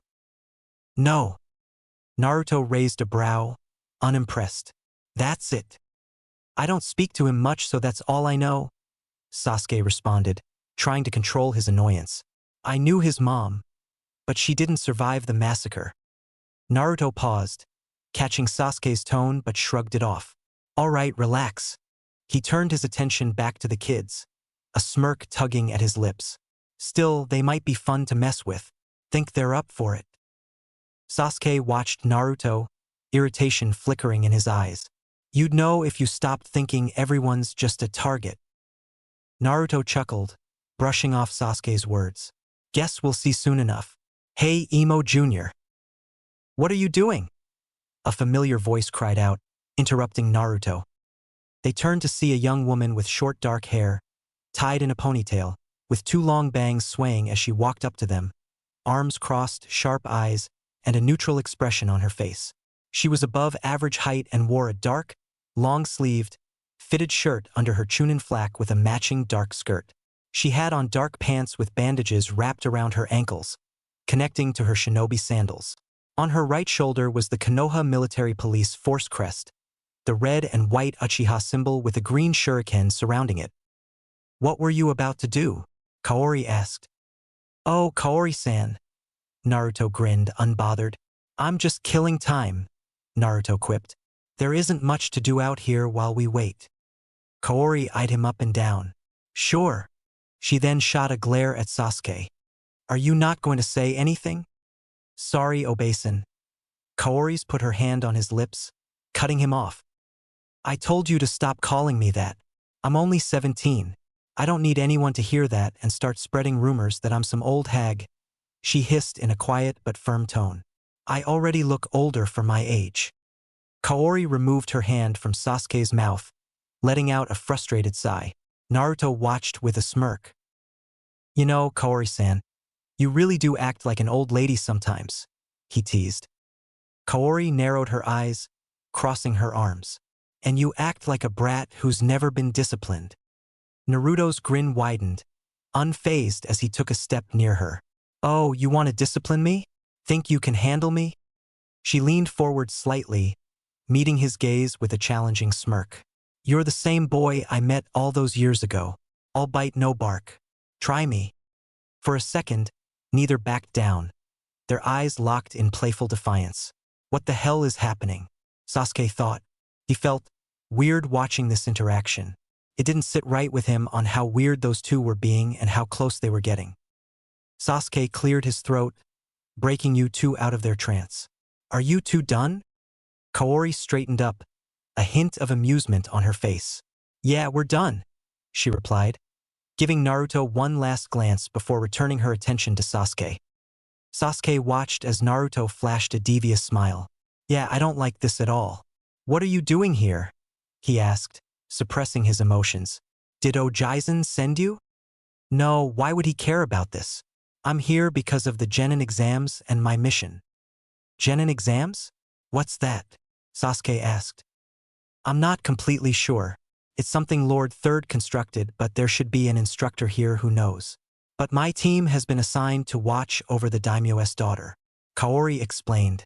She glanced over her shoulder, motioning toward her teammates, a hint of pride in her voice. There was a kunoichi with long brown hair which she wears in a ponytail with two locks of hair framing her face over her large, black eyes. She had on a light shade of lipstick with two fang-like tattoos underneath her eyes. She wore a standard Konoha flak jacket but kept the front partially unzipped, exposing some unnecessary cleavage. She was Hana Inuzuka, the older sister of Kiba Inuzuka and member of the Inuzuka clan. Next to her was an old fellow with short, straight black hair, dark eyes, and translucent-looking pale skin. He wore a standard Konoha flak with his Hittai-8 across his forehead, but also carried a tipless tanto on his back. This was Sai. Hana caught sight of her younger brother, approaching with Akamaru. Her lips curled into a grin. She crossed her arms, nodding in approval. You're actually on time for once, little brother. Color me surprised. Kiba snarled, scratching Akamaru's head, though a small smirk betrayed his composure. Yeah, don't act like you're perfect, Hana. I'm here, aren't I? She smirked, reaching over to ruffle his hair playfully.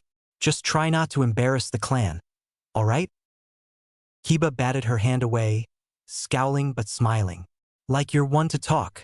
Leaving your flak jacket unzipped like that, you look like a loud thump was heard before Kiba cried out in pain. Akamaru could only whimper for his master. Nearby, Ino leaned close to Hinata, her gaze fixed on Sai. Oh my gosh, he's so cute, she whispered, her eyes practically sparkling. Her classmates chuckled, catching on to her sudden interest. Ino spun around, giving them a death stare. Shikamaru sighed, shifting his gaze upward. What a drag, he thought, watching clouds drift lazily across the sky. Why did I get stuck with all these weirdos? What's her name? The daimyo's daughter? Sasuke asked. Riko Shirjimi, Kaori replied, gesturing toward a small procession approaching the academy gates. That's her over there, she said. She'll be spending some time with the first-year academy students. Sasuke squinted, seeing the outline of the girl from earlier that morning. Looks like Naruto was right. The steady rhythm of armored boots reverberated through the academy grounds, silencing the buzzing chatter as the anticipation in the air grew thick. Kaori, Hana, Sai, along with other academy teachers moved to meet the procession, positioning themselves to receive the Shugenin and the princess. While this was happening, Sasuke moved closer to Naruto and whispered to him, "Do you think they remember us?" Naruto's gaze lingered on Riko as she was escorted by the Shugenin. "Who knows?" he said, his amusement evident. "But let's find out." As the procession neared, Riko's eyes scanned the area until she spotted two familiar faces. Without hesitation, she pointed directly at Naruto and Sasuke.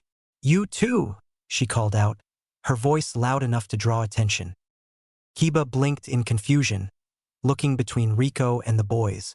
"Wait, how do you know the Fire Daimyo's daughter?" he asked, voicing what everyone was thinking. Naruto just grinned, stepping forward. "Riko-chan, you missed me already?" he teased, clearly enjoying the situation. Sasuke tried to quietly walk away, but Naruto put his arm over his shoulder, dragging him along. Shikamaru facepalmed and shook his head. "What the hell is that idiot doing?"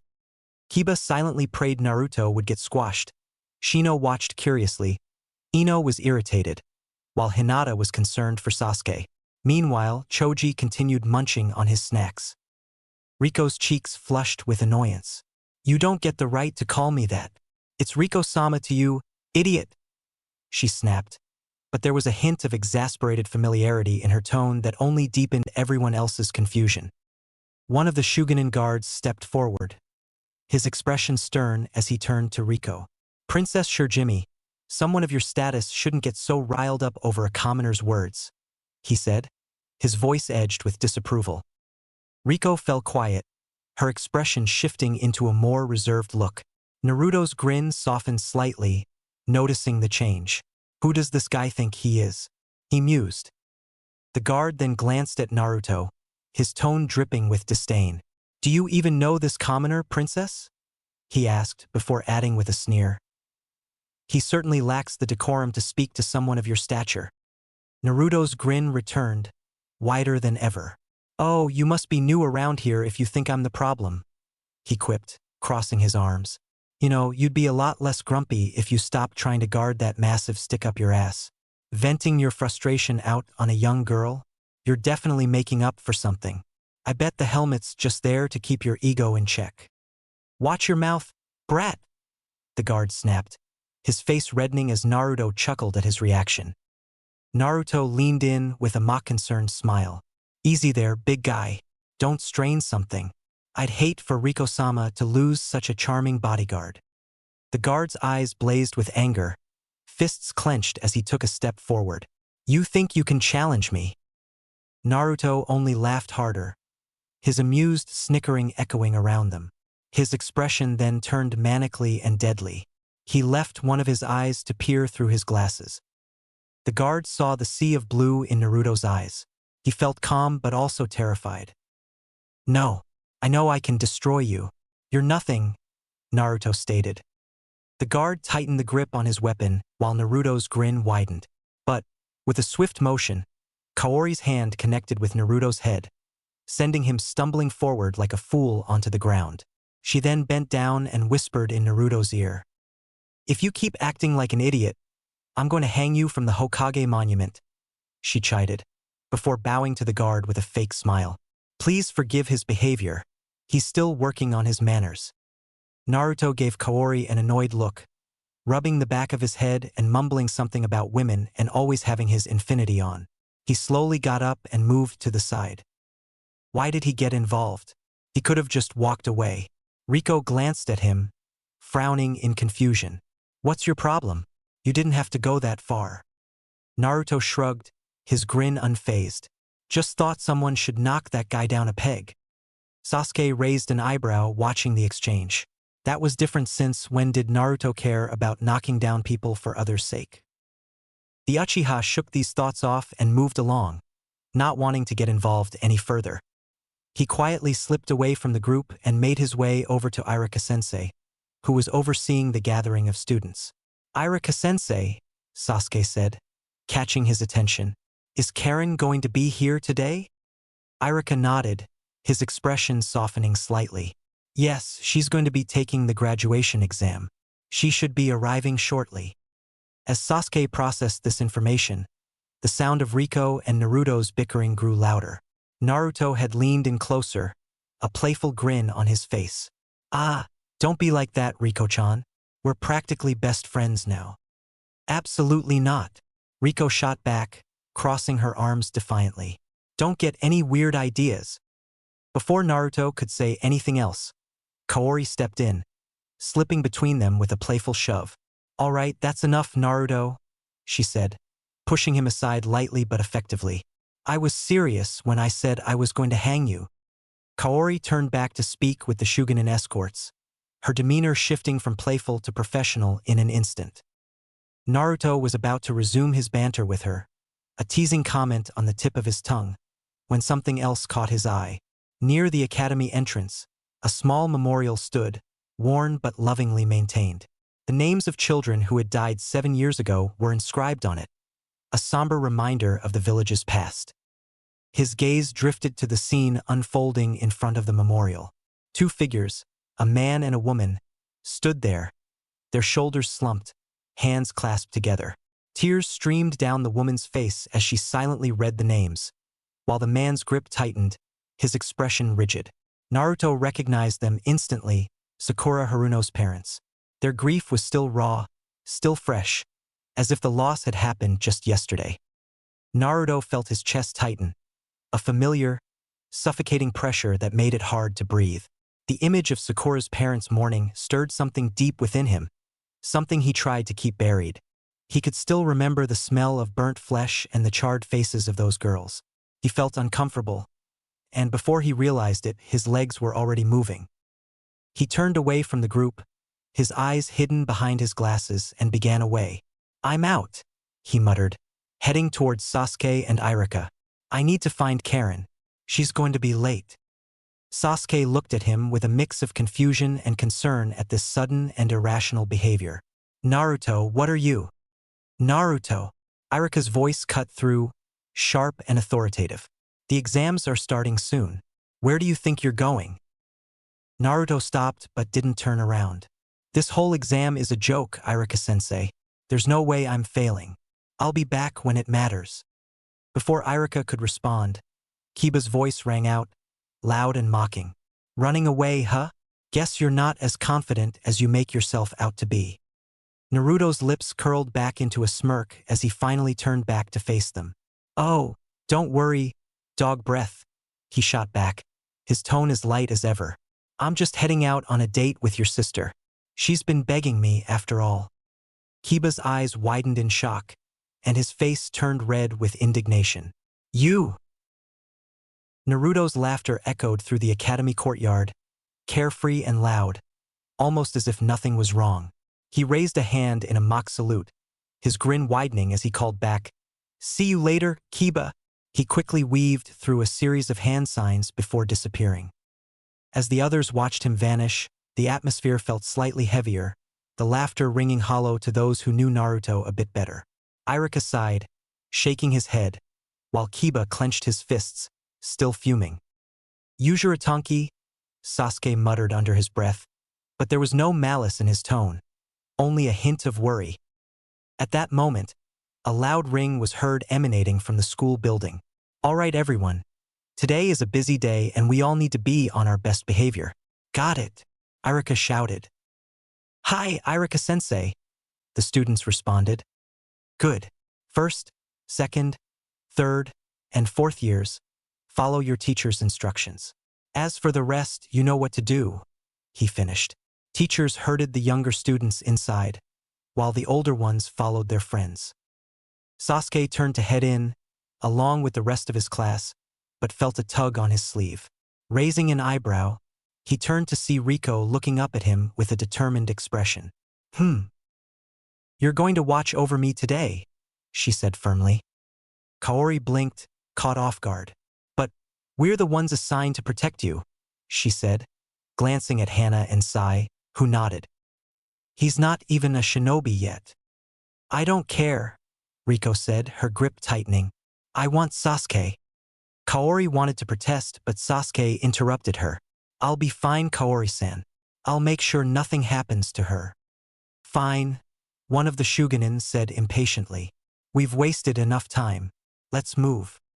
Kaori realized that there was nothing else she could say, finally relented, and gave Sasuke a slight nod before giving a bow to the princess. We'll accompany you to the Hokage's office, another Shugenin added firmly. Will any of you guard the academy? Kaori asked. Our priority is the daimyo. If anything happened to him, the land of fire would fall into chaos. Riko's expression faltered, her gaze dropping. Sasuke noticed her unease, but Kaori kept her face neutral. All right, let's go, Kaori said, leading the group toward the Hokage's office with Hana and Sai close behind. Sasuke leaned down to Riko. Let's keep moving so we don't miss anything. Long day ahead. She nodded, all right, and took the lead, moving forward with a smirk. Sasuke followed her, glancing over his shoulder as they made their way into the academy building. However, they remained unaware of several eyes watching them from the shadows, lurking just out of sight, waiting for the perfect moment to strike. Konoha Hospital. The Konoha Hospital was a place of constant motion and calm efficiency, with bright, clean corridors filled with the soft murmur of voices and the quiet hum of machines. Medical staff moved between rooms, their white coats fluttering as they attended to patients, offering smiles and comforting words. Nurses attending to patients and staying by their bedsides, along with the scent of antiseptic lingering in the air, mingling with the faint aroma of fresh flowers brought by visiting families. In one of the rooms, a girl with long red hair and brown glasses gently adjusted a bandage on an elderly patient's arm. She worked with practiced hands, her expression focused yet kind. The patient, a frail woman with a tired but warm smile, looked up at her with grateful eyes. Thank you, dear, the woman said softly, her voice cracking. I don't think I've seen you around here before. What's your name? Karen's lips curled into a small, reassuring smile. It's Karen, she replied, her voice gentle but confident. And I'm glad I could help. The woman nodded, her expression softening. Well, thank you, Karen. You're a good girl. Karen finished tending to the woman, her red hair falling around her face as she worked. It was moments like these that made her feel truly free, a stark contrast to the past she had left behind. She had grown so much over the years. She was no longer the scared girl who had to rely on others to survive. Now she could stand on her own, and she chose to use her skills to heal, not harm. As she stepped back, a nurse entered the room, interrupting the quiet moment. Karen, you've done more than enough for today. If you don't leave now, you'll be late for the academy graduation, the nurse said, giving her a knowing smile. We can handle things from here. Karen hesitated, looking at the patient one last time. I was just finishing up anyway, she said, nodding. But thank you. The nurse's words reminded her that she had made a difference, even if it was just for a short while. It's going to be sad not having you around here, the nurse added. But hopefully you'll come back someday. Karen offered a small smile, touched by the sentiment. We'll see, she said, her tone warm but non-committal. As the nurse left, Karen turned to wash her hands, glancing up at the clock. It was getting close to the time she needed to head to the academy. As she finished drying her hands, a sudden chill swept through the room, raising goosebumps on her skin. She turned, eyes narrowing, but the room was too quiet, eerily still. The hairs on the back of her neck stood up as a thick mist began to creep in, curling around the room like a ghostly shroud, bringing with it an ominous sense of foreboding. Karen's heart raced, and she instinctively moved to call for help. But before she could utter a sound, shadows emerged from the mist. Figures clad in dark, concealing attire approached her with silent, deadly precision. Panic surged through her as a bag was thrust over her head, and a sharp smack to her neck sent a wave of numbness through her body. Her limbs grew heavy, and her vision blurred as she fought to stay conscious. "Move quickly," one of the masked shinobi ordered, his voice low. "We need to leave before anyone notices that she's gone." The mist swallowed the room and moved out into the hallway, blocking all sound and sight. The last thing she heard was the attacker's voice and felt her breath shorten. Moments later, the room was empty, with no trace of what had transpired, save for the lingering chill of the mist. Naruto arrived at the hospital, striding in with an air of casual confidence. He scanned the bustling lobby, glancing at the nurses and patients, his eyes searching for a familiar red-haired figure. "Oi, have you seen Karen?" he asked, stopping a nurse who looked slightly flustered by his abruptness.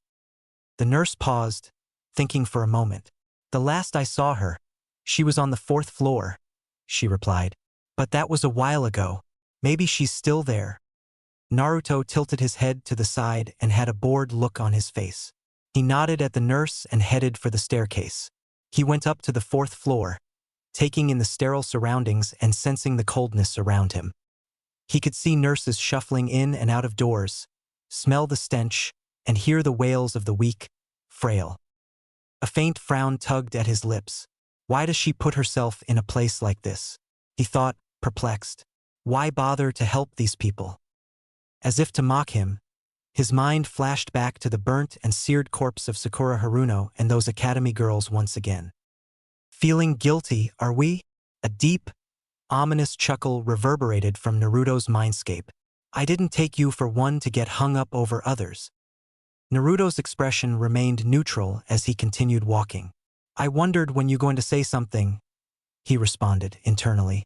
"You've been uncharacteristically chatty. What's the deal with that? Are you starting to care about people?" Naruto mocked, still avoiding the question. "Even care about me?"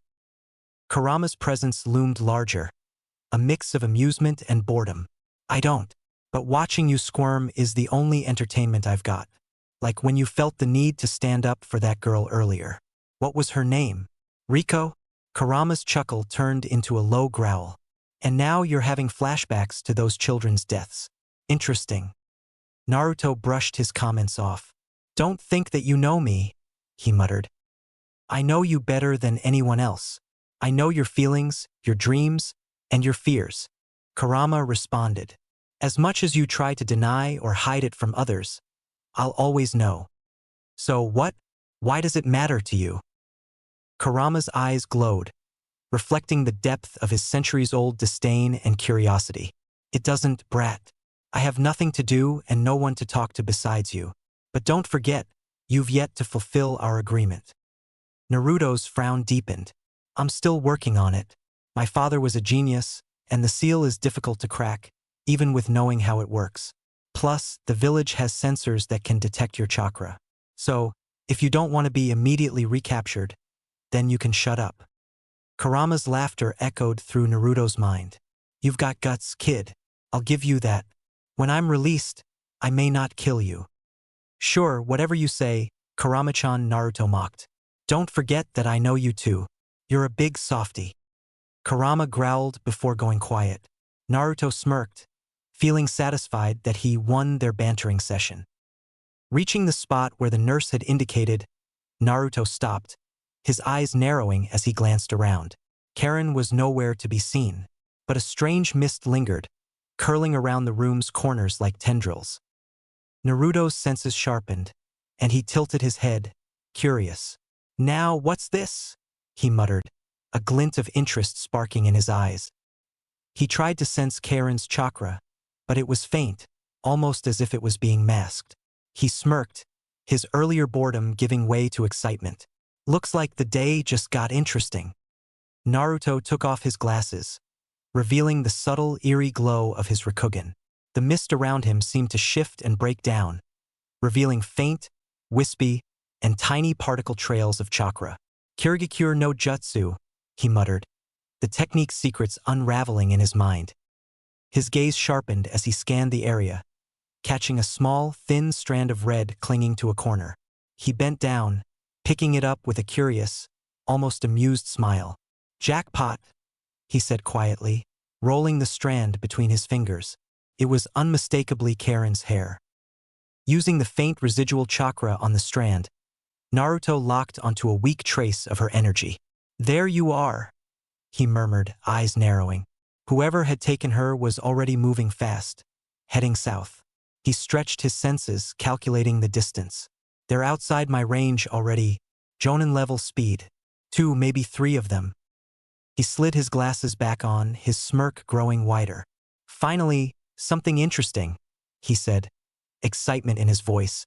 Naruto disappeared, leaving the hospital floor eerily silent behind him.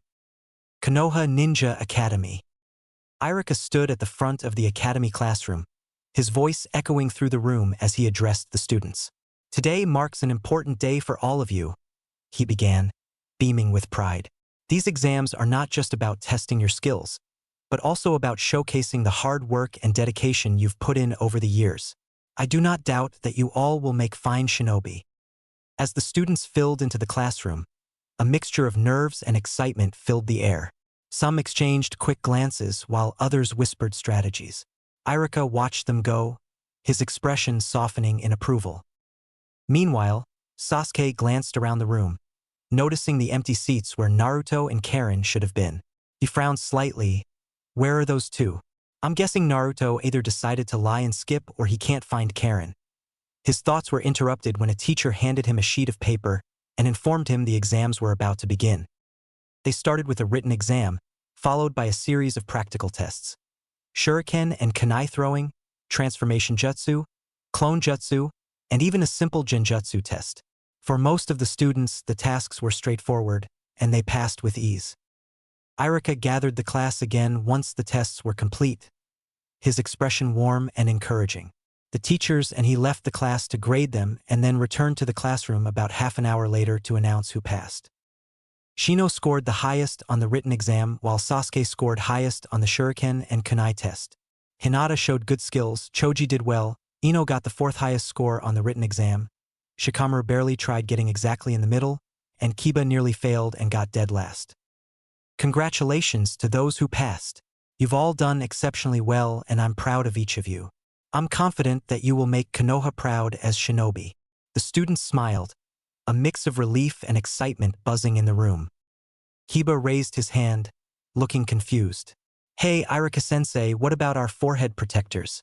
Aren't we supposed to get them today?" Irika chuckled. "You'll receive them once you officially become a genin. For now, wait a little longer. Your jonin instructors will be here shortly to meet you." "What does he mean by, when we become a genin?" Sasuke questioned. "Wasn't Obasan talking about that? Do we get them once we pass the genin exams?" Other students seemed to pick up on Irika's statement and understand its implication.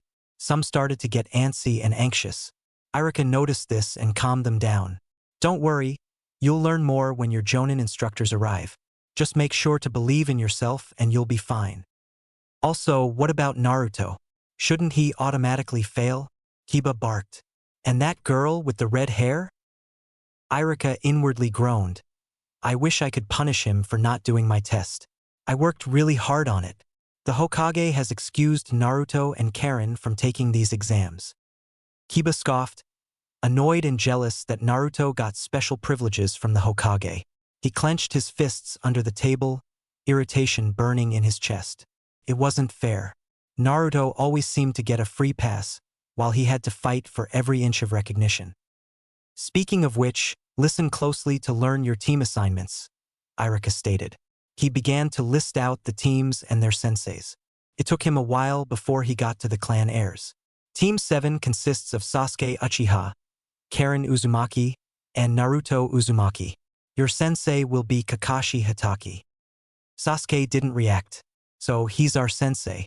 His mind went back to that night when he met the non-Uchiha with a lone Sharingan. Did Ajisen have anything to do with that? Kiba shot out of his seat. "Come on, that's not fair. How come both the people who failed to show up are on the same team?" Hinata looked at where Sasuke was sitting. "So, I'll be in a different team from Sasuke-kun," she thought. "If you have an issue with it, you can bring it to Lord Third. Team 8 is Hinata Hyuga, Kiba Inuzuka, and Shino Aburame. Your Jonin sensei is Kurenai Yuhi. Shino was pleased with his team, although he felt it was silly to have 3 sensors/trackers on the same team. Hinata was hoping she could become friends with her teammates. Kiba was still pissed about Naruto being put on a team with Sasuke. Team 9 is already in commission. Team 10 will be Ino Yamanaka, Shikamaru Nara, and Choji Akimichi. Your Jonin sensei is Asuma Sarutobi, Irika finished. This is going to be troublesome, Shikamaru groaned. Now come on, Shikamaru. It's going to be fun, Choji said. No, Ino cried out. She got put into an Ino Shikacho team as part of the long-standing tradition, but her teammates were a lazy idiot and a fatso. Anyway, for those who did not pass, make sure to come to class tomorrow to learn about future opportunities for graduation, Irika stated. Don't think of this as the end, only an opportunity to grow and try again. To those who passed, wait here for your Jonin instructors to arrive. For the rest, follow me. The class started to empty as those who had failed the exams followed Irika and the other teachers outside. With that, the remaining students were left to wait, growing restless and bored, and started to converse amongst themselves. The class soon wandered outside, mingling and observing the younger students, the academy grounds abuzz with chatter. Riko eventually found Sasuke, sitting by himself and reading a worn-down book on the grass under a tree. Hey, Sasuke, she greeted, tilting her head slightly. Riko, he acknowledged, glancing at her and closing his book before storing it away. How are you doing? Do you need anything? She shook her head. No, I'm fine. But to be honest, I'm shocked at how kind everyone in this village has been to me. Sasuke smiled. I'm glad you feel welcome here. Do you mind if I join you? She asked, pointing to an open space under the tree. Sasuke shook his head, and she joined him on the cool grass. After a moment of silence, she spoke. I had a question if you didn't mind. What is it? That guy with the white hair and black glasses. Naruto. Why does he act like that? I'm guessing you two are friends, but you seem more gentler and kinder compared to him, Riko said. Sasuke scratched the back of his head, thinking of a good and honest response. Naruto can be annoying at times, but he's the only friend I've had. Sometimes he makes me wonder why we're friends, he mused to himself. He's rude, arrogant, disrespects people, and is brash, but sometimes he's normal. Once you hang around him long enough, you get used to it. Oh, I see, she quietly said. There was a long moment of awkward silence before Sasuke spoke up. I've got a question for you if you are comfortable sharing. Riko blinked before looking at him. Yeah, go ahead and ask. How's your relationship with your father? I mean, with everything going on, it must be difficult. Riko hesitated, her expression flickering with a mix of emotions. Her eyes trailed the grass around them. It's complicated. He's always busy, and sometimes I feel like I'm just not important to him. Sasuke's gaze softened. I know what it's like to have a strained relationship with family, but trust me, your father still loves you, even if it doesn't always feel that way. Riko looked at him, a hint of surprise in her eyes. She wasn't used to seeing this empathetic side of Sasuke, and for a moment, she felt comforted. Thanks, Sasuke. Before they could continue, a Jonin had arrived, gathering the attention of the students. He was a seasoned shinobi with a stern yet approachable demeanor, began to explain the logistics, his voice carrying over the chatter of the students. Everyone listen up, he called out, his tone commanding yet reassuring. First, congratulations to those who passed the exams. The plan for today has changed slightly. Due to the presence of the daimyo's daughter, we have heightened security measures in place. The students exchanged curious glances, the mention of extra security piquing their interest. The instructor continued, you will meet your assigned sensei at the stadium instead of the usual spot. This change is to ensure everyone's safety and to better manage the group dynamics. A murmur of excitement and curiosity rippled through the students. To reiterate, the instructor added, I'll be staying back as additional protection for the daimyo's daughter. Follow the directions of your headmaster to the stadium in an orderly manner and wait for further instructions there. A couple of academy teachers started organizing the students, guiding them toward the academy's exit. "This is where we depart," Sasuke said with a smile. "Take care." Riko nodded. "Thanks again, Sasuke. I appreciate your words," she smiled. "You're a kind person. I hope we see each other again." Meanwhile, hidden in the shadows surrounding the academy, masked figures watched intently. One of them shifted slightly, whispering, "Should we make our move now? We don't know if the others got the girl." Another figure replied, "What about the kids?" The leader's voice was calm and decisive. "They're just children. They won't stand a chance. Focus on the adults and teachers first. Once they're out of the way, we can pick off the rest. But we need to separate them and stop any interference. Most of us will stay here. One of you go and use the gift from Lord Orochimaru. It'll serve as our deterrent from outside intervention." The masked figures nodded, and one slipped away, heading off to enact their part of the plan. As the academy grounds continued to buzz with the energy of students, an ominous, almost invisible curtain of darkness began to slowly drift across the perimeter, shrouding the area in a creeping, eerie stillness. Hokage's office. "Oh my, Lord Hokage, your village has been doing tremendously well." The daimyo's voice was smooth yet piercing, a tone carefully cultivated over years of diplomatic dealings. Hiruzen inclined his head respectfully, concealing a sigh behind a practiced smile. "Thank you, Daimyo. I strive to honor Hashirama-sensei's vision for the village." The office felt stifling. The late afternoon light filtered through the blinds, casting soft shadows across the room as the daimyo leaned back, shifting slightly as he continued. His words filled the space, ranging from the latest political developments to the fragile alliances that balanced the region. Hiruzen listened, nodding occasionally, but the weariness in his eyes betrayed the hours spent placating the daimyo's every concern. Hiruzen had mentioned the genin exams and tried to steer the conversation back to the main topic but failed. The daimyo's lips curved slightly as he spoke of the Konoha's elite jonin forces. "It must be reassuring," he commented, his tone laced with a subtle warning. "To have such power within your village, one can never be too careful when it comes to the security of the Land of Fire." Hiruzen caught the implication, his gaze sharpening momentarily before he offered a diplomatic nod. "We understand the responsibility we hold, Daimyo." Rustling at the door drew their attention. The Shugenin entered with precise, deliberate steps, followed closely by Kaori, Hana, and Sai. Hiruzen's gaze settled on Kaori, curiosity piqued. "Kaori, why is your team here?" he asked. "You are supposed to be guarding the daimyo's daughter." Kaori stepped forward, bowing slightly. "We were, Hokage-sama. That was until she specifically requested Sasuke Uchiha to watch over her for the remainder of her time there." Hiruzen's eyebrow rose, a hint of amusement in his eyes. "Oh, that's interesting," he murmured, suppressing a chuckle. "I wonder how Nabito will react when I tell him. But knowing him, he probably planned this." One of the Shugenin clenched his jaw, eyes narrowing. "Interesting, perhaps," he grumbled. "But there is another matter. There was a white-haired brat outside. He was disrespectful, openly defying our orders and spewing insults at one of our guard." The daimyo's brow furrowed in confusion. "White-haired child," he repeated, glancing at Hiruzen. "I don't remember seeing any shinobi with white hair." He paused, a flicker of memory passing over his face. "Although my father used to meet with a man from Yuzushiogakure with long white hair. He was a part of the Uzumaki clan, I believe. I know some of them would have white hair on occasion. I thought it was peculiar as a child. It's a shame there aren't many of them left." He then turned to Hiruzen. "Is there any chance this child is a part of the Uzumaki clan?" Hiruzen knew exactly whom they were talking about, but he nodded, steering the conversation forward. "Yes, he is.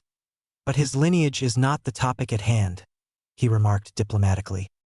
"I would love to meet him one day," the daimyo replied. Hiruzen and Kaori exchanged a quick, wide-eyed glance.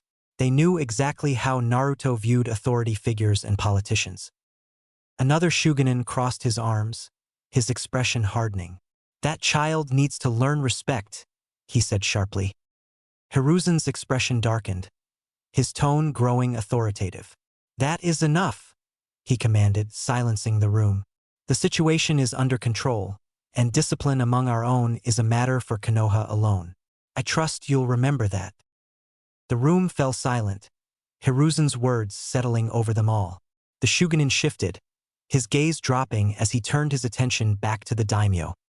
But the daimyo's focus was now elsewhere, a faint line of concern appearing on his brow as he looked back at Hiruzen. "Perhaps it would be wise to send someone to check on the academy," he suggested, his voice softer now, almost thoughtful. "The children's safety is paramount, after all." Hiruzen nodded, glancing at Kaori, who straightened and gave a subtle nod of understanding, ready to carry out the unspoken order. Before she could act, however, a nearby seasoned jonin stepped forward, his hand resting lightly on the hilt of his sword.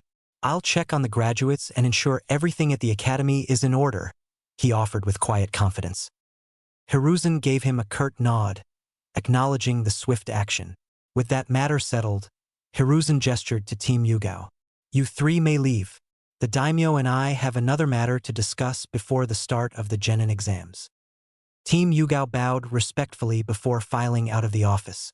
The quiet of the hallway enveloped them as they made their way to the jonin chambers, their footsteps echoing softly through the corridor. Kaori, Hana, and Sai made their way to the jonin chambers to kill time while waiting for their next assignment. They opened the door to find Asuma, Kakashi, and Kurenai already lounging inside. "Oh, hey there," Asuma waved. "Weren't you three supposed to be watching over the daimyo's daughter?" Kaori took a seat calmly, while Hana dropped onto a cushion, sprawling out comfortably. Sai, meanwhile, perched awkwardly on the edge of a chair, looking a bit out of place. "We were," Hana said with a grin, until she developed an obsession with Kaori's little Sasuke-kun. Apparently, she met him earlier today. Kaori's expression morphed into the signature Uchiha annoyed face, while Sai continued to scan the room, trying to make sense of the easy banter. Kurenai let out a soft laugh. "That's unfortunate." "I'm actually relieved," Hana claimed, stretching her arms out. "I'm exhausted." Kakashi raised an eyebrow, his visible eye narrowing playfully. "Exhausted? You three haven't even done anything yet." He looked them over with fake disapproval. "And are you aware this place is for jonin? Last I checked, you were still chunin." Kaori smirked, folding her arms. "No need to be a buzzkill, Kakashi-san. We bring some much-needed youth to this room." Hana nudged Sai, grinning. "Exactly. We're here to keep you old folks in check." Kakashi sighed theatrically. "Youth, huh? Keep telling yourselves that when you're still here in 5 years, hoping to make jonin." The group chuckled, settling into the relaxed atmosphere. As the conversation turned casual, Kurenai, looking thoughtful, glanced over at Kakashi. "Kakashi, you asked about the academy earlier.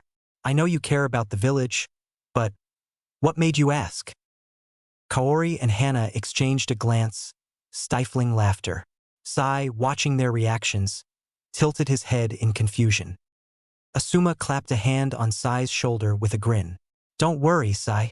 Women have their own secret language. Figuring it out is like, well, an eternal genjutsu." Kakashi rolled his visible eye in exasperation. "You're all impossible," he muttered, though a small smile tugged at his lips. "My business is my business." Kaori leaned over to Hana, whispering just loud enough for Kakashi to hear. "Speaking of which, I wonder if his business is the reason Yugao-sensei's not here." Hana stifled a giggle, while Kakashi, catching her words, shook his head. "Really now? Can't I get a moment's peace?" The others laughed, with Sai still glancing between them in mild bewilderment. Asuma leaned in, adding with a smirk, "If you want to understand women, you might want to ask Kakashi over there. I think he has a pretty good clue." Kakashi groaned, half rolling his eyes, earning another round of chuckles. But before the banter could continue, hurried footsteps echoed from the hallway. A jonin burst into the room, his expression tense and urgent. "There's a situation. We need everyone's immediate attention," he announced, the urgency clear in his voice. "Somewhere in the southern forest, Karen's eyes fluttered open, her head pounding as she tried to shake off the fog clouding her senses. She blinked and groaned, struggling to remember what happened, only to find her hands bound tightly. Her gaze darted around, taking in her surroundings. A patch of barren ground near an abandoned building in one of Konoha's many forests. The ground beneath her was cold and empty. To the left, the three shinobi, who had taken her, sat a short distance away, chatting among themselves, unconcerned. Karen's heart pounded as she weighed her options. Only Naruto knows where I am, she thought bitterly. But he probably hasn't even noticed I've been gone. The thought stung more than she cared to admit. She needed a plan and needed it quickly. She drew in a shaky breath, feeling the weight of her restraints as her mind reached an answer. She would have to get up, run, and make it to the building before they even realized what was happening. I have to move fast, she reminded herself, locking her eyes on the structure in front of her. She forced herself to her feet, unsteady but determined. Her body still felt the lingering effects of being knocked unconscious, and her vision blurred for a moment. But adrenaline surged through her veins, pushing her forward. She sprinted toward the entrance of the abandoned building, each step more urgent than the last. Karen then heard voices from behind. Stop struggling. She turned to see the kidnappers standing near the building's entrance. You're just making this harder for yourself. Karen kept moving, ducking into a darkened hallway, her heart racing as she moved deeper into the building, but she felt the presence of the kidnappers getting closer and closer. No, just a little. But then, just as she pushed herself to move faster, a strange sensation filled the air. The ground seemed to shudder beneath her, a low hum vibrating through her body. The floor creaked, cracks splitting along the edges. She stumbled, but before she could steady herself, a deafening rumble filled the air. The ground beneath her feet gave way, and the walls seemed to warp, folding inwards as if the building itself was being pulled into a dark void. Karen's eyes widened in horror. The shinobi behind her staggered, their expressions shifting to ones of great alarm. One of them tried to run away, but the floor beneath him collapsed first, and he disappeared into the growing darkness. The others tried to escape but met the same fate. Karen screamed, her voice barely audible over the cacophony. She fell, tumbling beneath the crumbling floor, feeling debris rain down on her. She braced herself, expecting the worst. The weight of the rubble was suffocating, but somehow, when the dust settled, she was still alive, her body miraculously unharmed. Coughing, Karen crawled from under the wreckage, her breath shallow. As she pulled herself upright, she froze. Standing amid the destruction, his blue eyes gleaming through dark shades, was Naruto. The land surrounding the building was completely decimated and flattened out. Thought you might need some saving, he said, his smug grin never wavering. Karen blinked, still catching her breath. How did he? She stared, wide-eyed, disbelief and relief washing over her in equal measure. Her pulse quickened, and before she could stop herself, tears welled up in her eyes. Naruto raised an eyebrow, tilting his head in mock surprise. Are you crying, Karen? That's not very Uzumaki-like. Karen quickly wiped her eyes, a flush creeping up her neck. I'm not crying, idiot, she snapped, her voice thick with emotion she couldn't fully suppress. Naruto's smirk deepened as he walked toward her, a lazy swagger in his step. Good, because I don't have time to babysit. He glanced around at the wreckage, his eyes scanning the collapsed structure with a detached interest. He raised his hand, and the rope binding her wrists was suddenly reduced to atoms. There, free to go. Karen rubbed her wrists, relief flooding over her. Thanks. Sure, Naruto replied, his tone casual. We need to get back to the academy for that stupid test. I don't have time to waste on this nonsense. Karen shot him a sharp look, a hint of disbelief in her expression. Do you always have to be such a dick? You couldn't have acted like an empathetic person for more than 2 seconds. Naruto laughed. It's a part of my charm. Plus, I need double the usual arrogance to keep our clan from falling off the political ladder while you're busy playing nurse. He paused, his gaze narrowing. But seriously, what's the point of healing the weak? Patching up nobodies? Don't you have better things to do, like, I don't know, Getting stronger or training? Karen's jaw tightened at his words, but then she calmed herself, remembering that he was the only family she had left.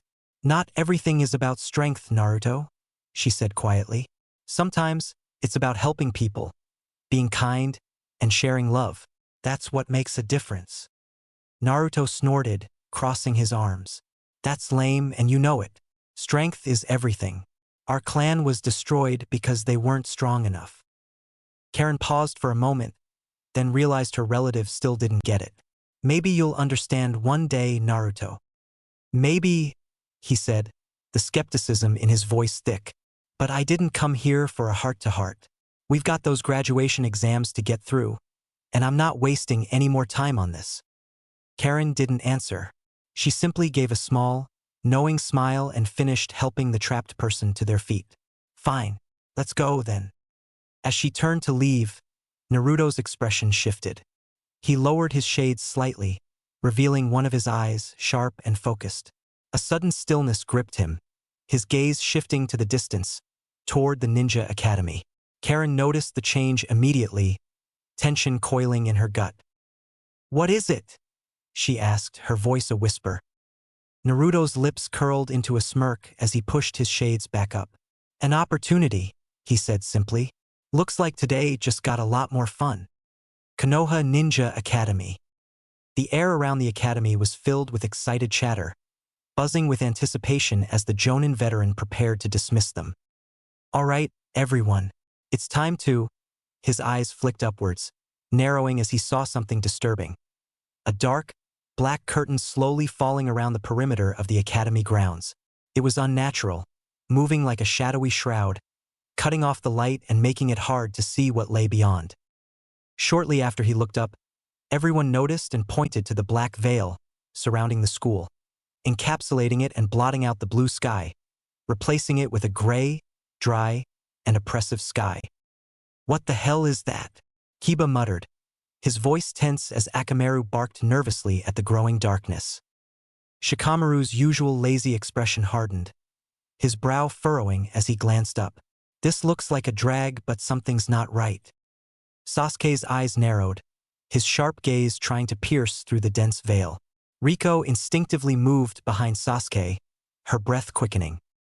It'll be all right, just stay close to me, Sasuke stated, trying to calm her nerves. Hinata's Byakugan activated instinctively, but even her vision seemed strained against the curtain's eerie obscurity. Ino and Choji exchanged worried glances, and Shino adjusted his glasses, trying to make sense of the situation. Irika stepped forward, his stance protective as he scanned the area, trying to keep the students calm. What's going on? Irika's voice was a low rumble, but his protective stance betrayed the alarm rising within him. Stay close to your teachers. The Jonin instructor, intent on investigating, took a step forward. But before he could react, a flash of movement, a blur too fast to track, split the air. In an instant, the instructor was sliced in two, his body crumpling to the ground in a grotesque heap, blood spraying across the academy's now silent courtyard. Gasps rang out, some students frozen in place, others screaming in shock. Sasuke's hand instinctively reached for his kunai, his body tense and ready for whatever came next. The darkness loomed larger, encroaching further, blotting out the light entirely. Riko, still behind Sasuke, held onto the back of his cloak, her fingers trembling. From the thickening shadows emerged multiple figures, silhouettes draped in ominous black. Their calm, purposeful stride left no room for hesitation, and as they stepped over the lifeless body of the instructor, they spoke, their voice devoid of emotion but chilling nonetheless. You won't be going anywhere. The words hung in the air, cold and final. The oppressive veil continued to close in around the academy, and with it, all sense of safety and security was swallowed. The only sound left was the beating of their hearts, the silence now deafening, suffocating, and full of dread.